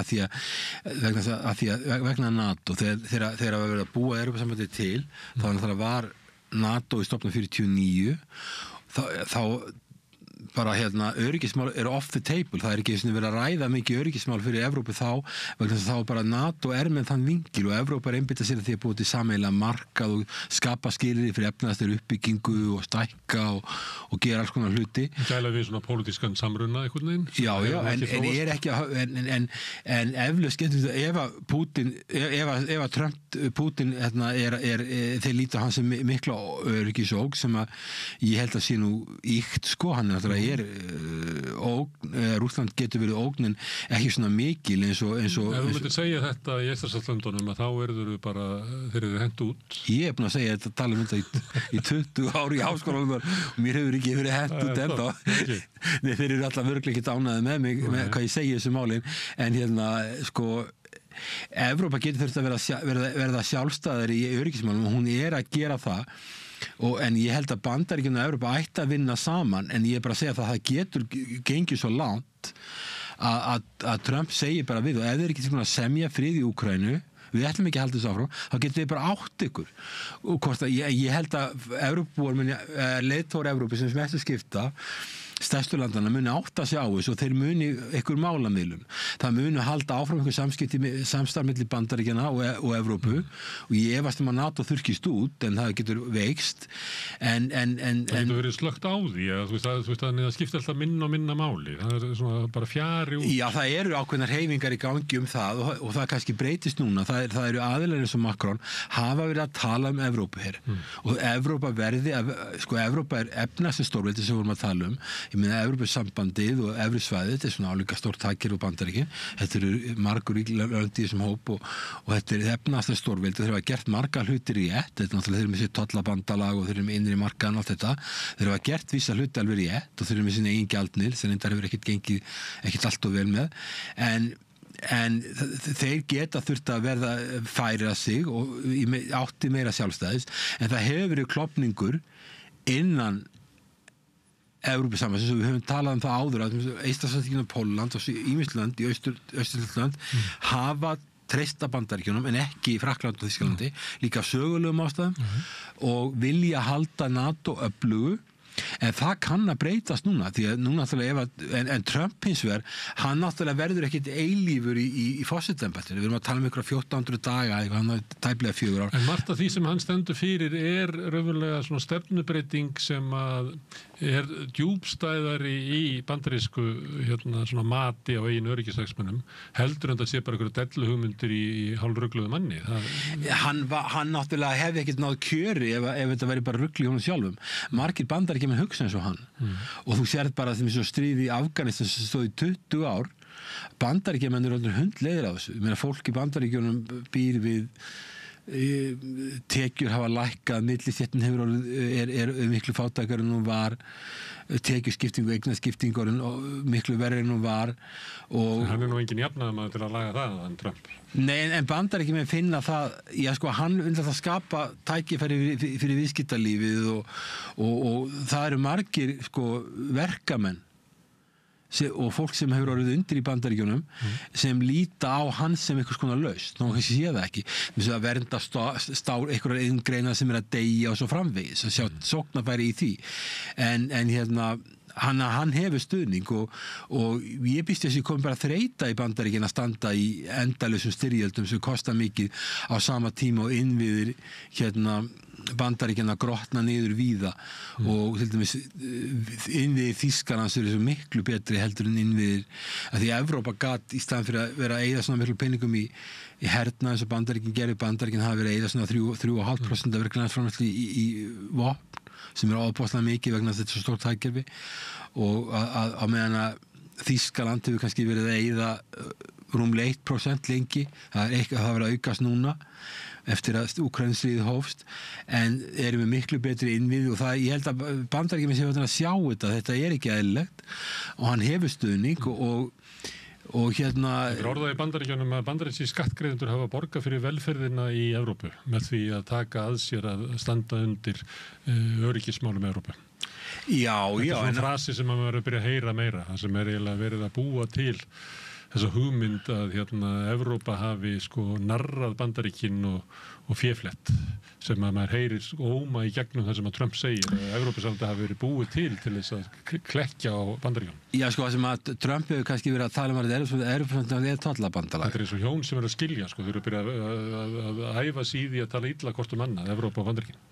Já, sko, í Bandaríkjunum ást tala Fortress of Europe og þá var það því að það er tollabandalag, það er tollamúr, sko, og við erum innan þessa múrs að því við erum að vera skapnarsvæðinu en í löndum svo Japan og Bandaríkja þurfa að borga hennar sameiginlega toll að þetta er tollabandalag og en Bandaríkin settu NATO á fót sjálf borguðu mest en réðu öllu og þau settu alþjóðabankana og alþjóðagjaldeyrissjóðina á fót og skrifuðu reglunar en að Bandaríkin hafa verið tilbúin að borga ekki lengur. Mikið, nei, það er breyst, þetta er breyst og Trump er ekki multilateralisti, hann er ekki hrifinn alþjóðastofnunum, við vitum það og hann vill ekki einu sinni alltaf vinna tvíhliða, hann vill vinna einhliða og innanlands með tilskipunum en Trump náttúrulega Trump er svona átlegir, hann er ekki dæmigerður bandarískur forseti og við getum ekki gengið út frá því að því að Trump er þetta núna og verður þarna næstu 4 árin væntanlega. En hann er með á bakvið sig sko ríkustu menn í heimi sem eru ríkari heldur en nokkur manneski hefur verið í sögu mannkyns. Já. Og þeirra ríkidæmi fylgir sko óendanleg völd. Þannig að það er ekki eins og Trump sé ykkur bara svona falsnóta í ykkur fagri symfóníu. Þetta er Bandaríkin er að sveigjast í átt að einhver svona ólíkarkisma.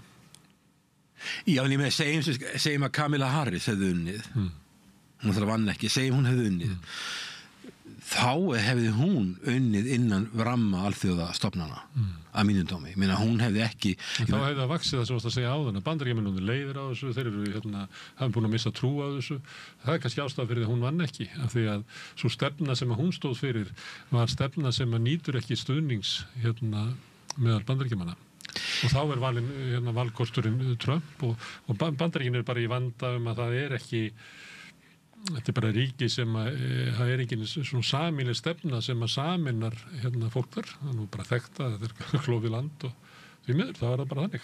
Já, en sko, ég er ekki aðdáandi Trump, ég held að Trump og varaforsetinn, sem er líka mjög umdeildur maður, hann talaði bara við Zelensky to use diplomacy og þar er ég sammála þeim að þú verður að vera tilbúin að semja. Biden var ekki tilbúin að semja, hann kallaði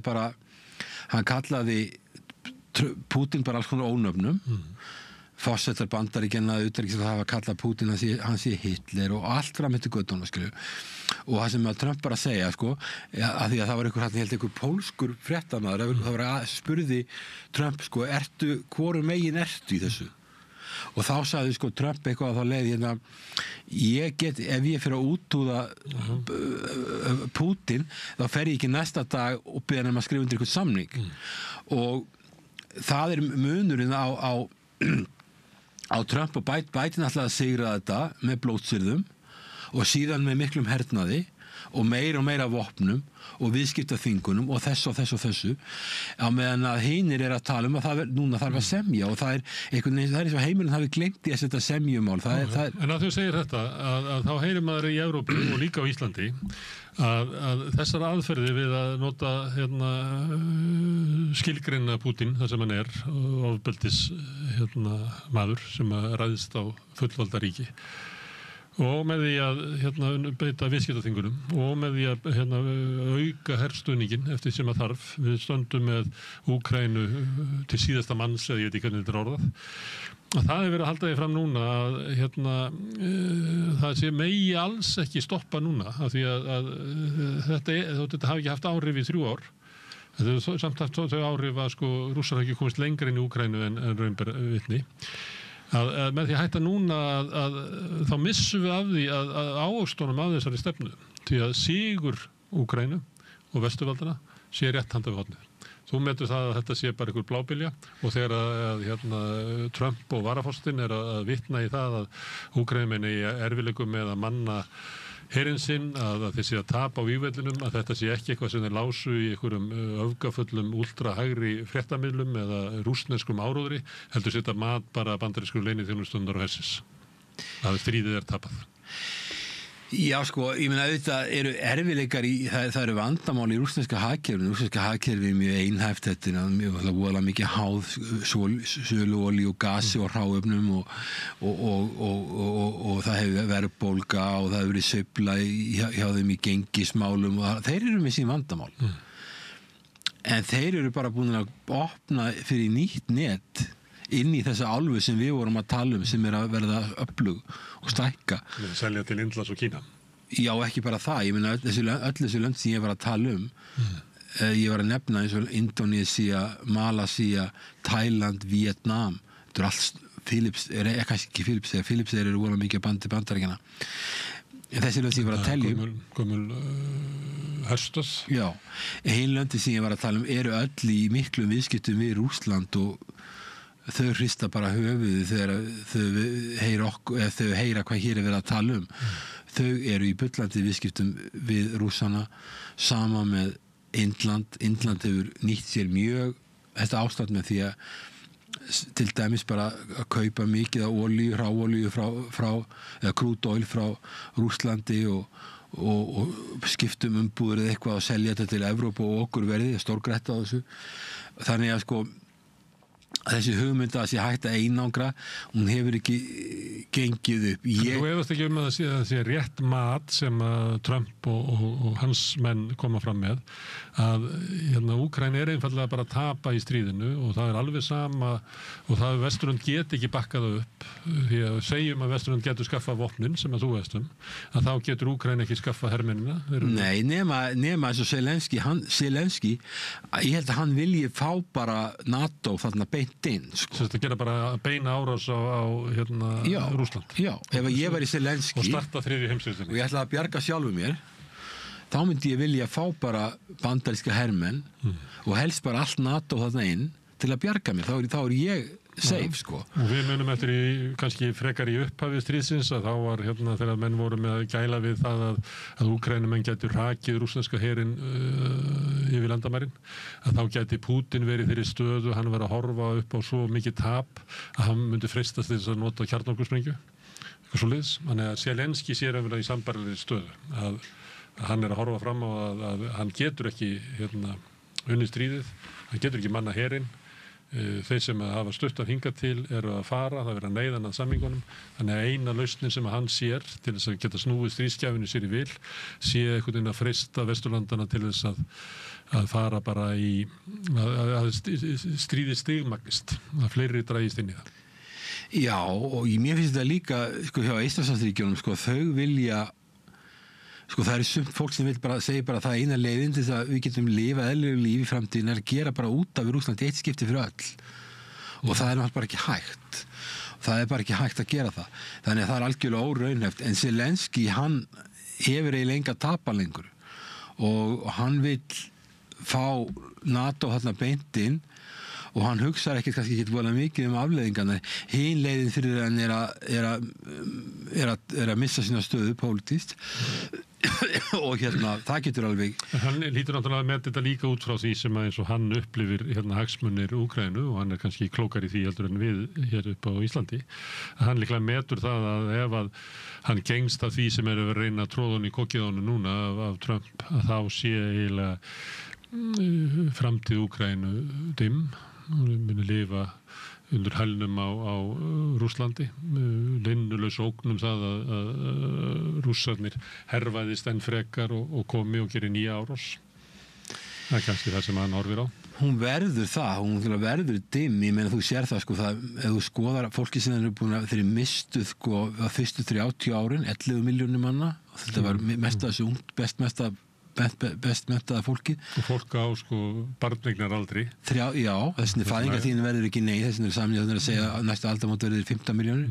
Þegar er svona flutningur úr sveit í borg, að þá er það gamla fólkið og unga börnin sem verður eftir og sömuleyti var það þannig að það fóru svo margir sem að flúðu Úkraínu í leita betra lífi annars staðar að sko svona aldursamsetningin í landinu er ákaflega slæm og svo náttúrulega stríðið magnar að enn frekar og það er eiginlega hryllilegt að sjá aldursamsetningu Úkraínu. Já, svo Evrópusambandið kynnti undir þetta með því að Evrópusambandið felldi niður kröfum vegabréfsáritun til þess að fá þetta fólk, því vantaði fólk til að vinna ódýrt í verksmiðjum hjá sér, að þá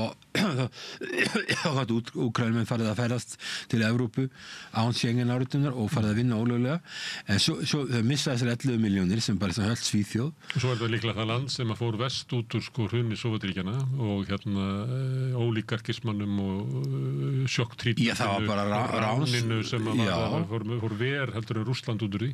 Og ver heldur en, við tökjum til dæmi Austur-Þýskalandi, það sem er gríðarleg pólitískur órói núna, sem eflaust má rekja til hvernig var staðið að sameiningu ríkjana. Svo það stríðið náttúrulega búið að valda örkumlun og dauða margir flúa, það ekki koma tilbaka. Úkraína að missa svæði þar sem eru auðlindir, þar sem hefði getað verið möguleikar. Við vitum ekki hvernig þetta endar. Hún held með þessu stæðinu núna, það múið hún halda út þessa sem aðra útflutningshöfnin, það er algjört lykilatriði, hún verður að halda út þessa. Upp á það er bara útflutning að gera, upp á það geta flutt kottn og þeir geta ekki flutt þetta á lestum eða bílum, þetta verður að vera skipaflutningar. Ef þeir missa aðgang á sjó, þá er þetta land algjörlega, þá er þetta ekki sjálfbært í neinum þeim skilningi. Ég meina þó að þeir héldu öllu þessu landi, þá voru þeir ekki með engan hagvöxt. Og þess vegna í sjálfu sér, ef að þeir geta fengið bandarísk fyrirtæki, evrópsk fyrirtæki með sér í að nýta auðlindir, þá er þátt að fyrir sér jákvætt. En þegar ég var að tala Það er skömminni skárra heldur en sér örfáir ólíkarkar sem soga til sín allan haga af náttúruauðlindunum. Já, ég var að tala alþjóðabokkanlega 2019 og ég hef ekkert farið þangað eftir það, ég fór til Kíev. Þá fannst þeim að spillingi væri svo mikil og þessir ólíkarar væri svo sterkir að eina leiðin til þess að ná ykkur í jafnvægi væri það að Brussel væri þarna með ykkur að fingurna í þessu líka. Þannig að þetta væri svona shared responsibility og að væri einhver svona samkeppnislegu og einhverja reglur sem giltu þarna, einhverja leikreglur, þannig að hagkerfið yrði heilbrigðara, en því að það var ekkert, hagkerfið var bara alveg steindautt. En ég get ekki séð ég get ekki séð að framtíð Úkraínu geti verið björt ég meina svo eru menn að halda það sé hægt að gera byggja landið upp með þessum gjaldeyrisvaraforða Rússlands og alls konar svona hugmyndir og landið verði ofsaríkt og þetta verði bara eins og Þýskaland eftir seinni heimsstyrjöldina eða Japan, mér finnst það bara að vera fjarstæða. Algjör fjarstæða. En förum til Evrópu. Evrópu er náttúrulega bara hugmynd. Þannig að ég segi þetta bara vegna þess að það stundu talað hvert svar Evrópu og svona, að það er bara mjög ólíkt hvernig menn meta. Við höfum farið svolítið yfir ólíka öryggishagsmuni og segjum sér svo að Bandaríkjamenn séu að draga sig út úr Úkraínu og bara með svona létta hótunum að draga sig út úr Evrópu líka. Að þá eru mörg ríki sem að myndu frekar velja að viðhalda einhverju tengslu við Bandaríkin heldur en einhverjum sameiginlegum tengslum Evrópu, eða svo tengingu við eitthvað sem að ætti að vera Evrópa. Og sem er Evrópusambandið eða hugmyndir Macron evrópskan her. Það eru margir sem að myndu velja að það er bara miklu mikilvægara fyrir okkur að vera í góðu samskiptum við Bandaríkin, þótt á Trump síðar, heldur en að taka þátt í einhverju svona óvissuferðum að búa til einhverja eining út úr Evrópu þar sem við vitum að er svolítið hver höndin upp á móti annari mjög ólíka hagsmuni. Eiginlega stjórnmálakerfi allra landana eru í mikilli upplausn. Flest löndin hafa bara fullt í fangi með sjálfa sig, bara svona átökum innanlands. Þannig að þó svo að Keir Starmer stökku til og Macron og vilji svona taka að sér að vera eitthvað svona fórustu Evrópu, þú hefur heyrt það er ofta alveg að Evrópu vanti bara einhverja fórustumenn og þá hef ég stundum sagt að Evrópa hefur ekki stjórnmálakerfi sem getur búið til fórustumenn og þótt að þú verið til einhverju fórustumæður í Frakklandi þá bara vilja Pólverjarnir eða Ítalir ekkert með þann gera þannig að Evrópa er svo sundurlaus.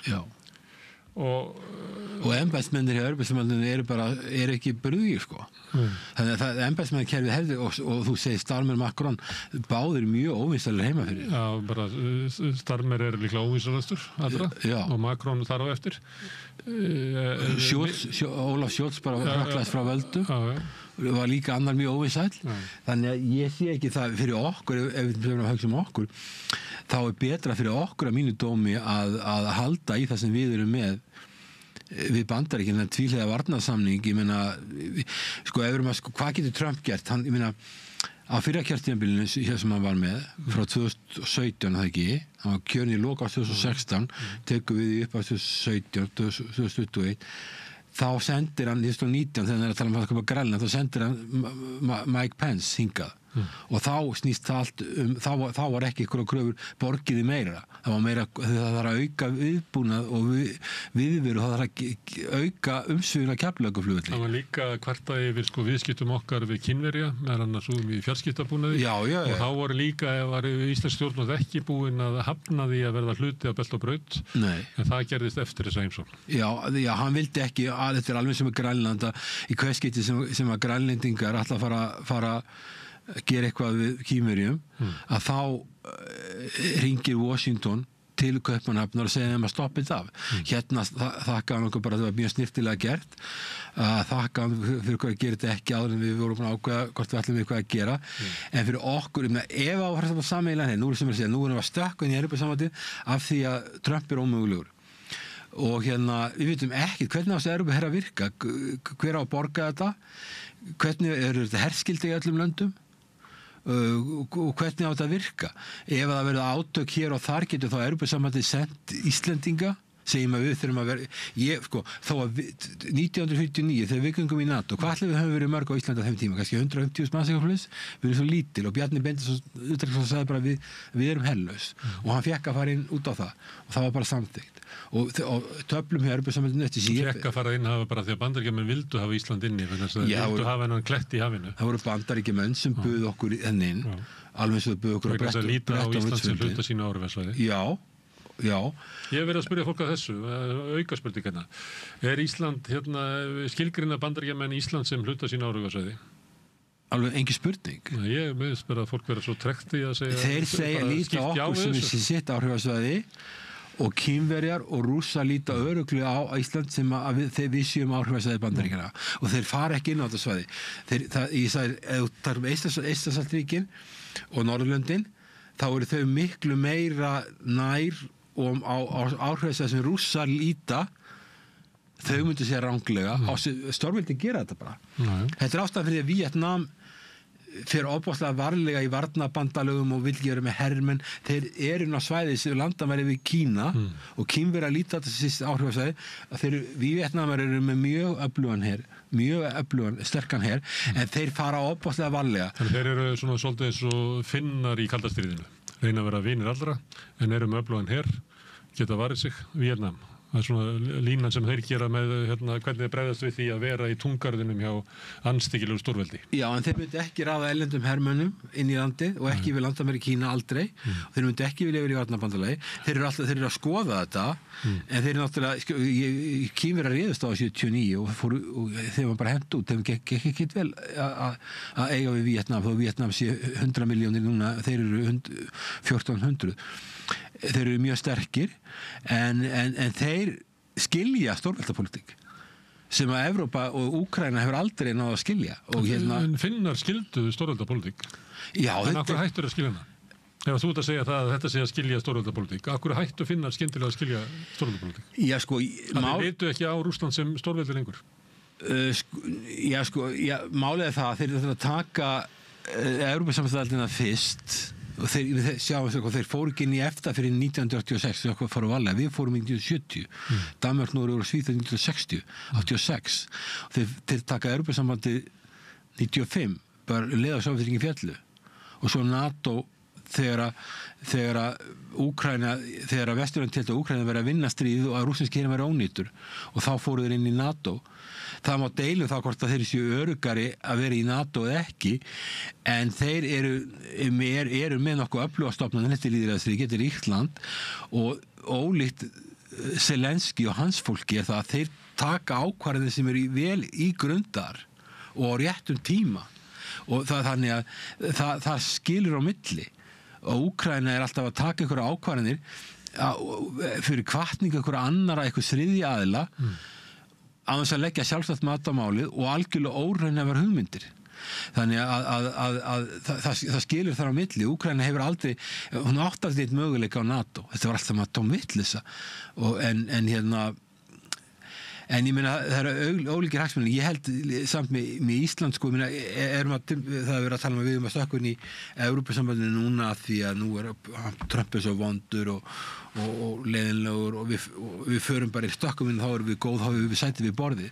En eins og það segja, þetta sundurlaus álfa, hver hendun upp á móti annarri og það ekkert vita hvernig þessi Evrópuher myndi vera og þó að við höfum fengið þegar við vorum 150.000 manns undan þáu ég hef enga trú að því að ef Evrópuher, sameiginlegan her þar sem allir leggja eitthvað í púkinn og við vorum komin okkur inn að við varum eitthvað undan þegar núna. Það getur vel verið, ég tel ekki að vera líklegt en ég heyri það sagt oftar núna að þá það bara eitthvað sem við verðum að kyngja. Við verðum að vera verðugir bandamenn og þá það ef að öryggi hagsmunir Evrópu eru þannig að það verður að vera almenn herskildi í Evrópu þá bara býtum við það súra epli, Hilmar minn. En hvernig þetta sjónarmið sem ég bara að byrja að heyra núna sem að mér hefði fundist vera næstur í ómögulegt að heyra eitthvað segja fyrir 3 árum. Já, sko, ég vil auka viðveru okkar á sjó. Og þar á meðal hernaðarlega, það að segja að vera með skip sem eru mun betur vopnuð heldur en það sem í dag því við erum ekki, ég myndi ekki fara að kaupa eitthvað 100 skriðdreka eða eitthvað, við erum ekki með landamæri með eitt ríki, ég myndi ekki fara að kaupa flugherr, við bara ráðum ekki við það en við getum alveg ráðið við að vera með dálítið öflugan heitir það landhelgisgæsla dálítið öfluga viðveru á sjó að það bara þjónar okkar hagsmunum til hvers? Til að verja okkur fyrir hverju? Ef þú segir að hinn stórveldin þau myndu aldrei hugsa það að koma inn á okkar svæði vegna þess að við erum skilgreind sem áreiðsvæði bandamenn. Já, sko, auðvitað getur heiminum breyst. Við getum verið með auki okkar getur til að taka skip sem að gera eitthvað sem okkur finnst vafasamt. Gæslan hefur kvartað undan því, ég man ekki betur að það séu grunnsamlegar ferðir og alls konar hlutir að gerast þetta í kringu landið sem að þeir get ekki almennilega fylgst með, þeir get ekki keypt olíu á skipin stundum og þannig að við getum stundar löggæslu öfluri björgunaraðgerðir, meira eftirlit og norðurslóður geta orðið átakasvæði því það eru bara það miklar auðlindir á þessu svæði sem á skipaleðirnar og sem að koma að það gæti orðið eitthvað spenna þar. En þú vitnar oft í Bjarna Ben Eldri sem að þegar Ísland ganga inn í NATO þá segir hann að við erum bara örfáar manneskjur á þessu stóra landi. Þannig að það bara ómögulegt fyrir okkur að búa til her sem að gæti varið landið. Við getum það ekki. Svo ertu komið með alla lögsugun okkar sem svona stór og við erum jafn fá inni. Það er bara ómögulegt að við getum haft herafla til þess að verja alla þessa lögsugun. Það bara því miður. Við þurfum ekki, ef við erum í varnarbandalagi og samstarfi, þá erum við ekki að gera nema bara brota því sem það er að gera. Aldrei. Við erum bara með meira eftirlit, meiri getu til að björgunaraðgerða ef eitthvað ekki ber út af og við erum í betri aðstöðu að geta tekið skip eða einhverja grunnsamlega aðila sjáum við svo Eystrasaltið þess að vera að sigla þarna fram og tilbaka og eyðileggja bara togar eða eitthvað, eyðileggja kapla ef að slík stað kemur upp þá ekki nóg bara að vera með eitthvað 2 skip og ég held bara með þess að Freyja sig, hún var ekki með fallbyssu síðast ég vissi, það er bara raunverulega varðskipið það eitt sem heitir Þór sem sæmilega búið varðskip hitt þjónustuskip, gaglegt skip en það ekki smíðað sem varðskip við getum alveg gert meina þetta og við erum með land ég held að sé 700.000 ferkilometrar rúmlega okkar efnahagslösa og við höfum alveg efna á því að vera og þetta ekki bara hernar auðvitað þurfa þessi skip að vera þannig vopnu að þau geti tekið skip með valdi ef á þarf að halda og það geti gerst ef þurfum að gera það og þá herskipið það Já, ég meina Þór með fallbyssu, vopnaskip og getur... Ef þú ætlar að taka herskipa þá það líklega vopnum líka. Já, við erum ekki að fara að taka erlend herskip.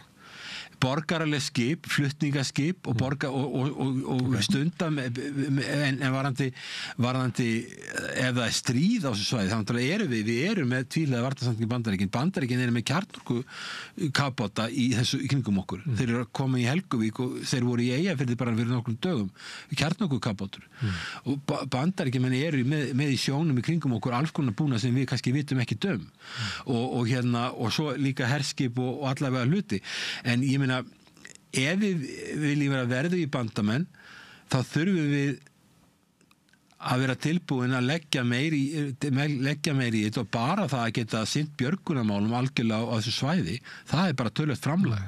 Annað sem hefur verið nefnt í sambandi við íslenskan her að við þyrftum að hafa einhverja sveit sem að gæti varist í að kæmi hér bara einhverja óþjóðalíður sem myndi bara lenda hér á Reykjavíkurflugvelli og ég veit ekki hvernig þeirra menn að gera svona kúp, hvað taka í dag, hvort það taki útvarpshúsið og Alþingishúsið og löggustuðuna.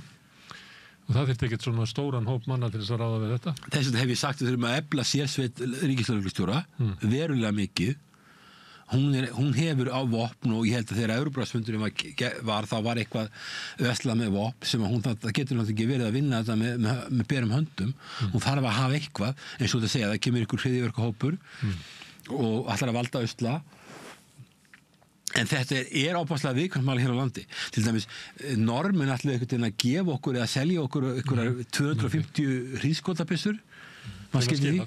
Já, og það var allt vitlaust út af þessu. En svo var haldinn þessi fundur til þess að ná eiginlega að þá var keypt þessi vopn sem að... Þannig að það þýðir ekkert fyrir okkur, ok, ef það kemur einhver óþjóðalíður 100 manns eða eitthvað og ætlar bara að taka stjórnlandsins með því að gera einhverja kúnstir, þá þurfum við að vera með einhvern viðbragðshóp og hann þarf að vera vopnaður, en bara þetta með her og herskyldu á Íslandi og að vera með betur búna lögreglu, þetta bara mjög umdeilt og hefur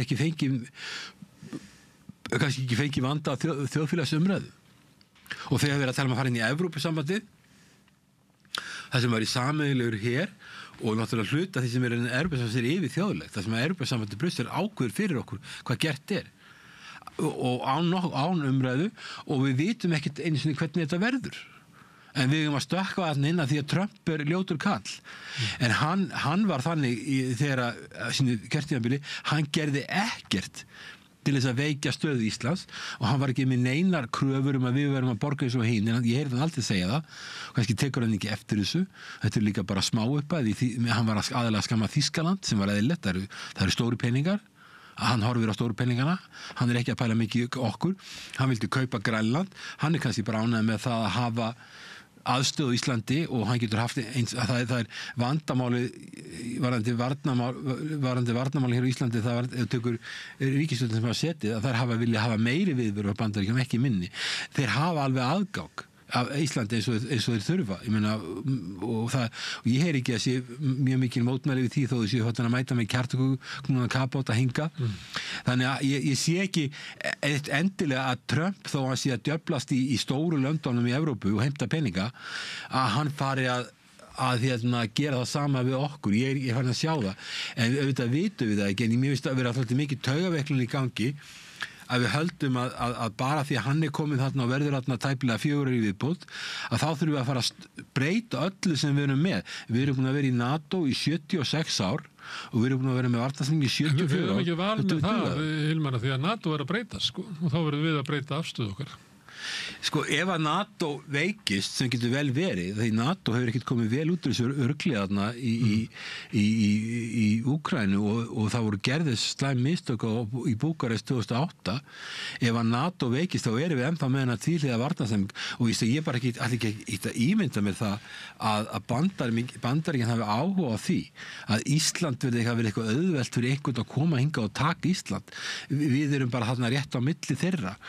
Ég heldur að Bandaríkin vilja styrkja sína stöðu á norðurslóðum, ekki veikjana. Svo hefur við lagt áherslu á og tekið oft dæmi að Víetnam, hvernig svona lönd hegða sér sem eru svona í nábýli við stórveldi og eru oft bent á það að Úkraína hafi gert mistök í því hvernig þau hegðuðu sér og það hafi kannski leitt til átaka sem að voru óumflýjanlega ef við lítum svo á að stórveldin hegði sig með þessum hætti, að þeirra telja sig vera ógnað, að þeirra vera að breyta, þeirra önnur stórveldir eru komin inn á þeirra áhrifasvæði, þá verði einhver átök út úr því. En þú hefur líka sagt að Ísland sé áhrifasvæði Bandaríkjanna eigum við þá ekki að, samkvæmt því sem þú ert að segja, að hegða okkur í takt við það, að þegar að Keir Starmer og Macron og fleiri fara Evrópu eða þegar Norðurlanda þjóðurnar og Eystrasalts þjóðurnar eru að reyna að búa til sameiningu Evrópu eitthvað svona sameiginlegt svar sem að byggir þá á þeirra öryggishagsmunum og þeirra stöðu í heiminum, að þá erum við aldrei í þeim hópi vegna þess að við erum inn á árafessuði Bandaríkjanna og það að viðbrögð Evrópu við því hvað Bandaríkjann er að gera núna eiga kannski aldrei almennilega við okkur vegna þess að við höfum allt aðra stöðu heldur en Finnland eða Pólland eða Eystrasaltslöndin eða við talum ekki að fer bara eitthvað ennað það en þá lengra. Já, en við þurfum samt að vera í góðum samskipti við öll stórveldi vegna þess að við tökum dæmi til dæmis Þorskastríðin. Við vorum að berjast fyrir landhelgin okkar sem tók 74 ár, frá 1901 til 75. Þá hverjir voru að senda sjóherninga inn til okkar? Það voru Bretar. Hverjir voru það sem tóku harðast á okkur í kreppinu 2008-2009? Það voru Bretar og hollendingar.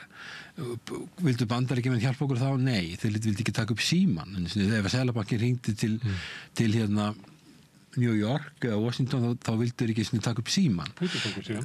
Já, þess vegna ég að segja það og það gerði Kínverjar líka að við erum áhrifasvæði Bandaríkjanna vegna legu okkar og við erum við varnarsamning og erum svona á endasvæði þeirra en það koma þeir tímar að sem að Bandaríkjanna hafi ekki sérstaklega áhuga að sinna okkur í ykkur málum sem kannski kemur þeim ekki svo mikið við. Til dæmis eins og þegar þá bankakerfi hjá okkur hrinni þá það ekki, ógnar það ekki öryggi Bandaríkjanna. En þetta fylgir því að við erum áhrifasvæði Bandaríkjanna og eru skilgreind að þeir þurfa á landinu að halda eða megi ekki missa það yfir til annarra út frá sínu eigin öryggishagsmunum. Bankahrun og landhelgisstríð og fleira, það bara flokkast ekki. Þau bara hafi ekki áhuga á því, sko. Já, sko. Það tengist ekki þeirra hagsmunum. Henry Kissinger kom hingað Pompidou kom hingað og Richard Nixon og þá var það Óli Jó og Kristján Eldjárn sem heldu sér yfir Richard Nixon út af þessu þorskastríði og Kissinger var alveg neykslaður á því hvers konar framkoma þetta væri við forseta Bandaríkjanna að hvernig þau væri óbáslega frekir við hann og þú getur bara fundið á netinu þá yfirlýsing sem Kissinger lesu að Bandaríki muni beita sér fyrir því að þessa þorskastríði þessi deila verið leyst þannig að þeir gerðu það í hruninu 2008-2009 þá höfðu þeir ekki áhuga á því að þeir kostið $10 miljarder að bjarga þessum bönkum og þeir voru ekki vissir að borga sig að bjarga þeim og ákveða að láta að fara en þá ég að segja það að þó að við séum á áhrifasvæði Bandaríkjanna þá getur verið gagnlegt fyrir okkur að geta talað við Kínverja og Rússa þess vegna fannst mér alltaf mistök á okkur þó svo að við verum að segja Rússum að þessi árás á Úkraínu vera ólögleg að við ættum að halda talsambandi opnu og halda sendiráðin okkur opnu því hlutinni geta breyst alveg svakalega hratt og ekki kaupa vopn áttu þá líka?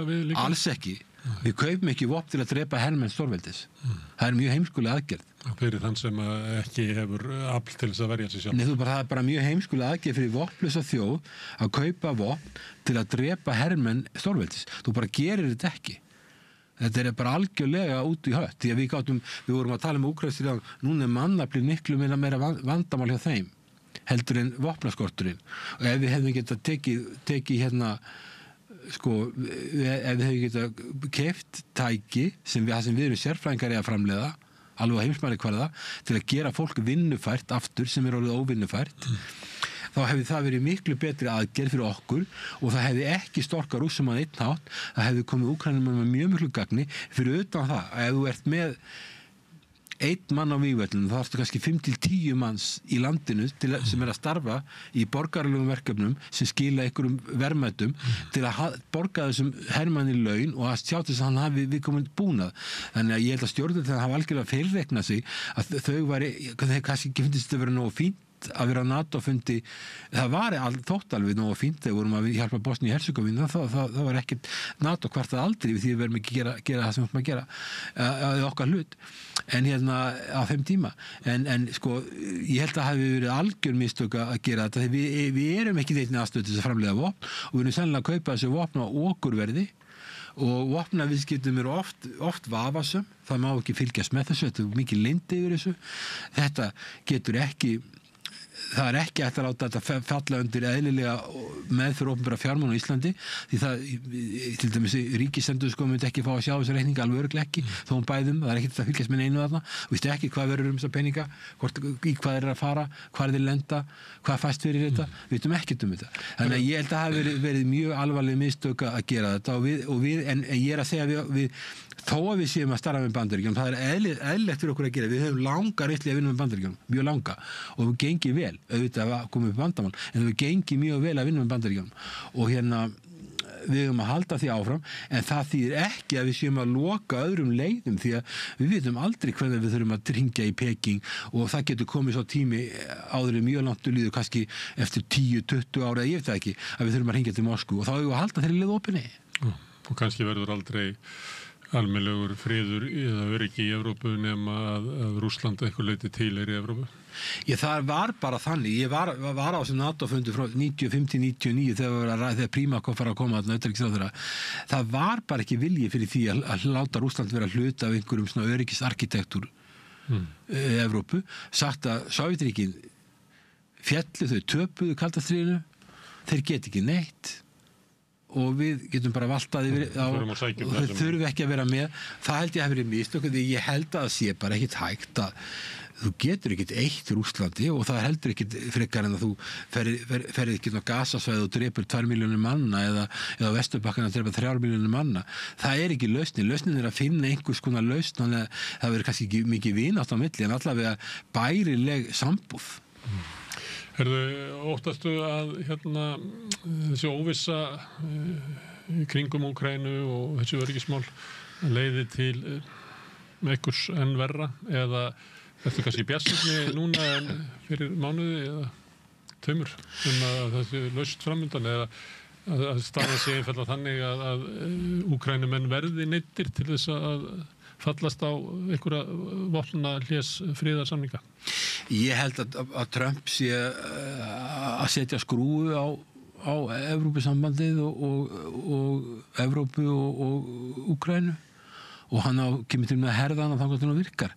Ég held að Evrópa verði á einhverjum tímapunkti að sætta sig við eitthvað svona málamiðlun, það sem er algjörlega lágmarka tjón Úkraínu svo hægt er. Það verður erfiðast fyrir erfiðar fyrir að samfæra Úkraínumenn og Zelenski hvort að hann verður áfram forseti það veit ég ekki ég held að ef að Trump segir við Macron og Steinmeier og þessa Evrópu aðilega aðna og náttúrulega Steinmeier hann alltaf breytlaði ekki Evrópusambandinu ég er bara farinn og þeir geti átt þetta mál ég skal bara eiga þetta sjálfur ég má ekki gera þessu, ég hef ekki tíma ég þarf að einbeita mér að öðrum málum sem eru mikilvægari fyrir þjóðaröryggi Bandaríkjanna og þeir skulle bara leysa þetta sjálfur á eigin reikning þá held ég að þeir muni bakka og þeir muni samþykja það sem Trump er með. Það kemur allir ljós. Hilmar Þór, takk fyrir að koma hingað að ræða heimsmálin eins og við gerum vanlega á leiðinni frá Akureyri út í heim. En við höldum áfram hérna við Rauðaborðið að reyna að skilja þennan heim sem er alltaf að breytast.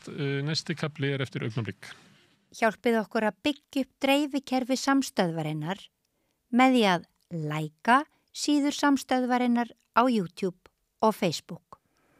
Nú, María Lilja, hún ræddi gleymdu konurnar, eins og hún kallar það. Kristín Pálsdóttir og Halldóra R. Guðmundsdóttir, forstöðukonur Rótarinnar og Konukots, reyndar einnig, komi hér að Rauðaborðinu og ræddu vanda heimilislausra kvenna og konur með fíkni vanda.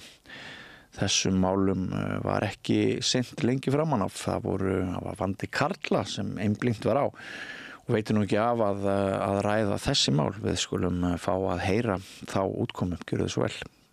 Samstöðin er fjölmiðill í eigu almennings.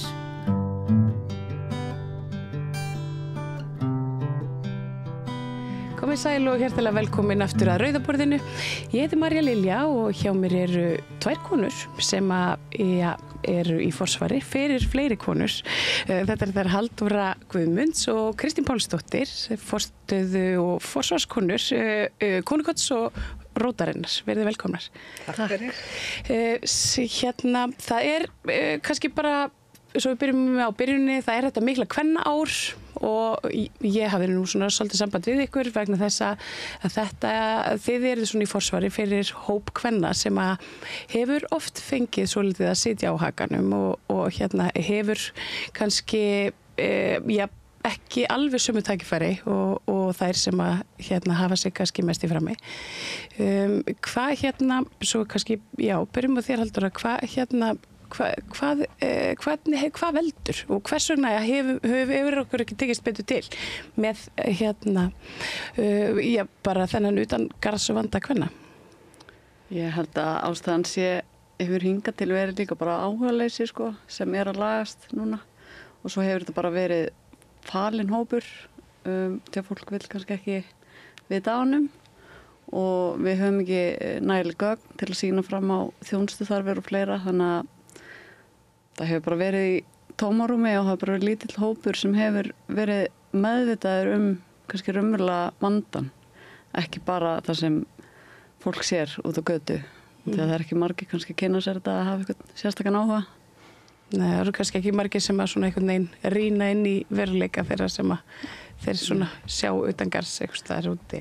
Og það bara, það ekki margir sem hafa heldur aðgang að þessum upplýsingum. Þetta alveg sér heimur sem algjörlega einangraður og þó svo að fólk, utanakomandi fólk gæti haft áhuga, þá eru upplýsingarnar ekki aðgengilegar og til að það eru rosalega fáir snertifletir sem eru utan kannski félagskerfisins, þar sem fólk getur aflað sér upplýsingar eða kynst vandamálinu frekar. Já, en hversu margar konur eru þetta svona alla jafna sem eru að sækja inn í Konukot bara vikulega? Vikulega? Eða á hverju kvöldi? Já, það eru svona 100 kennitölur cirka sem koma ári og meðalnýtingin á nóttu núna fyrir 2024 9,3 konur á nóttu, var 11, eitthvað 2023. 10,5. Já, 10,5 2023. Þannig að já, það svona kannski meðalnýtingin, en við erum með 12 rúm og það sveiflast rosalega. Það komu 3 nætur daginn þar sem var 1 til 3 konur í húsi í röð. Við vissum ekki hver ástæðan fyrir því var og svo koma á sumrin kannski nætur þar sem eru 15 til 19 konur. Hvers vegna sveiflast þetta svona? Við veitum það ekki. Kenningin okkar að nýtingin eykst alltaf á sumrin sem gerir og við heldum að það sé út af því að það auðveldara að koma svo á milli. Þær þurfa náttúrulega fyrir út klukkan 10 á mótnana og það opnar ekki fyrir 5 og þegar það er vont veður og kalt þá það að reyna að koma sér eitthvað inn, kannski ekki í öruggu húsnæði eða ekki með öruggu fólki og eru kannski að ílengjast þar lengur en það ætluðu sér út af því að það erfitt að komast á milli. En á sumrin þá meira að vera að flakka og þær koma og kannski fara aftur nóttina og það svona okkar kenning, við höfum aldrei fengið eitthvað staðfestingu á því og já, svo á jólunum dettur líka oft nýtingin svona á milli jól og nýjárs og þannig það eins og mögulega eru þær þá kannski að fá inn hjá vinum á ættingum einu og einu nótt eða svo eru þær að fá útlitað heimili og kannski missa það á svona jafnóðum að það kemur rótering félagskerfi þá. Já, og þegar ein kona fer frá okkur og fær útlitað heimili þá stundum fylgjenni nokkrar fá að vera og kannski með marga gesti svona alltaf að byrja með á meðan það endist og þá droppar nýtingin hjá okkur en já, það er alveg svona sérstök kvennasamstæða sem að ég búin að vera að pæla svolítið í kvennasamstæðinni svona síðustu vikur þú segir að þegar einn fær félagslega íbúð þá fylginni svona nokkrar það er eitthvað svona alveg einstök kvennasamstæða myndi ég segja. Já, þetta er náttúrulega líka þannig heimur að konur standa mjög höllum fæti og þær verða að standa saman. Þær gera það ekkert alltaf og ekki alla daga en svona heilt yfir út í að þetta eru með að við tölur þá eru 100 heimilislausa konur og 300 kallar. Nei, 200 kallar, það nei, 300 kallar. Nei, 200 er það ekki. Það er 1/3, jú. Já, það er 1/3 konur og þetta er þess tölur þá sem að nýta neyðarskilin. Og svo er náttúrulega það sem við erum náttúrulega oft að tala það er þetta faldaheimilisleysi. Það er þeir sem að nýta ekki skilin eða þjónustuna en eru búa við óöruggar aðstæður. Eru þetta allt konur í neyslu? Nei, ekki allar, en stærsti hlutin er í neyslu og svona mjög þungri, langri neyslu. Þær sem eru ekki neyslu eru konur sem eru með mjög svona þungan geðrænan vanda og eru þar leiðandi að falla svolítið á milli kerfinu. Kannski eru ekki með gott samband við félagsráðgjafa, félagsþjónustu, treysta illa, erfitt að skrifa undir hluti og þannig og þær gleymast svolítið hjá og eiga til að bara vera allt og lengi hjá okkur. En annars er svona meiri hlutin í mjög þungri neyslu sem er oft svona heimilisleysi er oft afleiðing af því að það er einhvern veginn erfitt að viðhalda þeim lífstíl og halda heimili. Þú hefur unnið mikið með svona áföll og svona áfallanálgun í meðferðarúrræðum og tala lengi fyrir svona breyttum áherslum. Hefur eitthvað breyst síðan að þið fóruð að staða í Rótinni? Já, það hefur alveg margt breyst sem betur fer og þegar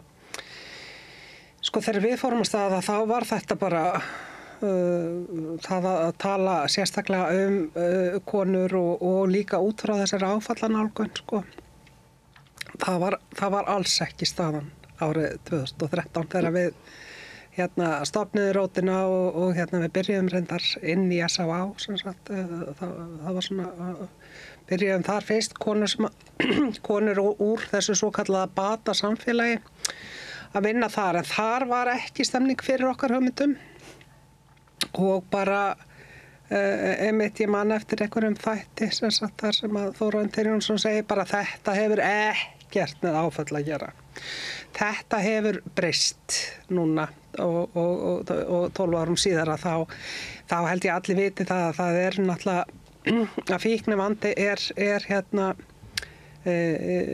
oft flókin vandi sem að tengist félagslegum þáttum mjög sterkt og ég meina þetta er vitað. Þannig að en við náttúrulega þetta er náttúrulega hluta til þetta að við höfum verið með svona hér var náttúrulega bara ákveðið kerfi sem að var mjög einsleitt og bara ein hugmynd í gangi að fíkn og sjúkdómur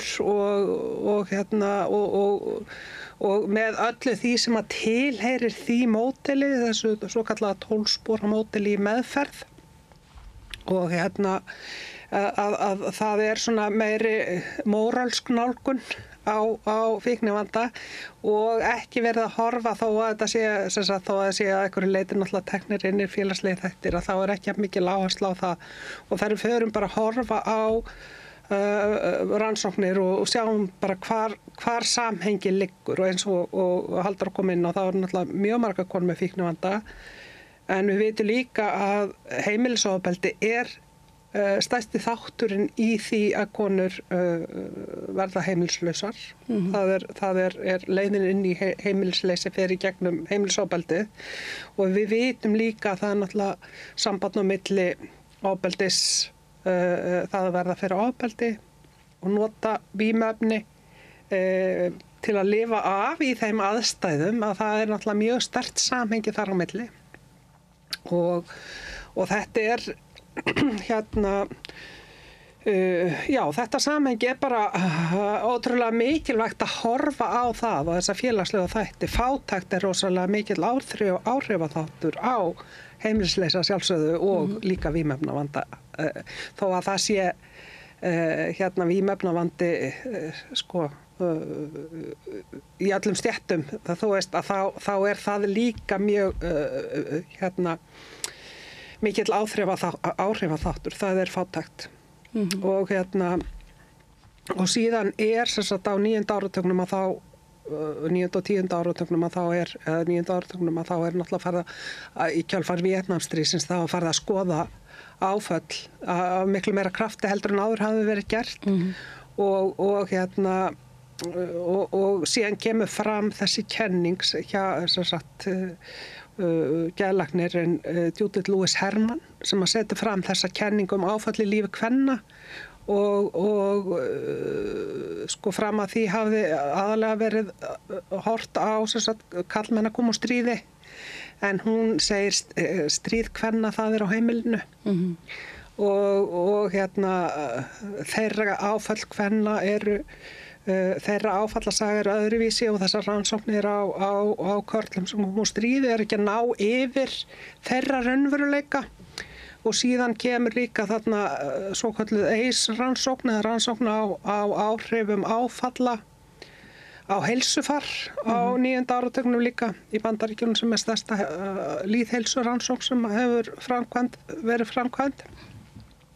Og þar kemur fram, sem sagt, ég veit nú flestir í dag eitthvað þessa rannsókn, en þetta er sem sagt rannsókn þar sem að fólk svaraði 10 spurningum áföll, ofbeldi á heimilinu, hvort það var einhver með geðsjúkdóm, einhver hafi farið í fangelsi og fleiri svona áföll af mannavöldum eins og maður talar að við erum að tala mikið það í þessum málaflokki að þetta er fólk sem hefur orðið fyrir áföllum sem eru af mannavöldum.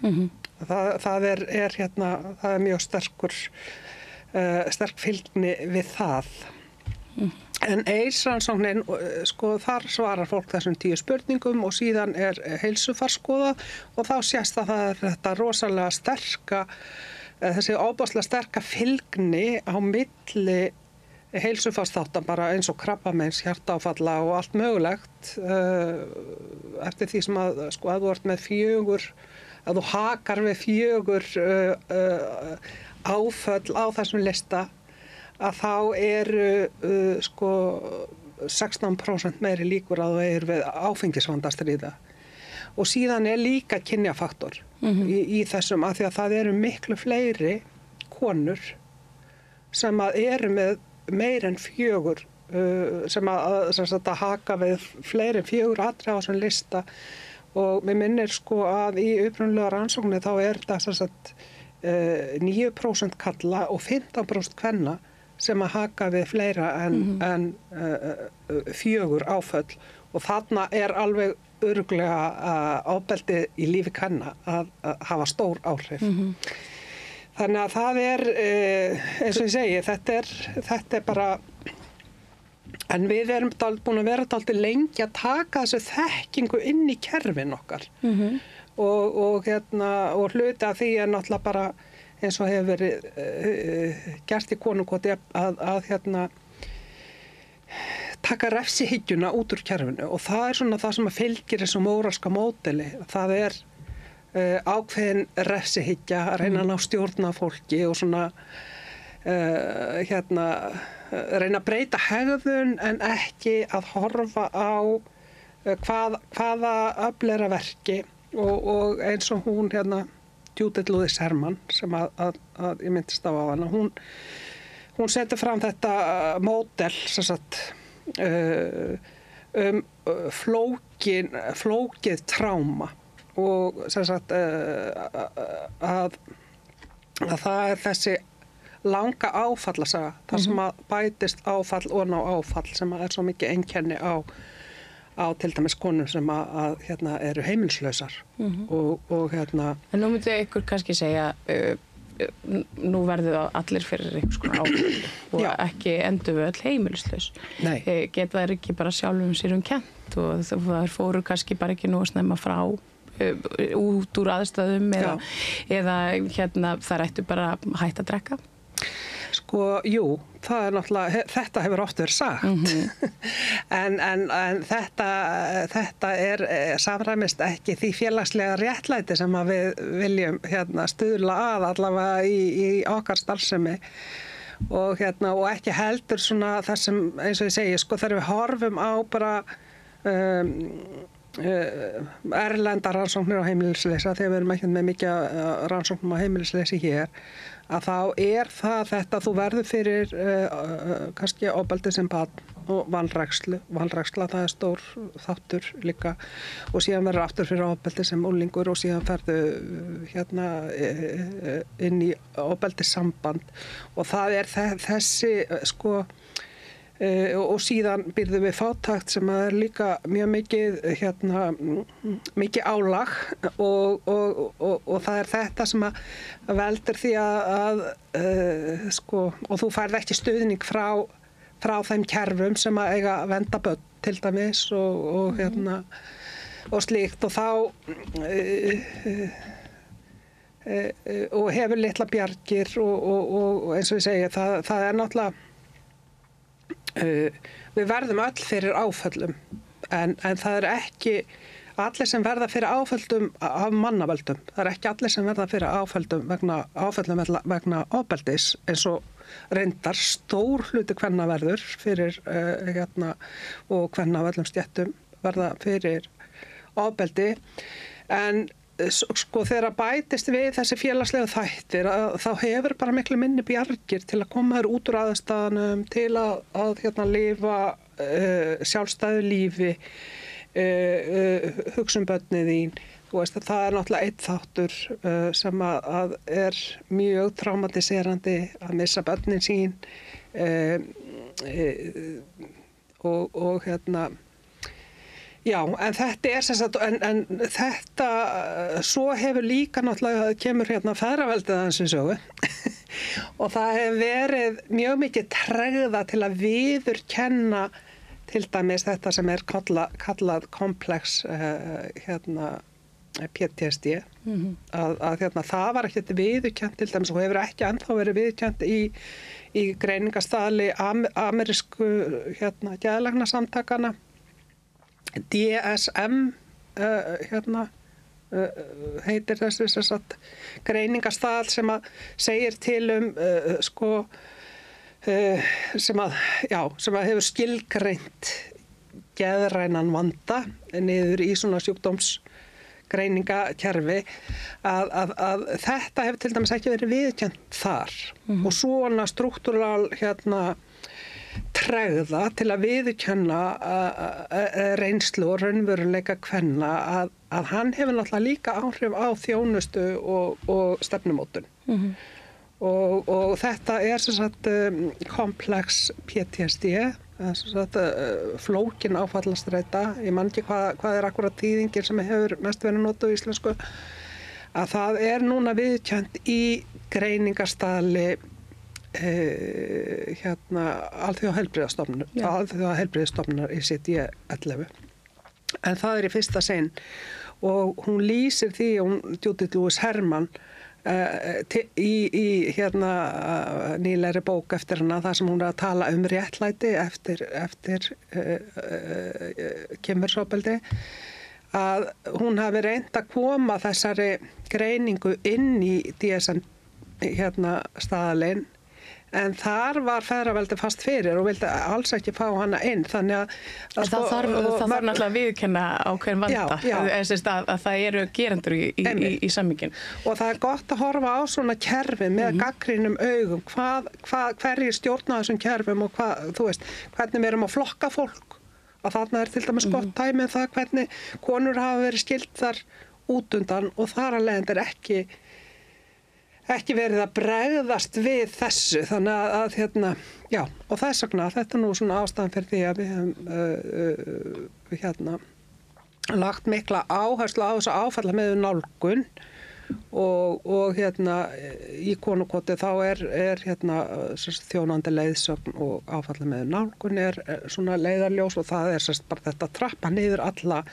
refsihyggju meira notendasamráð fækka öllum árekstrum sem að geta orðið eins og hægt er bara taka út þetta eins öll svona vald yfir konunum eins og hægt Það þurfa að vera einhverja reglur í svona, það eru siðareglur í konungoti, en Halldóra þetta nú hennar daglega brauð, en þannig að sko það svona þetta, og það það sem áfalla með að nálgunin alltaf snýst það bara að við horfum á sögu kvennanna, sem sagt, þú veist, af hverju er þessi kona að hafa sig svona? Jú, það af því að hún með flókna áfallastreitu og þetta krefst þess líka starfsfólki horfi á sig, af hverju ég að bregðast svona við, hvernig get ég bregðast við öðruvísi. Það var nú bara mjög hollt að innlega þetta bara allstað alþingi til dæmis. Já, einmitt. En þetta náttúrulega allstað verið að innlega þetta og þetta orðið svona bara best practice til dæmis í öllum leiðbeiningum hvernig á að reka svona kerfi og heilbrigðiskerfi og með sé að lögregluna þó að það sé að vissu leyti svona kannski aðeins flóknara á svona stöðum þar sem eru mikla valdheimildir. Haldur að þú ert búin að vera í þessu í nokkur ár og í konungkvöldi og ég velti fyrir mér sko þegar ég hugsa það út frá bara svona sjálfur í mér að það auðvitað koma inn alls konar konur og maður hlýtur að tengjast einstaklingum sem að koma inn svona ákveðnum böndum og finnast vænt þá og vilja einhvern veginn svona sjá þeim vegna vel. Svo kannski gerist það ekki og það, þú veist að verða alls konar áföll, ég meina þú hlýtur sjálf að lenda í alls konar áföllum í þínu starfi. Já, bara svona kannski þá smærri áföllum. Já, sko ég horfi ekki þannig á það. Mér finnst sko svo fallegt bara starfið og þetta svo rá samskipti og það svo mikil berskjöldun í gangi að þessi áföll sem maður verður fyrir í vinnunni eða vort að tala að lendi ykkur sjálfur eða meira kannski það væri manni áfall að sjá einhverjum sem maður þætti vænt ganga illa eða deyja eða svoleiðis kannski frekar heldur en að sé árekstrar Já, en það svona maður verður rosa flott teflonhúðaður ef maður áttar sig á sínu hlutverki og til okkar hlutverk mjög takmarkað þó svo að það skiptir miklu máli að við erum bara að reyna að vera til staðar daginn í dag þegar við vitum alveg að við höfum ekkert vald til að gera neitt meira. Við erum bara til staðar fyrir þær og litlu hlutinni sem við leggjum áherslu á einmitt bara að gera lífið sem eðlilegast. Ef við náum að eiga gott samtal eða að vera að hlæja saman eða bara andrúmsloftið sé gott, þá það rosalega sigur fyrir okkur. En við erum alveg mjög raunsæjar og það ekki, þetta þeirra leið til að lifa af og maður fer svo bara að bera virðing fyrir því þó sem maður sér kannski ræðilega hluti og þá þetta einhvern veginn, maður bara að aðskilja þetta, maður áttar sig á sínu hlutverki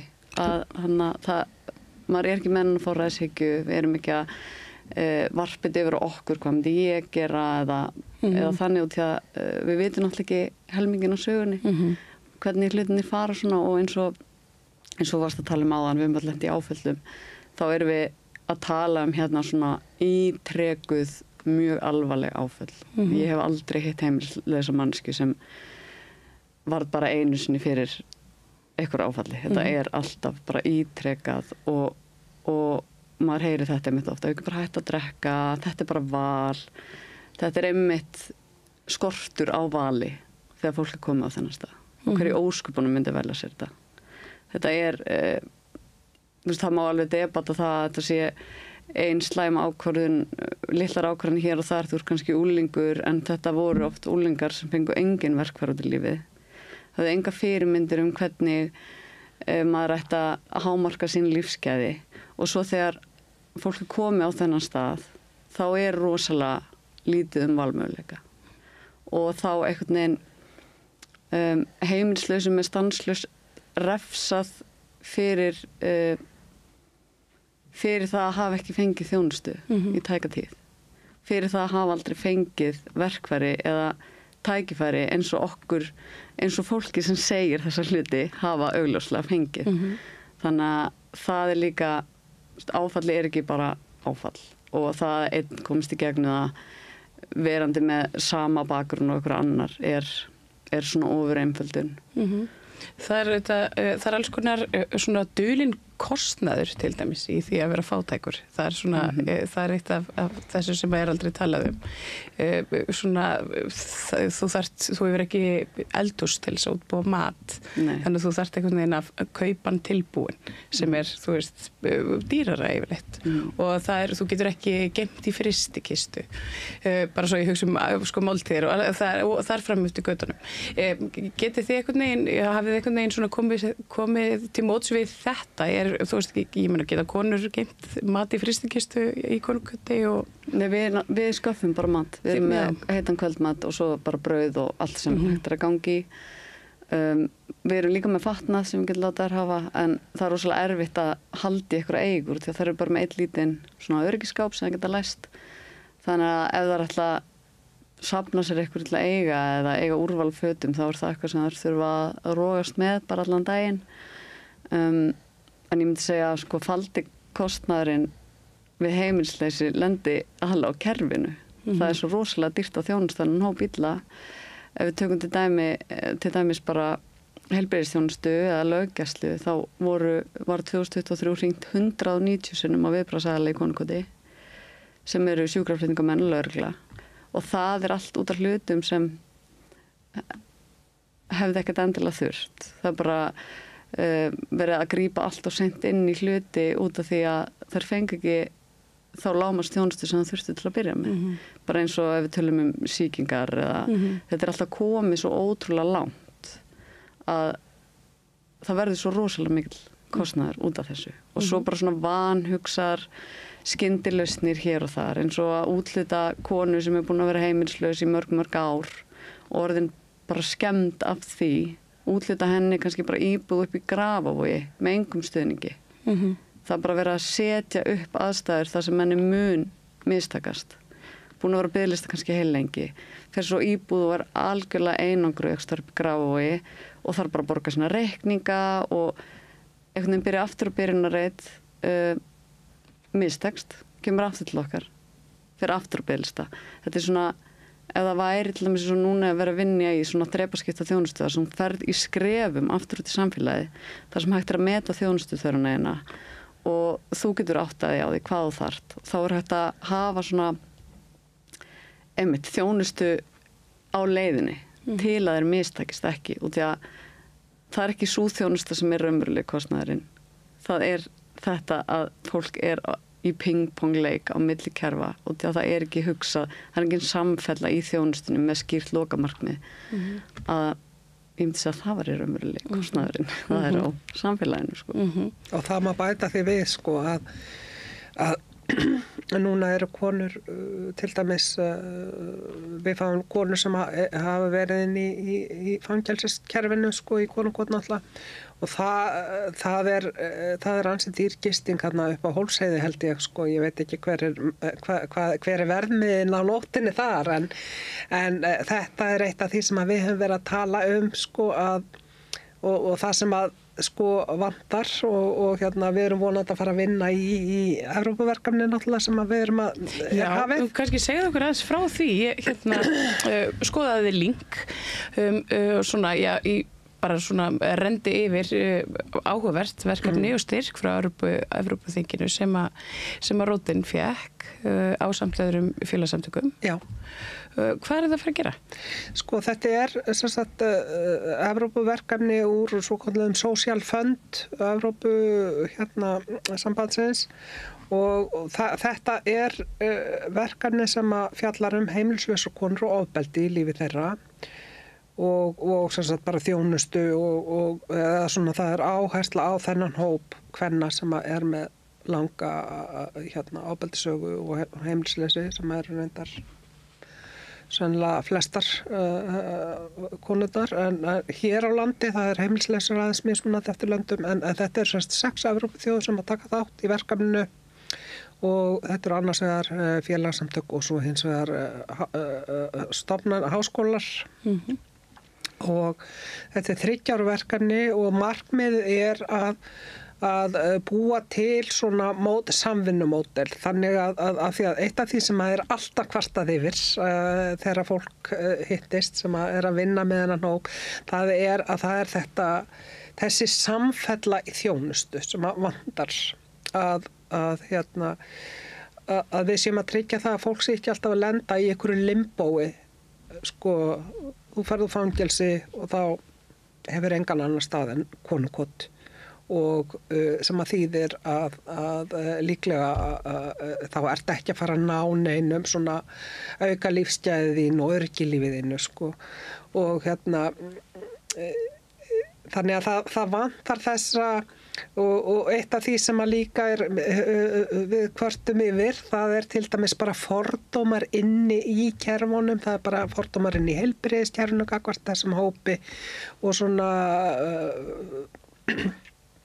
þannig að það svona og lögreglan, við nú verið að vinna með lögreglunni, að funda með lögreglunni sem sagt að svona auka skilning á milli aðila og þar að leiðandi að Hvernig gengur það? Það er bara mjög gott samtal, sko, og en þetta verkefni, markmiðið er að því að eins og ég segi, það allsstaðar kvartað yfir þessum skorti á samfellu í þjónustu og að kerfið virki ekki sem eitthvað fullt af einhverjum aðlum sem bara að gera sitt, heldur að það sé svona samræmi í því sem verið að gera og að það sé gengið í takt og fólk sé að vinna eftir sko sömu verklagsreglum og slíkt. Og svo annar þáttur í þessu verkefni, það bara þjálfun og sem að náttúrulega óhjákvæmilegur hluti af því að gangi í takt að búa til efni til að þjálfa upp starfsfólk í þessum geira og svo náttúrulega mikilvægur þáttur líka bara sem sagt að koma fram með tillögur til stjórnvalda stefnumótun. Og eitt af því sem hér í þessum málaflokki, það ekki til neinn landstefna heimilisleysi. Og sem gerir það að verkum að sko eina stefnan heimilisleysi á Íslandi stefna Reykjavíkurborgar í þessum málaflokki.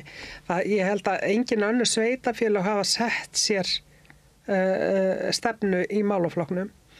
Og það væri náttúrulega, og vonandi verður það eitt af því sem að verður afleiðing af þessu stóra Evrópuverkefni, að það verður sett landstefna heimilisleysi og ábyrðin kannski, og það kannski eitt af því sem að eitt af þessum atriðum þar sem að skortir upp á sko svona samhæfingu kerfisins að sko það eitt neyðarskýli fyrir heimilislausa konur á Íslandi og það konukott og það ekkert öll sveitafélögin sem að endilega vilja borga Reykjavíkurborg fyrir þá þjónustu skilur en það náttúrulega koma konur alls staðar af landinu í konukott. Þannig að þetta svona, já, þetta markmið með verkefni sem bara að gera þjónustu við heimilislausakonu skilvirkari og samræmdari og að við séum svolítið að sigla í sömu átt. En af hverju bara heimilislausar konur? Það náttúrulega sko það af því að rótin félag konur og kvár sem sagt og það bara mikil áhersla á það núna bara í Evrópu og víðar, ekki Bandaríkjunum væntanlega akkurat núna, að leggja áherslu á þennan kynjaþátt og að skoða sérstaklega minnihlutahópa innan minnihlutahópana. Að það sé sko, ef við horfum bara á þetta sem einn hóp, að þá við að missa af því að horfa á að það þarna undirhópar sem með mismunandi vanda sem þarf að skoða og taka á sérstaklega. Og það náttúrulega bara markmið rótarinnar, það bara að setja fókusin á konur og kvár að það sé. Og þetta er bara mjög mikilvægt, þetta er í stefnumótun Evrópuráðsins, sambandsins og svona alþjóðlegra stofnana, þá er alls þar sem mikla áhersla á þetta hefur verið undanfarin 10 ár cirka að það þurfi að horfa sérstaklega á kyn og þannig að þess vegna er þetta verkefni fókuserað á konur og kvár en það náttúrulega mun nýtast öllum heimilislausum sko af því að á endanum mun að gera það. Og það að vera heimilislaus kona er alls ekki það sama að vera heimilislaus karlmaður. Nei, ekki. Þetta er bara heimur sem er með engin lög sem án aðkomi yfirvalda allavega. Þannig að það er survival of the fittest og þær eru í svo rosalega viðkvæmri stöðu að fólk áttar sig kannski ekki alveg á því að þær þurfa alveg svona sérstakan vendarvang yfir sér og því að það bara líkamlegir yfirburðir trompa bara allt þarna. Þannig að það þarf að fókusa sérstaklega á það. Bara ef við tölum einmitt fjármögnun bara fyrir að vera til þá hafa þær rosalega fá bjargráð til að bara lifa af og til að þær geta ekki átt neitt, það er bara tekið og þær geta ekki gert neitt. Ef kemur kallmaður og ætlar að taka eitthvað af þér þá bara gerir hann það og þetta er svona, þetta er bara hierarkía þar sem þær eru bara neðst og þess vegna þarf að, og Reykjavíkurborg hefur verið að leggja áherslu þetta og það hafa konur hafa fengið hlutfærslega fleiri úthlutanir á félagsíbúðum núna seinustu mánuði og ár og það er út af þessu að þær hafa ekki jöfn tækifæri, þær til dæmis þrífast mjög illa í smáhúsum, það er ekki hægt að tryggja öryggi þeirra, þær eru kannski bara hústaka eða þær eru frelsissviptar marga daga og veit enginn að því og þær eru afskektar.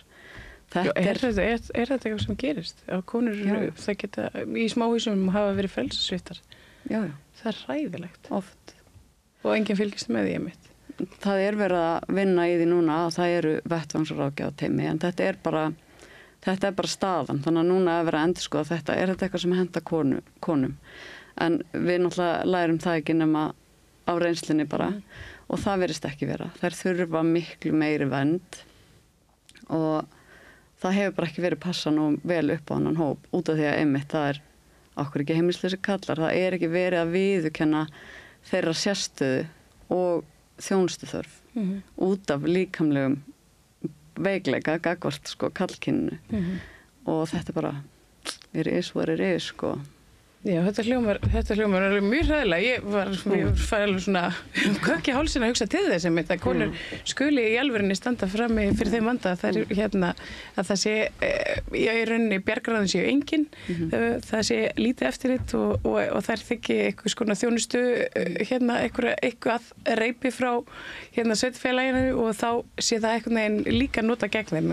Þetta er alveg svona. Já, það þarf bara svona eins og að vera að leggja á sig núna. Það er bara aðgangsstýringu, þær þurfa miklu meiri aðstoð til að tryggja öryggi sitt og það er rosalega erfitt að byggja upp betri lífsgæði ef þú getur aldrei verið öryggur og það er náttúrulega bara það sem einkennir þennan hóp, það er hvergi öryggi.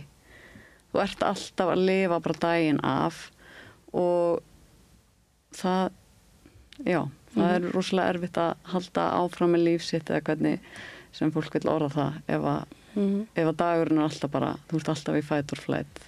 Nú er þetta mikla kvennaári svo ég myndist á áðan og þetta það sem að ég hef kannski svolítið í taugarnar á mér varðandi kvennahreyfinguna og þetta svona áherslunar í kvennaárinu, þær eru á þetta svolítið svona þetta sem er kallað hvítur feminismi sem er þetta, ég meina við þetta tilheyrum honum flestar, við erum þetta hvítar forréttindar konur á mörgu leyti þó að það séu þetta alls konar áfallu, alls konar sem að svona skilur okkur að, þá eru þessir litlu hópar einhvern veginn sem að maður upplifa að það hafi kannski ekki alveg ekki sæta borðinu heldur innan kvennahreyfingarinnar. Eru þið sammála þessari greiningu minni, þessum pirring í mér? Ég er alveg, það sem að við sjáum að því að núna vitum við það eru fár konur á landinu sem hafa orðið fyrir meira ofbeldi heldur en til dæmis heimilislausar konur og þetta lítill hópur og við erum alltaf svolítið að fókusera á fjöldan en það er svo nauðsynlegt að horfa á litlu hópana sem að kannski í mesta vandanum.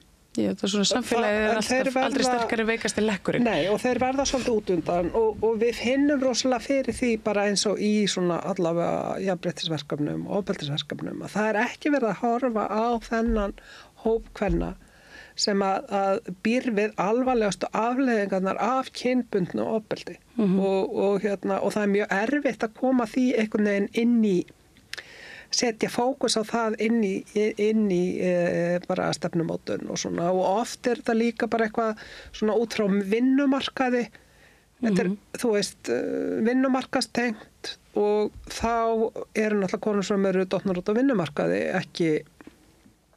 ekki þar undir til dæmis þannig að maður rekst á þetta bara hvað það sem sagt að því að það verður að sko nefna þessa hópa inn í stefnumótunni til að þeir séu teknir með. En við finnum alveg fyrir þessu áhugaleysi sko. Við eigum reynda rótin á fulltrúa inn í framkvæmdastjórn kvenna ársins og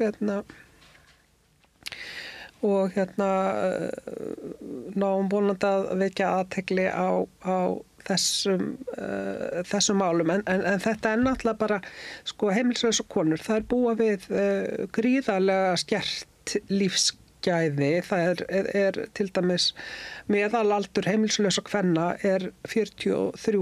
42-3 ár og þetta þetta að í Bretland það 42 ár, við erum ekki með þessa tölu fyrir Ísland, þannig að þú veist þetta bara mjög lífshættuleg staða og þær eru glíma við allavega heilbrigðisvanda sem og það líka þær eru glíma við verra heilsufar heldur en heimilislausu kallar og það bara einmitt og þess vegna þurfum við að horfa á þess vegna þurfum við sérþekkingu á þeim hópum, við þurfum sérþekkingu á mismunandi hópum til að geta verið með þjónustu sem að þjónar bæði þeim sem að fá þjónustun og samfélaginu betur.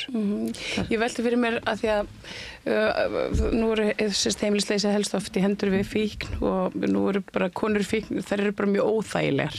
Það og ég svona í því samhengi þá fer ég að hugsa í gær þá var ég með tvær konur við vorum svona að velta fyrir okkur óþekkum konum og þær eru auðvitað bara bölvu trippi það og þetta það kannski svona hugmynda fræðilega svona að því ég bara hugsa þetta núna svona setja þær í samhengi inn í svona einhvern veginn kvennasamstöðun og kvennabaráttuna að þær eru svona óþægilega og óþekkastelpan inn í einhvern veginn kvennasamstöðunni hvernig getum við einhvern veginn náð utan það?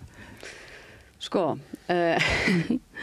hann eins og varst að tala áðan að fá þær að borðinu það rosalega flókið út af því að fólk sem hefur einmitt orðið fyrir svona miklu ofbeldi frá það voru börn, þær áttar sig oft ekki á ofbeldinu sem það verða fyrir eða réttlæta og því að þær eru kannski með mjög skekta mynd af nánum samböndum til dæmis og hvað telst eðlilegt eða hvað hreinlega væntumþykja eða hver réttur þeirra til þess að lifa ofbeldislausu lífi.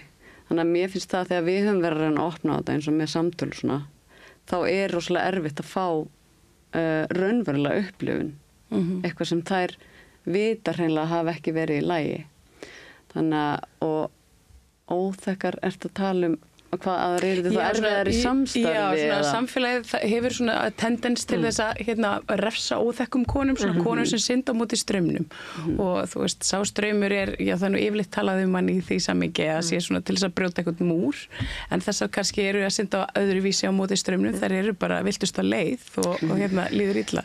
Já, ég held að þetta náttúrulega bara svona þekkt þema í sambandi við konum með vímuefnavanda og þess vegna hafa viðbröðin átt verið þetta þessi hegðunarbótun að kenna þessum konum bara haga sér eins og dömur sko.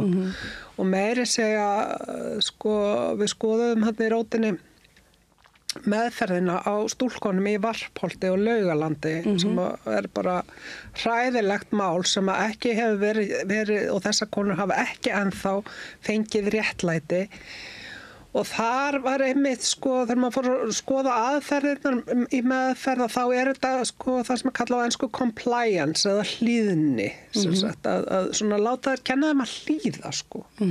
Og þá ekki áherslan á þetta bara ok, hvað kom fyrir þig og hvaða bjargir hafður og hvernig sko getum við haldið áfram héðan heldur nú þarf þú bara að læra að haga þér vinna mín. Og sko það þetta sem við tölum líka sem sko refsihyggju inn í þessum svona patriarkal sko hugmyndakerfi sko að fólk á að svona falla í ykkur mót og konur náttúrulega sérstaklega haga sér vel til að mega hárödd. Akkurat.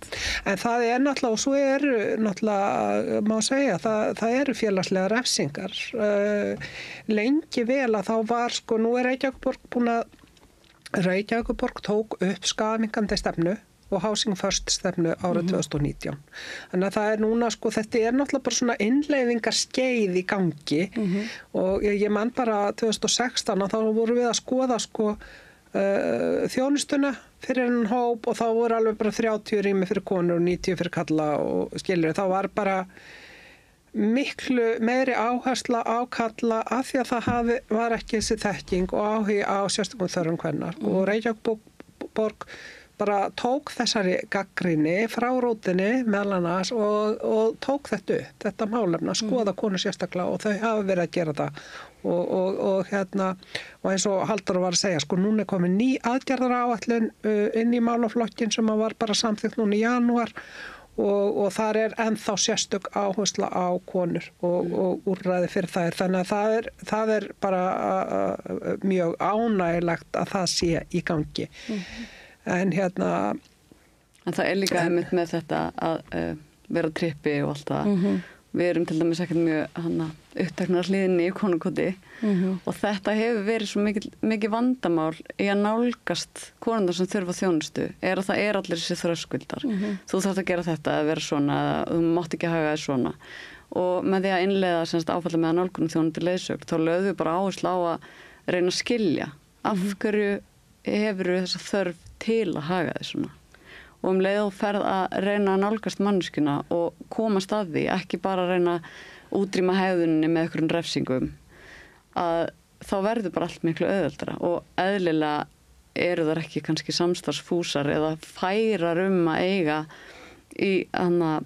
eiga sæti við borðir hreinlega og þetta bara viðmótið sem hann fá alltaf, þú ert óalandi, þú ert óferjandi. Þú þarf að vera bara vörnin og veggurinn verður stærri og trippið meira. Og fyrst þarf að fara eftir öllum þessum reglum og oft þetta konur sem eru í konukoti út því að það gekk kannski ekkert sérstaklega vel að fara eftir reglum. Þannig að þetta er það sem ég var að tala áðan, að þetta verður svona snjóbolta áhrif af refsingum, þar sem þeir eru alltaf refsað fyrir að hafa verið refsað.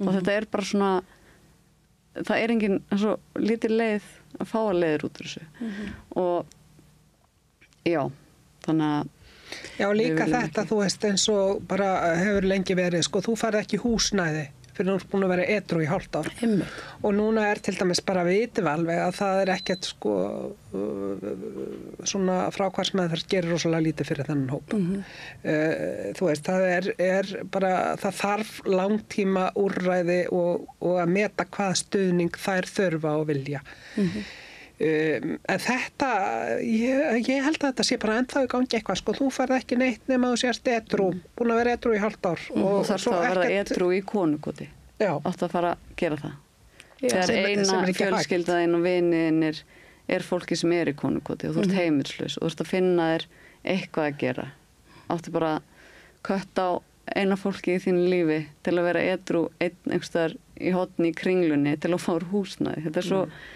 er svo þetta er ekki tengt raunveruleikunum, þessar kröfur alltaf á Við gerum auðvitað ekki þessar kröfur á annan almenning að þau þurfa að vera að haga sér eitthvað ákveðin hátt heima á sér. Það eru svona ákveðnar húsreglur kannski en hérna. Og þetta það sé ekki lifandi fyrir heimilislausum konum eins og þetta trippi, það get ekki tekið þátt í þessu, eitthvað sem hefur kannski ekki einu sinni verið reynd. Þetta er bara ekki staðan. Flesti sem ég þekki og sérstaklega fólk sem með einmitt svona hávara skoðanir hafa bara aldrei séð heimilislausum bara, og það er alveg ástæða fyrir því. Heimilislausa konur til dæmis vilja ekki vera sýnilegar. Þeim finnst það óþægilegt. Þær finna alveg viðmóti, þær finna þessa hræðslu og allt og vilja bara halda sig fyrir utan. Og til að setja þetta í smá samhengi sem mjög áhugavert er að þegar COVID kom til landsins þá liði næstu 2 ár þangað til fyrsta heimilislausa manneskjan smitaðist, sem er mjög lýsandi fyrir hversu snertifletirnir eru fáir. Og það að fólki finnist tilvera þeirra eitthvað óþægilega, að það sé eitthvað truflað í daglegu lífi á kannski ekki alveg rétt á sér, sko. Akkurat. Skulum láta enda á þessum nótum. Má ég bara nefna eitt viðbót og það er bara í samband við svona félagslegu refsingar. Það er ekki neitt kvennathvarf fyrir konur með vímuefnavanda hérna, sem sagt 24 stunda á sólarhring. Og þetta er bara, við höfum fengið athugasemdir frá Grefíónefndinni sem er sem sagt, fylgist með framkvæmd Istanbúl-sáttmálan sem afnám ofbeldis gagnvart konum, að þetta er eitt af því sem vantar hérna inn í þjónustumódel og þarna verða að refsa konum sem eru með vímuefnavanda, sem verða fyrir mikla ofbeldi. Það fá ekki þessa þjónustu sem að hina konuna sem að hérna eru hérna ekki með flókin vímuefnavanda, skulum við segja það er ekki, sveitafélagið hjálpar þeim lítið Já, það bara vantar, það er bara konukot, Já.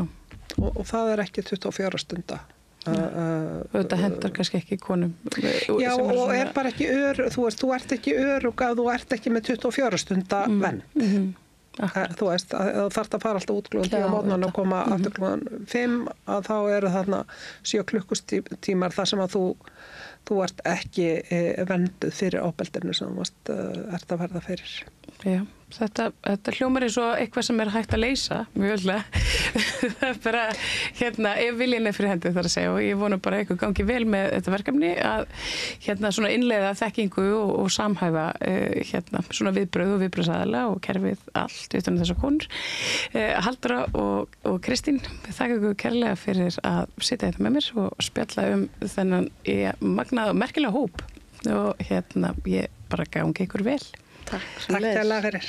Og ég dokiði við því að það er meira hér handan vilja. Þarftan að tala af borgarfulltrúa. Borgarfulltrúar Sósíalistaflokksins eru með viðtalstíma alla mánudaga klukkan 13:30 til 14:30. Það þarf ekkert að bóka tíma, endilega kikið við í Bólholt 6, 105 Reykjavík. En ætli persónulegasta viðtal vikunar hafi ekki verið tekið hér í upphafi vikunar þegar hún kom hingað til mín, hún María Rut Kristinsdóttir, þingkona Viðreisnar. Við höfum startað lið hér vikulegum sem við köllum óþekkti þingmaðurinn og þar hef ég rætt við nýja þingmenn þeirra persónulegu hlið. Ég er að reyna að kynna fyrir ykkur áhorfendur og hlustendur góðir innri mann þingkvenna og þingkarla. Við vitum ofta ekkert svo mikið þetta fólk. Við sjáum það standa í pontinu á Alþingi og það er einhverjum fréttaviðtölum en hver er manneskjan á bakvið grímuna, getur maður spurt. Og ég verð nú bara að viðurkenna það að ég berskjaldaðist sjálfur við að heyra mjög einlæga frásögn hennar Maríu Rutar af kynferðisofbeldi sem að hún var beitt þegar hún var ung. Þannig að þetta spjall tók ansi óvænta stefnu en gjörðu svo vel, ég ætla ekki að hafa fleiri orð þetta. Við skulum bara renna okkur beint í óþekkta þingmannin, hana Maríu Rut. Allir þættir samstæðvarinnar eru fáanlegir á öllum helstu hlaðvarpsveitum.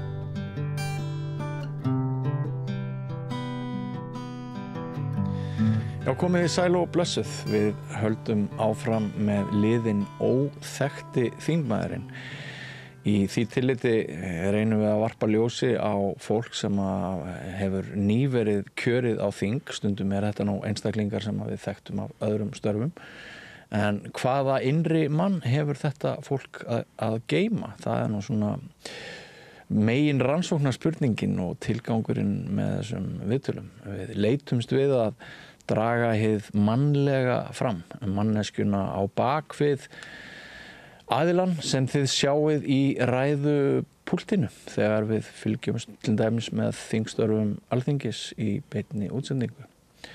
Og í dag hingað komin góður gestur, María Rut Kristinsdóttir. Vertu velkomin. Takk fyrir það. Þú ert þingkona Viðreisnar í Norðvesturkjördæmi. Já. Ekki alveg blaut á bakvið eyrun vegna þess að þú varst varaþingkona. Þannig að við sáum aðeins til þín á kjörtímabilinu undan því sem að núna er. En mér langar bara til þess að byrja á byrjuninni, fara með þig aftur, fara með þig vestur og biðja þig að segja okkur hvar þú ólst upp, við hvaða aðstæður og svona hvað kemur upp í hugan. Hver var fyrsta minningin? Fyrsta minningin? Já, sko, ég er alveg upp vestur á fjörðum. Já. Í litlu sjávarþorpi sem heitir Flateyri. Já. Og það var alveg ótrúlega mikið frelsi sem fólst í því að alast upp í þessum litla bæ. Já. Og fyrsta minningi mín er eiginlega svolítið svona ljóðræn. Ég er með ömmu minni, Jóhannu Kristjánsdóttur, og við erum að ganga í firðinum og við heyrum í læk og sem niður fjallið, en það er klakabelti yfir honum og amma mín er kennari og sérkennari og menntunarfræðingur, ég veit ekki hvað hún er ekki þegar það kemur að því að fræða og kenna og ég man bara svo vel að amma við hægðum svona á okkur og hún vildi sýna mér hvernig þetta geti gerst að við heyrðum í læknum en sáum hann ekki og amma var óþreytandi í því að þvælast með mér og ég var eina barnabarni svolítið lengi. Þannig að við vorum svolítið teymi, ég og amma og svo reyndar mamma hennar, langamma mín sem hét María Jóhannsdóttir. Dagarnir mínir svona framan á Flateyri voru svolítið einkendust af samveru með þeim tveim og þær byggu saman á Flateyri. Þannig að ég eftir skóla og svona í barnæskunni þá eru minningarnar mínar mjög mikið heima á Eiraveginum hjá ömmu Mæju. Já, börn sem alast mikið upp með fullorðnu fólki, þau hafa nú þá tilhneigingu stundum að verða svolítið öðruvísi heldur en önnur börn. Já, ég hef alveg oft sagt það, ég var nú kannski pínu sérkennileg hvað það var þar að ég sóttist meira í það að fara heim til ömmu sem var fædd 1907. Já. Og hún sat yfirlega í ruggustólnum heima hjá sér með einhverja óperu í gangi og ég fór til hennar og ég æfiði mig á píanóið og svo var það þannig að hún fekk mjög oft vinkonu sínar í heimsókn og þær spiluðu saman spil sem heitir Kanasta. Já.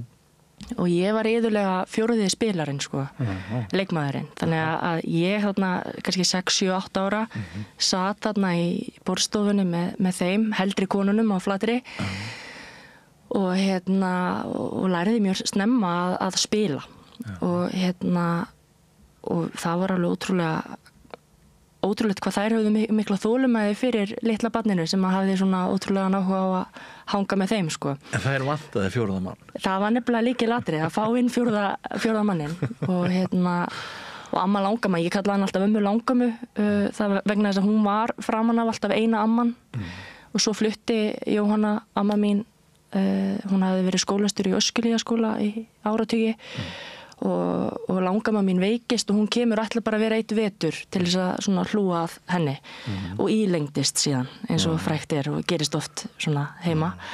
Þannig að það var svona vandamál þegar að amma mætti, þá var ég nú þegar með ömmu, þannig ég fór að kalla hana bara ömmu Langammu og og hún hafði alveg ótrúlega þolinmæði fyrir mér og hún var organist í Flateyrarkirkju alla tíð og ég æfði á píanó og hún satt með mér alveg þolinmæð að kenna mér, ég var með svo frekar stuttan þráð sko.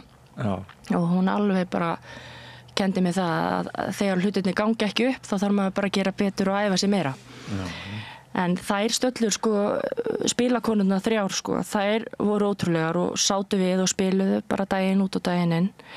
Og svo var alltaf gerð pása upp úr klukkan 6 eða 18:00 og þá náði amma oft í sherryglös og setti 3 glös á borðið fyrir vinkonurnar og ég fekk kannski epladjús eða eitthvað með vegna þess að amma langama var með eina reglu og hún var svo að það er bannað að drekka dag eftir dag en kvöld eftir kvöld í lagi.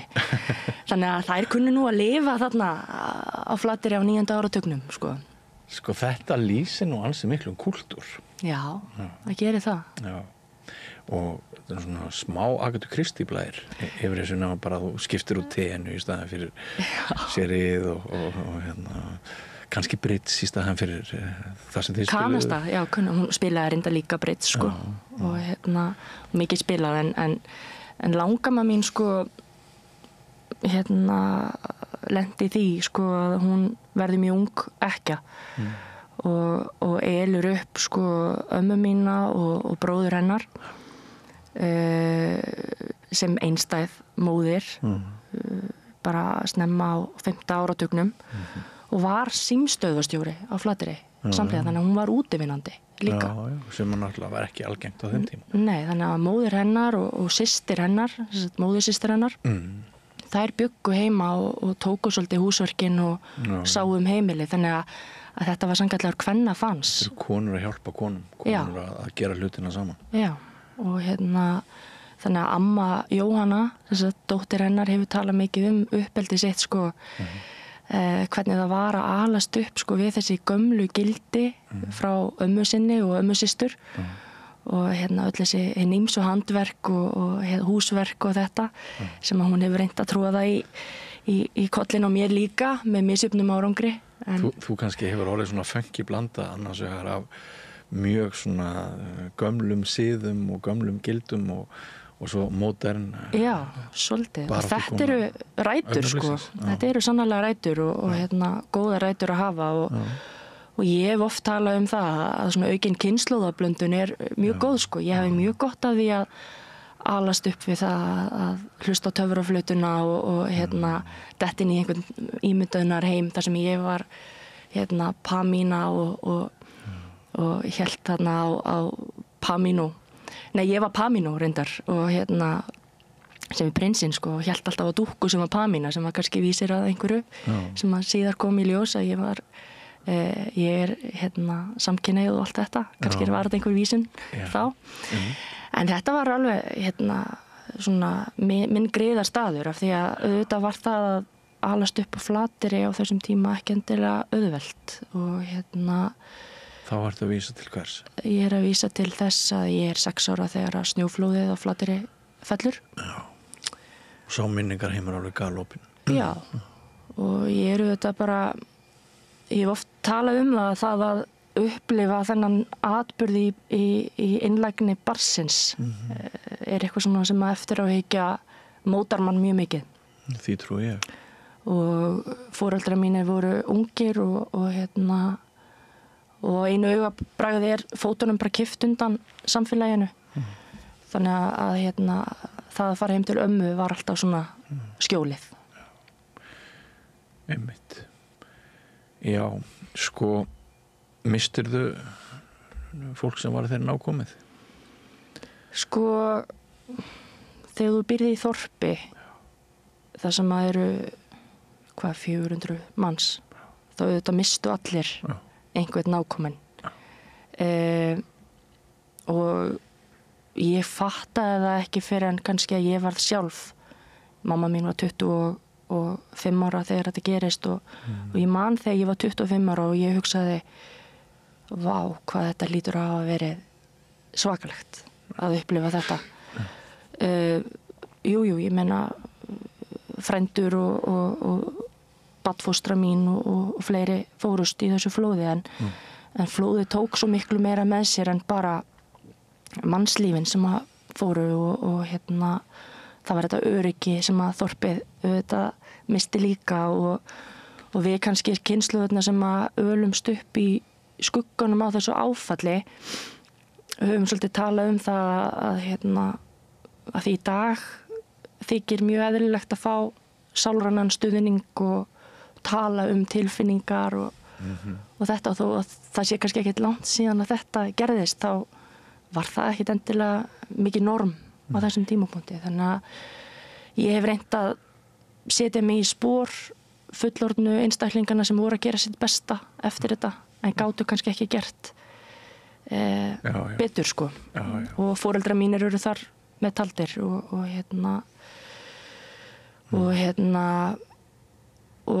svona ýmislegt sem við höfum þurft að gera upp í kjölfarið sko. Já, þessi skaðlegi misskilningur að halda upplýsingum frá börnum og halda þeim liði betur með því að vita ekki það er við höfum komast að því að það var ekki mjög gott veganesti sko.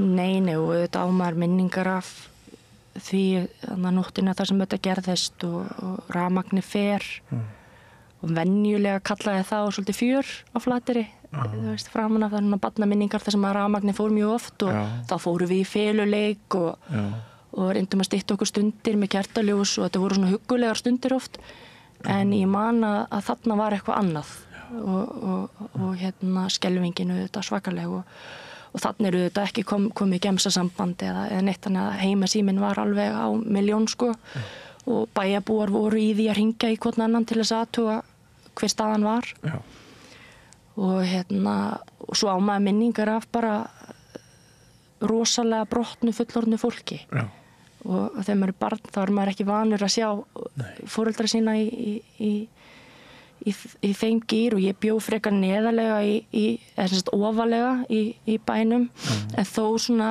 til hliðar við flóðasvæðið og daginn eftir erum við flutt neðar og ég og minningar af því þar sem að við vorum, það snjóaði svo mikið að þau þurfti að grafa alla út úr húsunum sínum og svo þetta kvöldið eftir eða 2 dögum seinna þá ég minningar af því þar sem að við sitjum inn í stofu og erum að horfa á kvöldfréttirnar og myndirnar birtast af þeim sem að var annars vegar saknað og svo þau sem voru látin og það svona augnablik þar sem ég held að svona þessar aðstæður þrymdu yfir alla og fólk svona átti að sjá því hvað raunverulega hefði gerst og svo stuttu seinna förum við bara til Reykjavíkur og þú veist 6 ára minningin þannig að við vorum í mörg ár í Reykjavík með skilst að hafi verið mánuður eða svo og og einhvern veginn hélt lífið áfram sko en eins og ég segi, ég fór ekki almennilega að fylla inn í þessara eyður sko hvað þetta þýddi í raun og veru fyrir bara andlega heilsu og líðan þessara einstaklinga fyrir en ég kannski varð aðeins þroskaðri sjálf og En þurftur að grípa til einhverja ráðstafana síðar á lífsleiðinni til þess að heila þig eftir þessa erfiðu reynslu? Já, guðminn góður.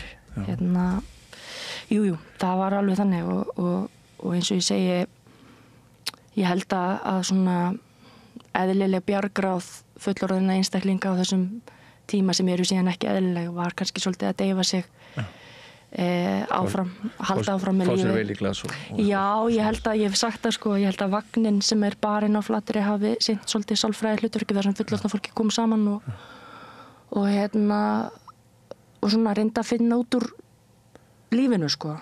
En við börnin kannski þurftum aðeins að finna út úr því á annan hátt. Jú. Það er svolítið þannig. Svo er svolítið okkar saga.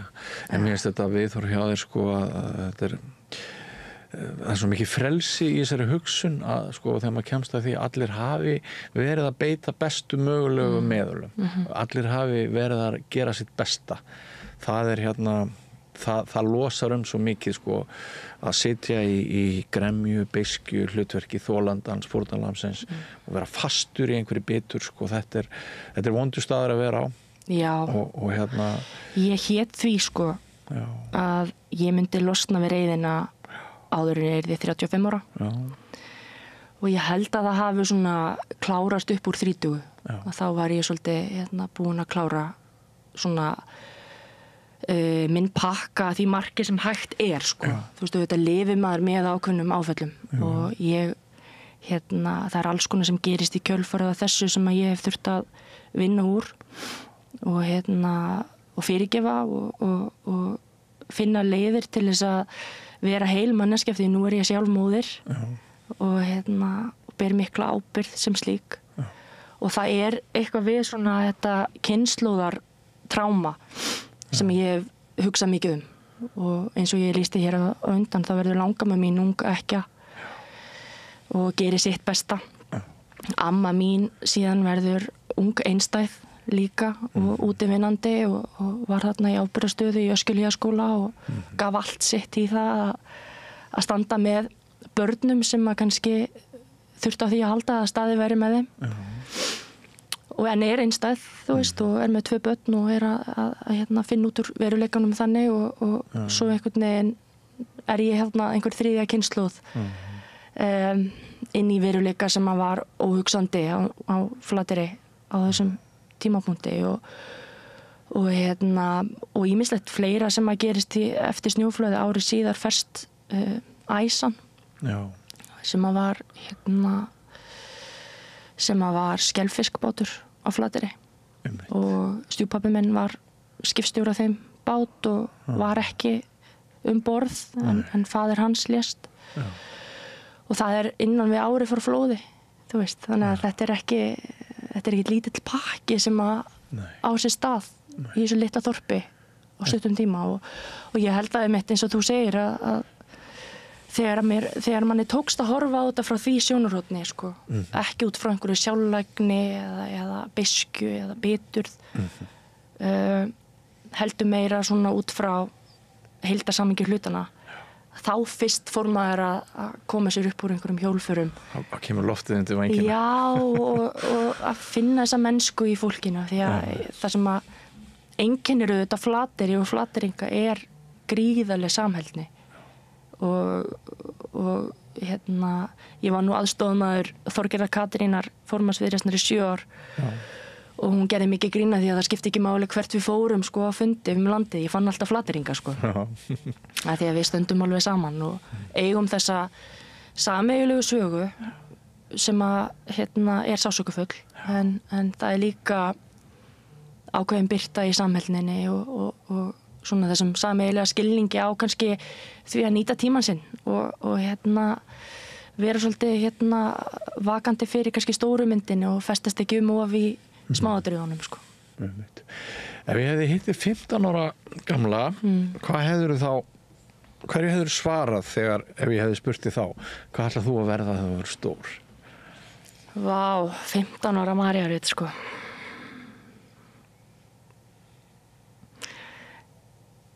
Ég var þá mjög upptekinn af því að komast suður í menntaskóla og satt og lærði fyrir samrænduprófin alveg bara lón og dón vegna þess að ég ætlaði að bara breyta heiminum sko.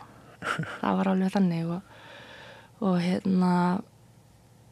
ég gerði það, ég fór í menntaskóla til Reykjavíkur og allt þetta en 15 ára María Rut var mjög týnd innan í sér og langaði svolítið bara mikið að komast í burtu sko. Varstu komin í einhverja óreglu? Nei, ég var sjúklega skynsum þrátt fyrir allt. Það var alltaf einhver svona samviskusemis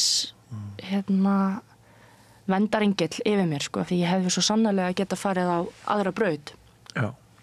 En ég var mjög hrædd við allt sem að hét óvissa.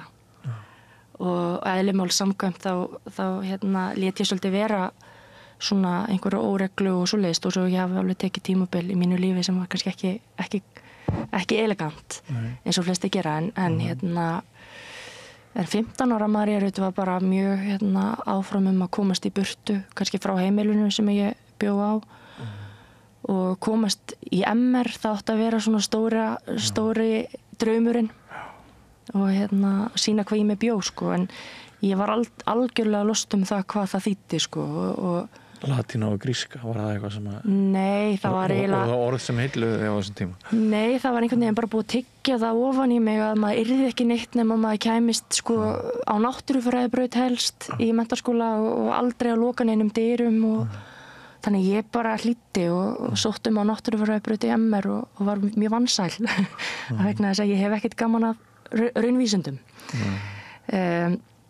Og hvað gerir svo? Já, það sem að, já, ég fer suður 16 ára og flyt heim til frænku minnar og mannsins hennar sem að tóku mér mjög vel og pössuðu mikið upp á mig og ég fer í menntaskólan í Reykjavík og ég man hvað mér fannst ég vera komin í mikla stórborg komandi frá Flatir og Ísafirði og ég fer í MR og ótrúlega gaman en það læknaði ekkert sko innan í mér, ég var svolítið að flýja og var þarna á náttúrufræðibrautinni því að það er það sem átti að vera skynsamt og gott fyrir framtíðina og svo á öðru ári í MR þá byrja ég bara að rakna svolítið upp og ég byrja að drekka sumar, ég byrja að prófa það sko og það verður að svona flotta lífi og eignast frábæra vini og rosa stórt fyrir svona sveitastelpu eins og mig að tilheyra í svona samfélagi sko eins og MR var á þeim tíma.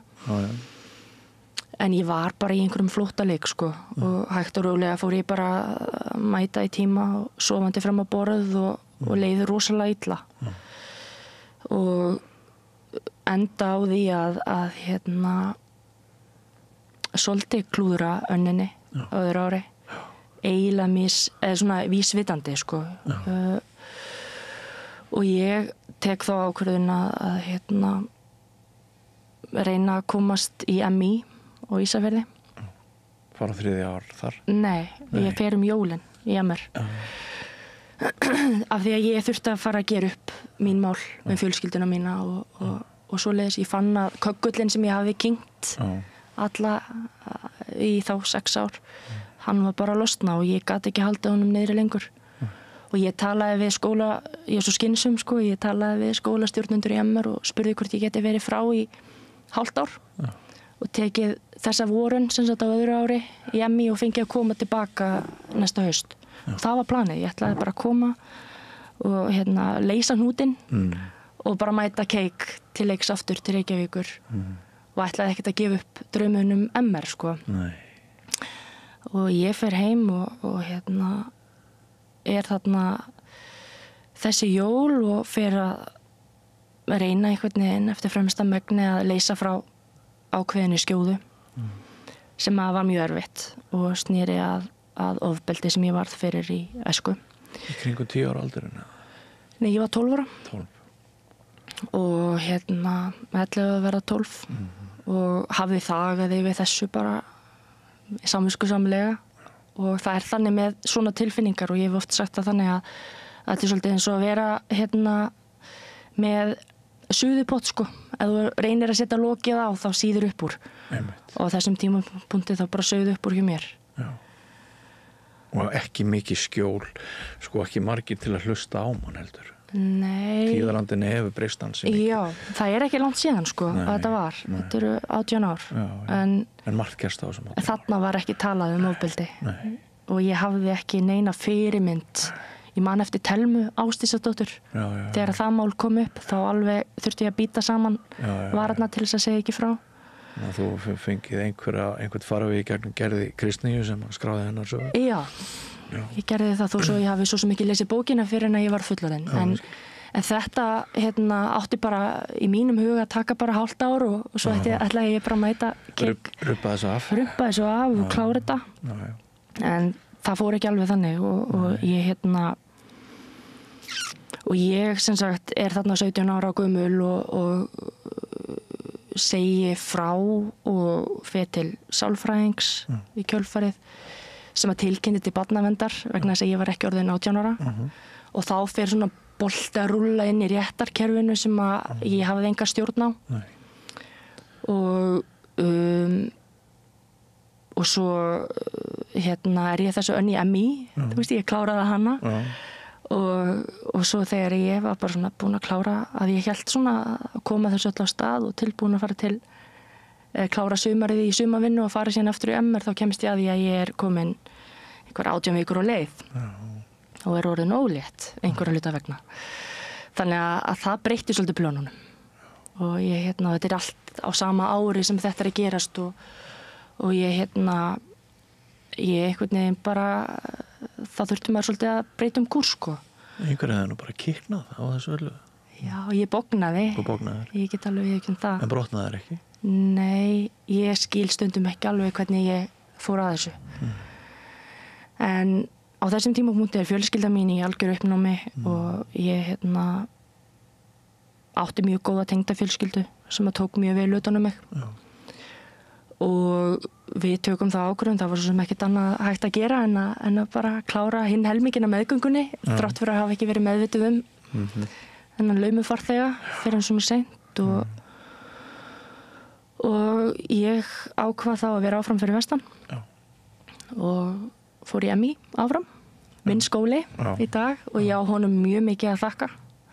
Og þú sagðir í einhverju viðtali að heilt þorp hefði tekið við því hlutverki að standa með okkur og ala barnið upp til að byrja með. Já, mér fannst ég mjög fullorðin á þessum tíma. Skildi ekkert í því hvað fólk var að hafa áhyggjur af þessari stöðu. Svo sá ég einhverja myndir af okkur daginn og ég sagði, Jesús Kristur. Við vorum bara lítil kríli, sko. En maður kemst einmitt svo langt að þessu hugafæri. Já, ég bara rosa stór, sko. En en sonur okkar kom í nóvember sama ár og og ég verða að viðurkenna hann auðvitað bara hélt mér á beinu brautinni sko. Já, þú gera það stundum. Ég var staður að hann í að gera vel fyrir hann. Þessi litlu hnoðrar. Já. Og svo var ég svo heppin að stjúpmamma mín ég á blóðföður sem að ég ólst ekki upp hjá. Já. En ég kynnist svona upp úr 12-13 ára aldri. Já. Og þau eru mér mjög kær í dag og konan hans var dagmamma á þessum tímapunkti og þau algjörlega björguðu okkur sko og sonur okkar var komin þangað held ég 6 mánuða og við vorum bara í menntaskóla að reyna að klára okkar mál. Ég og barnsfaðir minn og svo einhvern veginn liðu árin sko, þetta algjör móða í haustnum en þessi sonur þinn er orðinn fullorðinn maður í dag. Hann er að verða 18 á þessu ári. Og nú horfi ég á hann og ég hugsa einmitt. Já, einmitt. Þetta það er nú alveg þannig sko. Ég fættur aðeins og undan þér sko en ég verið alltaf lengi í því hlutverki að eignast börn, það er bara dreifst á 3 áratugi og það er einmitt sko, þegar ég ber saman hvað ég var að gera 14 og 16 ára gamall í fornöld austur í Mývatnssveit með að við skildunar sem við leggjum á þau núna, þetta er ólíkir heimar.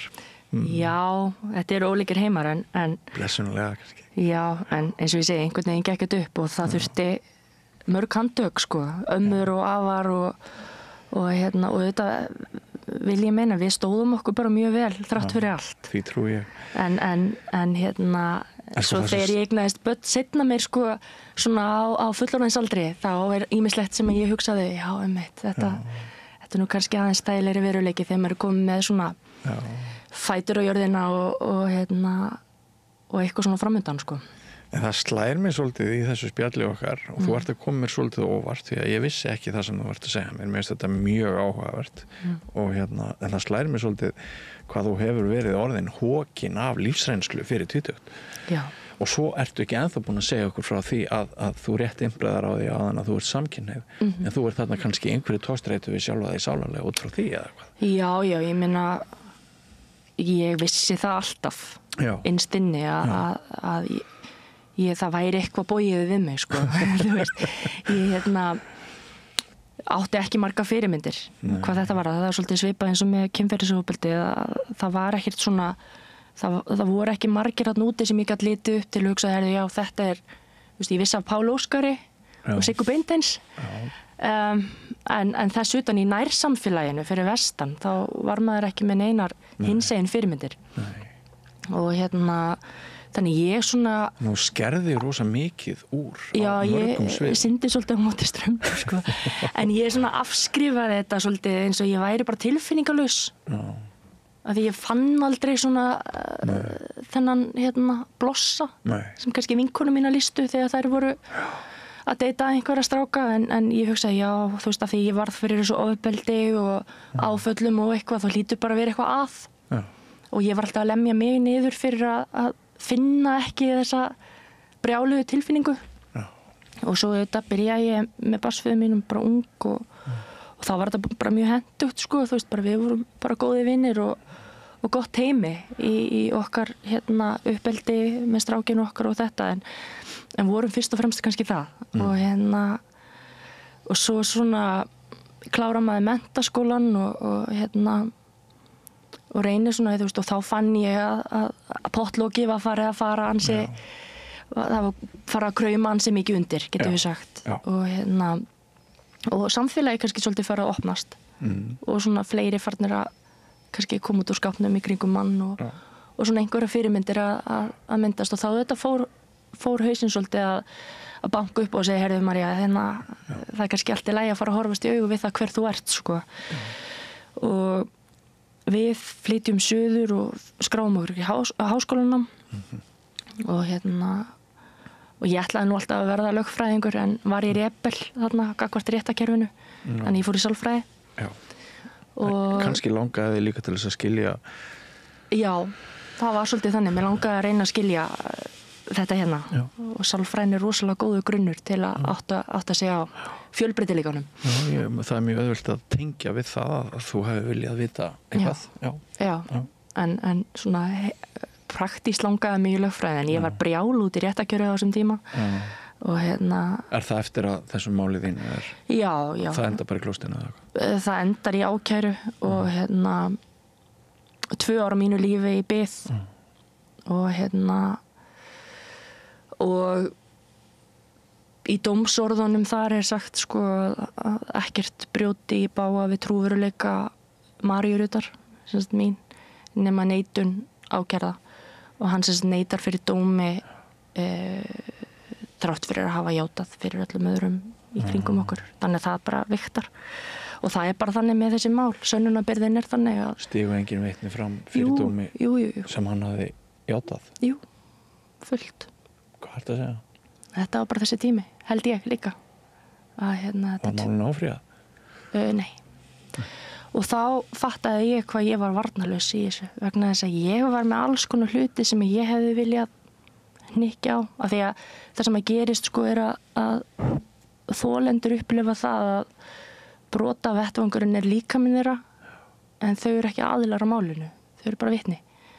Þannig að þetta eru þetta íslenska ríki gegn viðkomandi og maður hefur engan aðgang að því og það er rosalega sérkennileg tilfinning og mér fannst alls konar í þessum, að því að maður fær líka aðgang að gögnum málsins eftir að því er lokið og þá þegar ég fór að lesa vitnisburð og fleira, að þá hugsaði ég, heyrðu, ég er með fullt af vitnum öðrum sem geta vitnað hitt eða þetta. Já. Og þá þurftum við svolítið að standa frammi fyrir því, sko, ætla ég að vera fixeituð á þetta alla ævi eða reyna að finna leiðir út úr þessu, halda áfram einhvern veginn. Og mér fannst þetta að vera búið að ræna mig svolítið miklu, þannig að ég ákvað að reyna að nýta röddina mína til góðs og var með svona fyrstu talskunum druslugöngunar á Íslandi og var svolítið fixeituð á þessa baráttu mjög lengi. Já.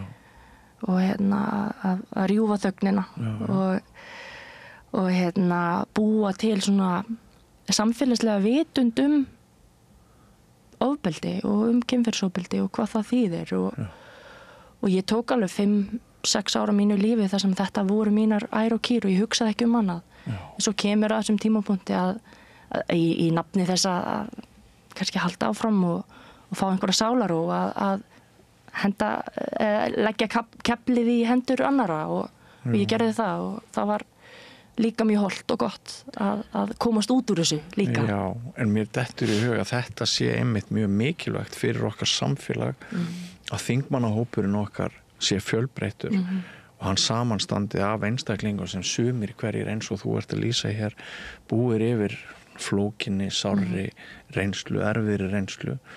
Þarna ert þú búin að lýsa þér í rauninni sem utangarskonu að vissu leyti mannesku að berjast við kerfið, þú fæðist ekki með silfurskeið í munni, þú forgjöfun ekki, það rignir ekki yfir því gulli, þú ert þarna búin til, þú verður til af baráttu og mótlæti og þú tilheyrir minnihlutahópi þegar kemur að kynhneigðinni. Ertu ekki þakklátt fyrir þetta allt saman í dag? Jú, ég er það og þó svo reynslan hafi oft verið sásökufull og stundum Stækkaði það ekki sem manneski? Jú. Já. Ég meni ég er 35 ára. Já. Og og ég held að hluta því að upplifa svona hluti á eigin skinni mjög snemma er að það hefur dýfkað mig mjög mikið. Og þess þá heldur svona finnst mér stundum sko fókus stjórnmálana og fókusinn hjá okkur sem samfélag vera mjög rangt stiltur. Ég hef kallað mikið eftir því að við hlúum betur að þessum mannlegu innviðum eins og við gerum gagnvart þessum fýsísku. Vegna þess að samfélag okkar samanstendur af fólki sem allt fólk á sína sögu. Og við göngum öll í gegnum alls konar. Ég held að séu fáar mannesku sem komast upp með það að lifa lífinu án sársauka, áfalla og stóra spurninga. Við eigum einmitt öll okkar sögur og það er ekki fyrir maður heyrir sögurnar sem maður tengir og fyrir við nálgumst. Við erum sagna þjóð, við viljum heyra sögur hvers annars. Og bara, ég hef oft sagt að ég sem manneski er auðvitað bara summan af þeim reynsluheimi sem að ég hef upplifað. Og þá er þetta bara spurningi hvernig ætlar að nota það sko. Hvernig ætlar að snúa vörn í sókn, svolítið. Og ég auðvitað ekki, það er alveg ástæði fyrir því okkur ég hef barist fyrir niðurgreiðslu sálfræðiþjónustu til dæmis. Það er bara, ég hef reynt það bara á eigin skinni hvað það kostar að tjasla sér saman eftir svona hluti. Ef maður ætlar að gera það vel á annar borð, ef maður ætlar ekki að skauta yfir sársaukann og horfast í augu við hann, þá mun það kostar tíma og peninga og er ekki aðgengilegt fyrir alla og það er það sem að græti mig mest þegar ég finn það, biðlistar eftir sálfræðiþjónustu innan opinbera kerfisins er langur. Stutta saman er svo að Þorgerður Katrín, þinn formaður, kom þessum máli í gegn, Bjarni sagði ok, en það fylgdu aldrei peningar. Þannig að þetta er ekki orðið að reynd, þrátt fyrir að lagasetningin hafa orðið fyrir mörgum árum. Já, og þú getur kannski hugsað hvers konar samstarf það var fyrir mig og Þorgerði að skrifa þetta mál á sínum tíma vegna þess að ástæðan fyrir okkur ég fór út í stjórnmál á sínum tíma var þetta. Að ég sá bara á eigin skinni hvers virðið það er að geta unnið þessa vinnu. Þarna er kveikjan. Þarna gerist það. Já. Og bara við vitum að fyrir hverja krónu sem við setjum inn þarna fáum við 10 tilbaka. En því miður virka stjórnmálastundum þannig að það er bara hugsað sko útgjaldahliðina. En ekki hvað þú sparar til lengri tíma með því að tryggja þetta aðgengi vegna þess að ég hef hitt allt og mikið af fólki sem situr með sársaukan fastan innan í sér og vantar að finna leiðir til þess að koma þessu út og ég staldraði mjög mikið við þegar ég horfði til dæmis á það að mér minnir að þegar við vorum að skrifa þetta frumvarp á sínum tíma 2018 þá var 48% af öryrkja vegna andlegrar örorku. Og ég hugsa að það er eitthvað skakt hér sko. Hvernig við forgangsröðum fjármunum, aðstóð og svo framvegis. Og ótrúlega sorglegt fyrir ekki að ég gríp fram í fyrir þér, en ótrúlega sorglegt að það sé skipt eftir efnahag fjölskyldna.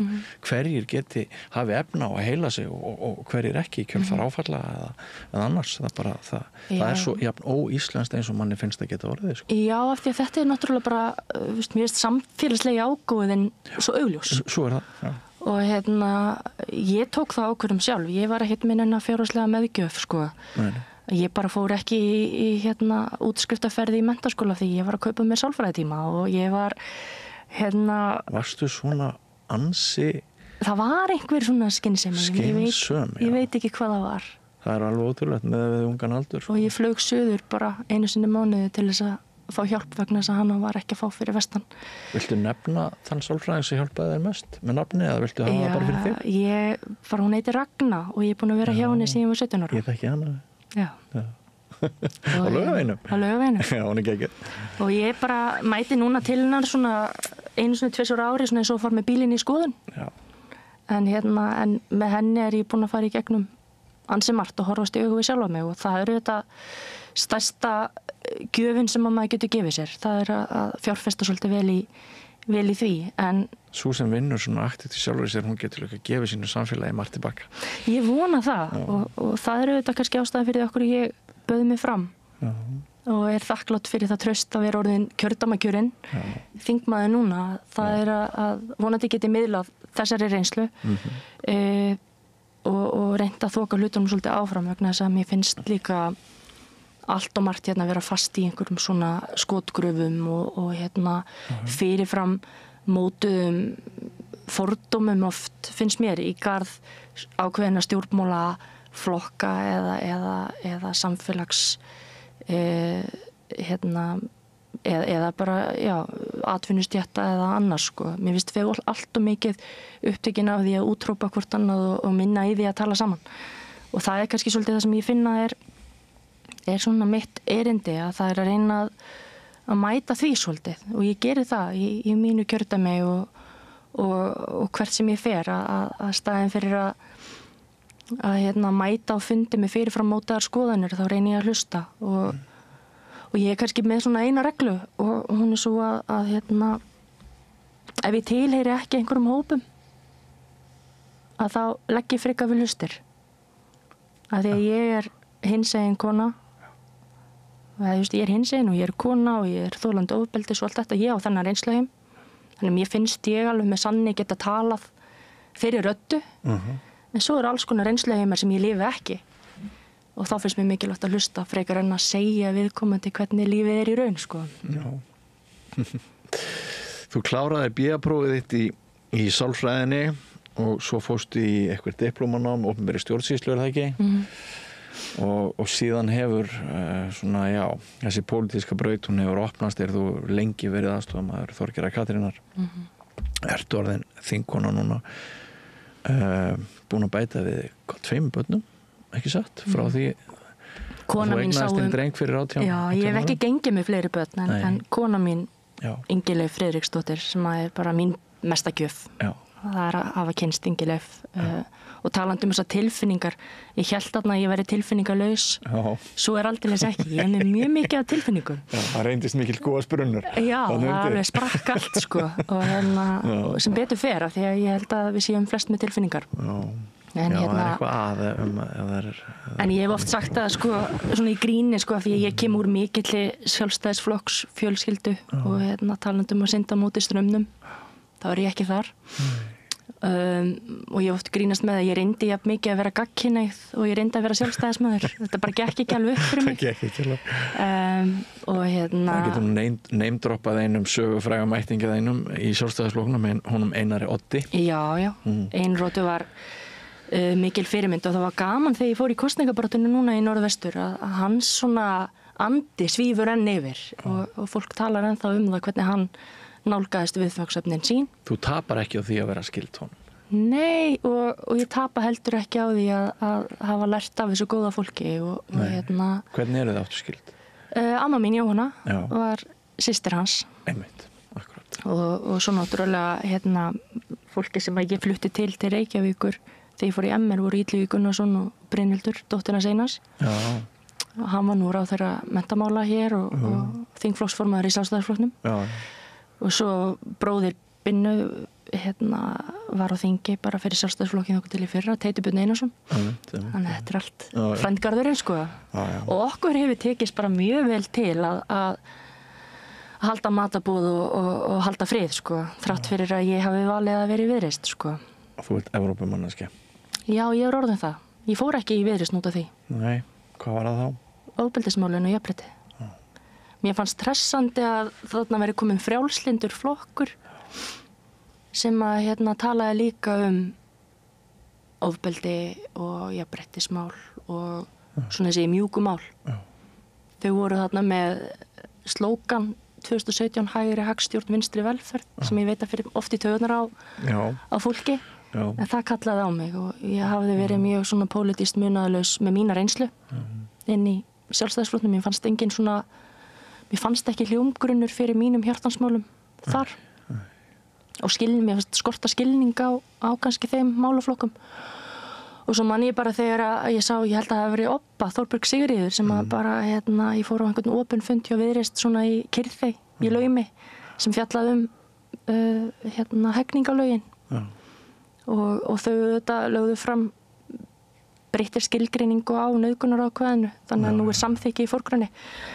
Og mér fannst mjög hressandi af því ég er svona efnahagslega þengjandi hægra megin, kannski, að vera að koma með flokk sem að gatt balansera þetta tvennt. Svo, en Evrópusambandi fyrir mér var pínu svona, er ég Evrópusinni, ég náttúrulega, eins og margir kannski alin upp við í samfélagi þar sem að er alið á tortryggni, gagnvart því. Og og þannig ég fór bara að leggja við hlustir og svona afbaka kannski svona einhverja fyrir hugmyndir möppudýrin í Brussel, sko. Og er mikill Evrópusinni í dag. Kannski er moggin ekki alltaf að segja manni satt. Nei, ég held að aftur, þetta er mér skotgrafirnar, sko. Ég held að sé bara allt í lagi að tala þessa hluti bara með köldum haus, sko. Í hvaða lið ætlum við að vera, hvernig ætlum við að tryggja okkar hagsmuni. Mér finnst mjög sérkennilegt að við viljum allir vera í EES og taka á móti gæðunum sem því fylgir. Og svo kvartaði yfir öllu reglugerðafarganinu sem við fáum yfir okkur, en við viljum ekki eiga sæti við borðið til þess að hafa áhrif á það. Mér finnst það eitthvað pínu skakt. Vegna þess að þrátt fyrir að við séum smáríki, þá vinna Evrópusambandsþjóðirnir í blokkum og vinna mikið saman að sameiginlegum hugsjónum mannréttindi, frelsi, jafnrétti, lýðræði og ekki veitir af í dag. Þannig að mér er alltaf fyndist pínu skakt, sko, að við viljum þiggja öll gæðin en ætlum ekki að taka þátt í að móta þau og svo verðum við svo hissa þegar eitthvað kemur sem að kannski hendar ekki okkar hagsmunum og það er kannski vegna þess að við erum ekki að sinna þessari hagsmunagæslu sem við gætum verið að sinna þarna úti. En þetta er engin lausn og mér fannst mjög skemmtilegt í kosningabarátunni núna að upplifa það þegar við Viðreisn auðvitað bara áttum okkur á þeim efnahagslega veruleika sem blasir hér við, að við þurfum að taka til hér heima í efnahagsmálum ríkisins og svona, að það fór ótrúlega í taugarnar á minnihlutaflokkunum núna að við værum ekki að tala Evrópusambandið alla daga, þannig að þeir settu bara Evrópusambandið á flettiskildi hér í bænum og fóru að vara við inngöngu og allt þetta, þegar við erum einfallega bara að segja, herðu, þjóðin á að ráða þessu. Svolítið hlálegt að þroskum svolítið þessu umræðu. Svolítið hlálegt á landsfundi Sjálfstæðisflokksins að heyra hvaða ræður margra hverfust þennan höfuðandstæðing Íslands á þessum, sko, brothættu óvissu tímum þar sem að fólk er að skilgreina varnarstöðu Íslendingu upp á nýtt og bara öll okkar utanríkismál. Já, ég held að aftur þarna þurfum við að koma okkur pínu upp úr gömlum skotgröfum og dusta eða svona leggja þessum leikbókun pínu í hillunni. Ég meina þessi umræðum að hagvöxtur finnist ekki í Evrópu og meðaltal, að atvinnuleysi sé svo mikið, þetta er allt einhver meðaltöl. Ég meina þú finnur ekki meðalhita í Evrópu. Nei. Það er heitt á sumum stöðum og kalt á öðrum. Það sama á við efnahagslega stöðu ólíkra ríkja innan Evrópusambandsins. Og mér finnst þetta svolítið svona hvolfast utanum einhverja retorík sem ég held að við sem þjóð þurfum að þroska okkur pínu upp úr og ræða bara staðreyndir málsins á öfgalausan hátt. Og það á við eldheita Evrópusinna og eldheita andstæðinga. Ég held að við þurfum pínu á hagsmunum þetta okkar stöðu með köldum haus. María Rut, það var gaman að heyra þína pólitísku ástríður núna í lok samtalsins og mjög lærdómsríkt fyrir mig að heyra brot af persónusöguðinni og ég ég er vissum að hlustendur og áhorfendur þeir kunna að meta heiðarleika þinn, einlægni og hvernig þú hefur þorað að stíga hér inn í þína fortíð og lýsa henni. Þetta viðtal kemur sjálfum mér í opna skjöldu. Ég held við værum að fara að tala um eitthvað allt annað og það er það sem er svo stórkostlegt þegar tveir einstaklingar hittast og taka tal saman yfir kaffibolla að ef fólk það sjálft þá bara leiðir það okkur á einhverjar góða brautir og ég vissum að margir sem að hafa hlustað á þig þeir geta lært af þinni sögu og þínu viðhorfi og mér hefur fundist í kynast hratt þennan klukkutíma sem liðin síðan við settum stingað og ég er mjög þakklátt fyrir það. Já, bara takk fyrir og þegar öll á botnin kvöld þá erum við bara við sjálf. Það það ekki? Jú. Kæra þakkir. Takk. Og við förum yfir í aðra sálma, kæru áhorfendur og hlustendur, ekki fara langt. Gerist áskrifendur á samstöðinni og taki þátt í að byggja upp öfluga og róttæka samfélagsumræðu.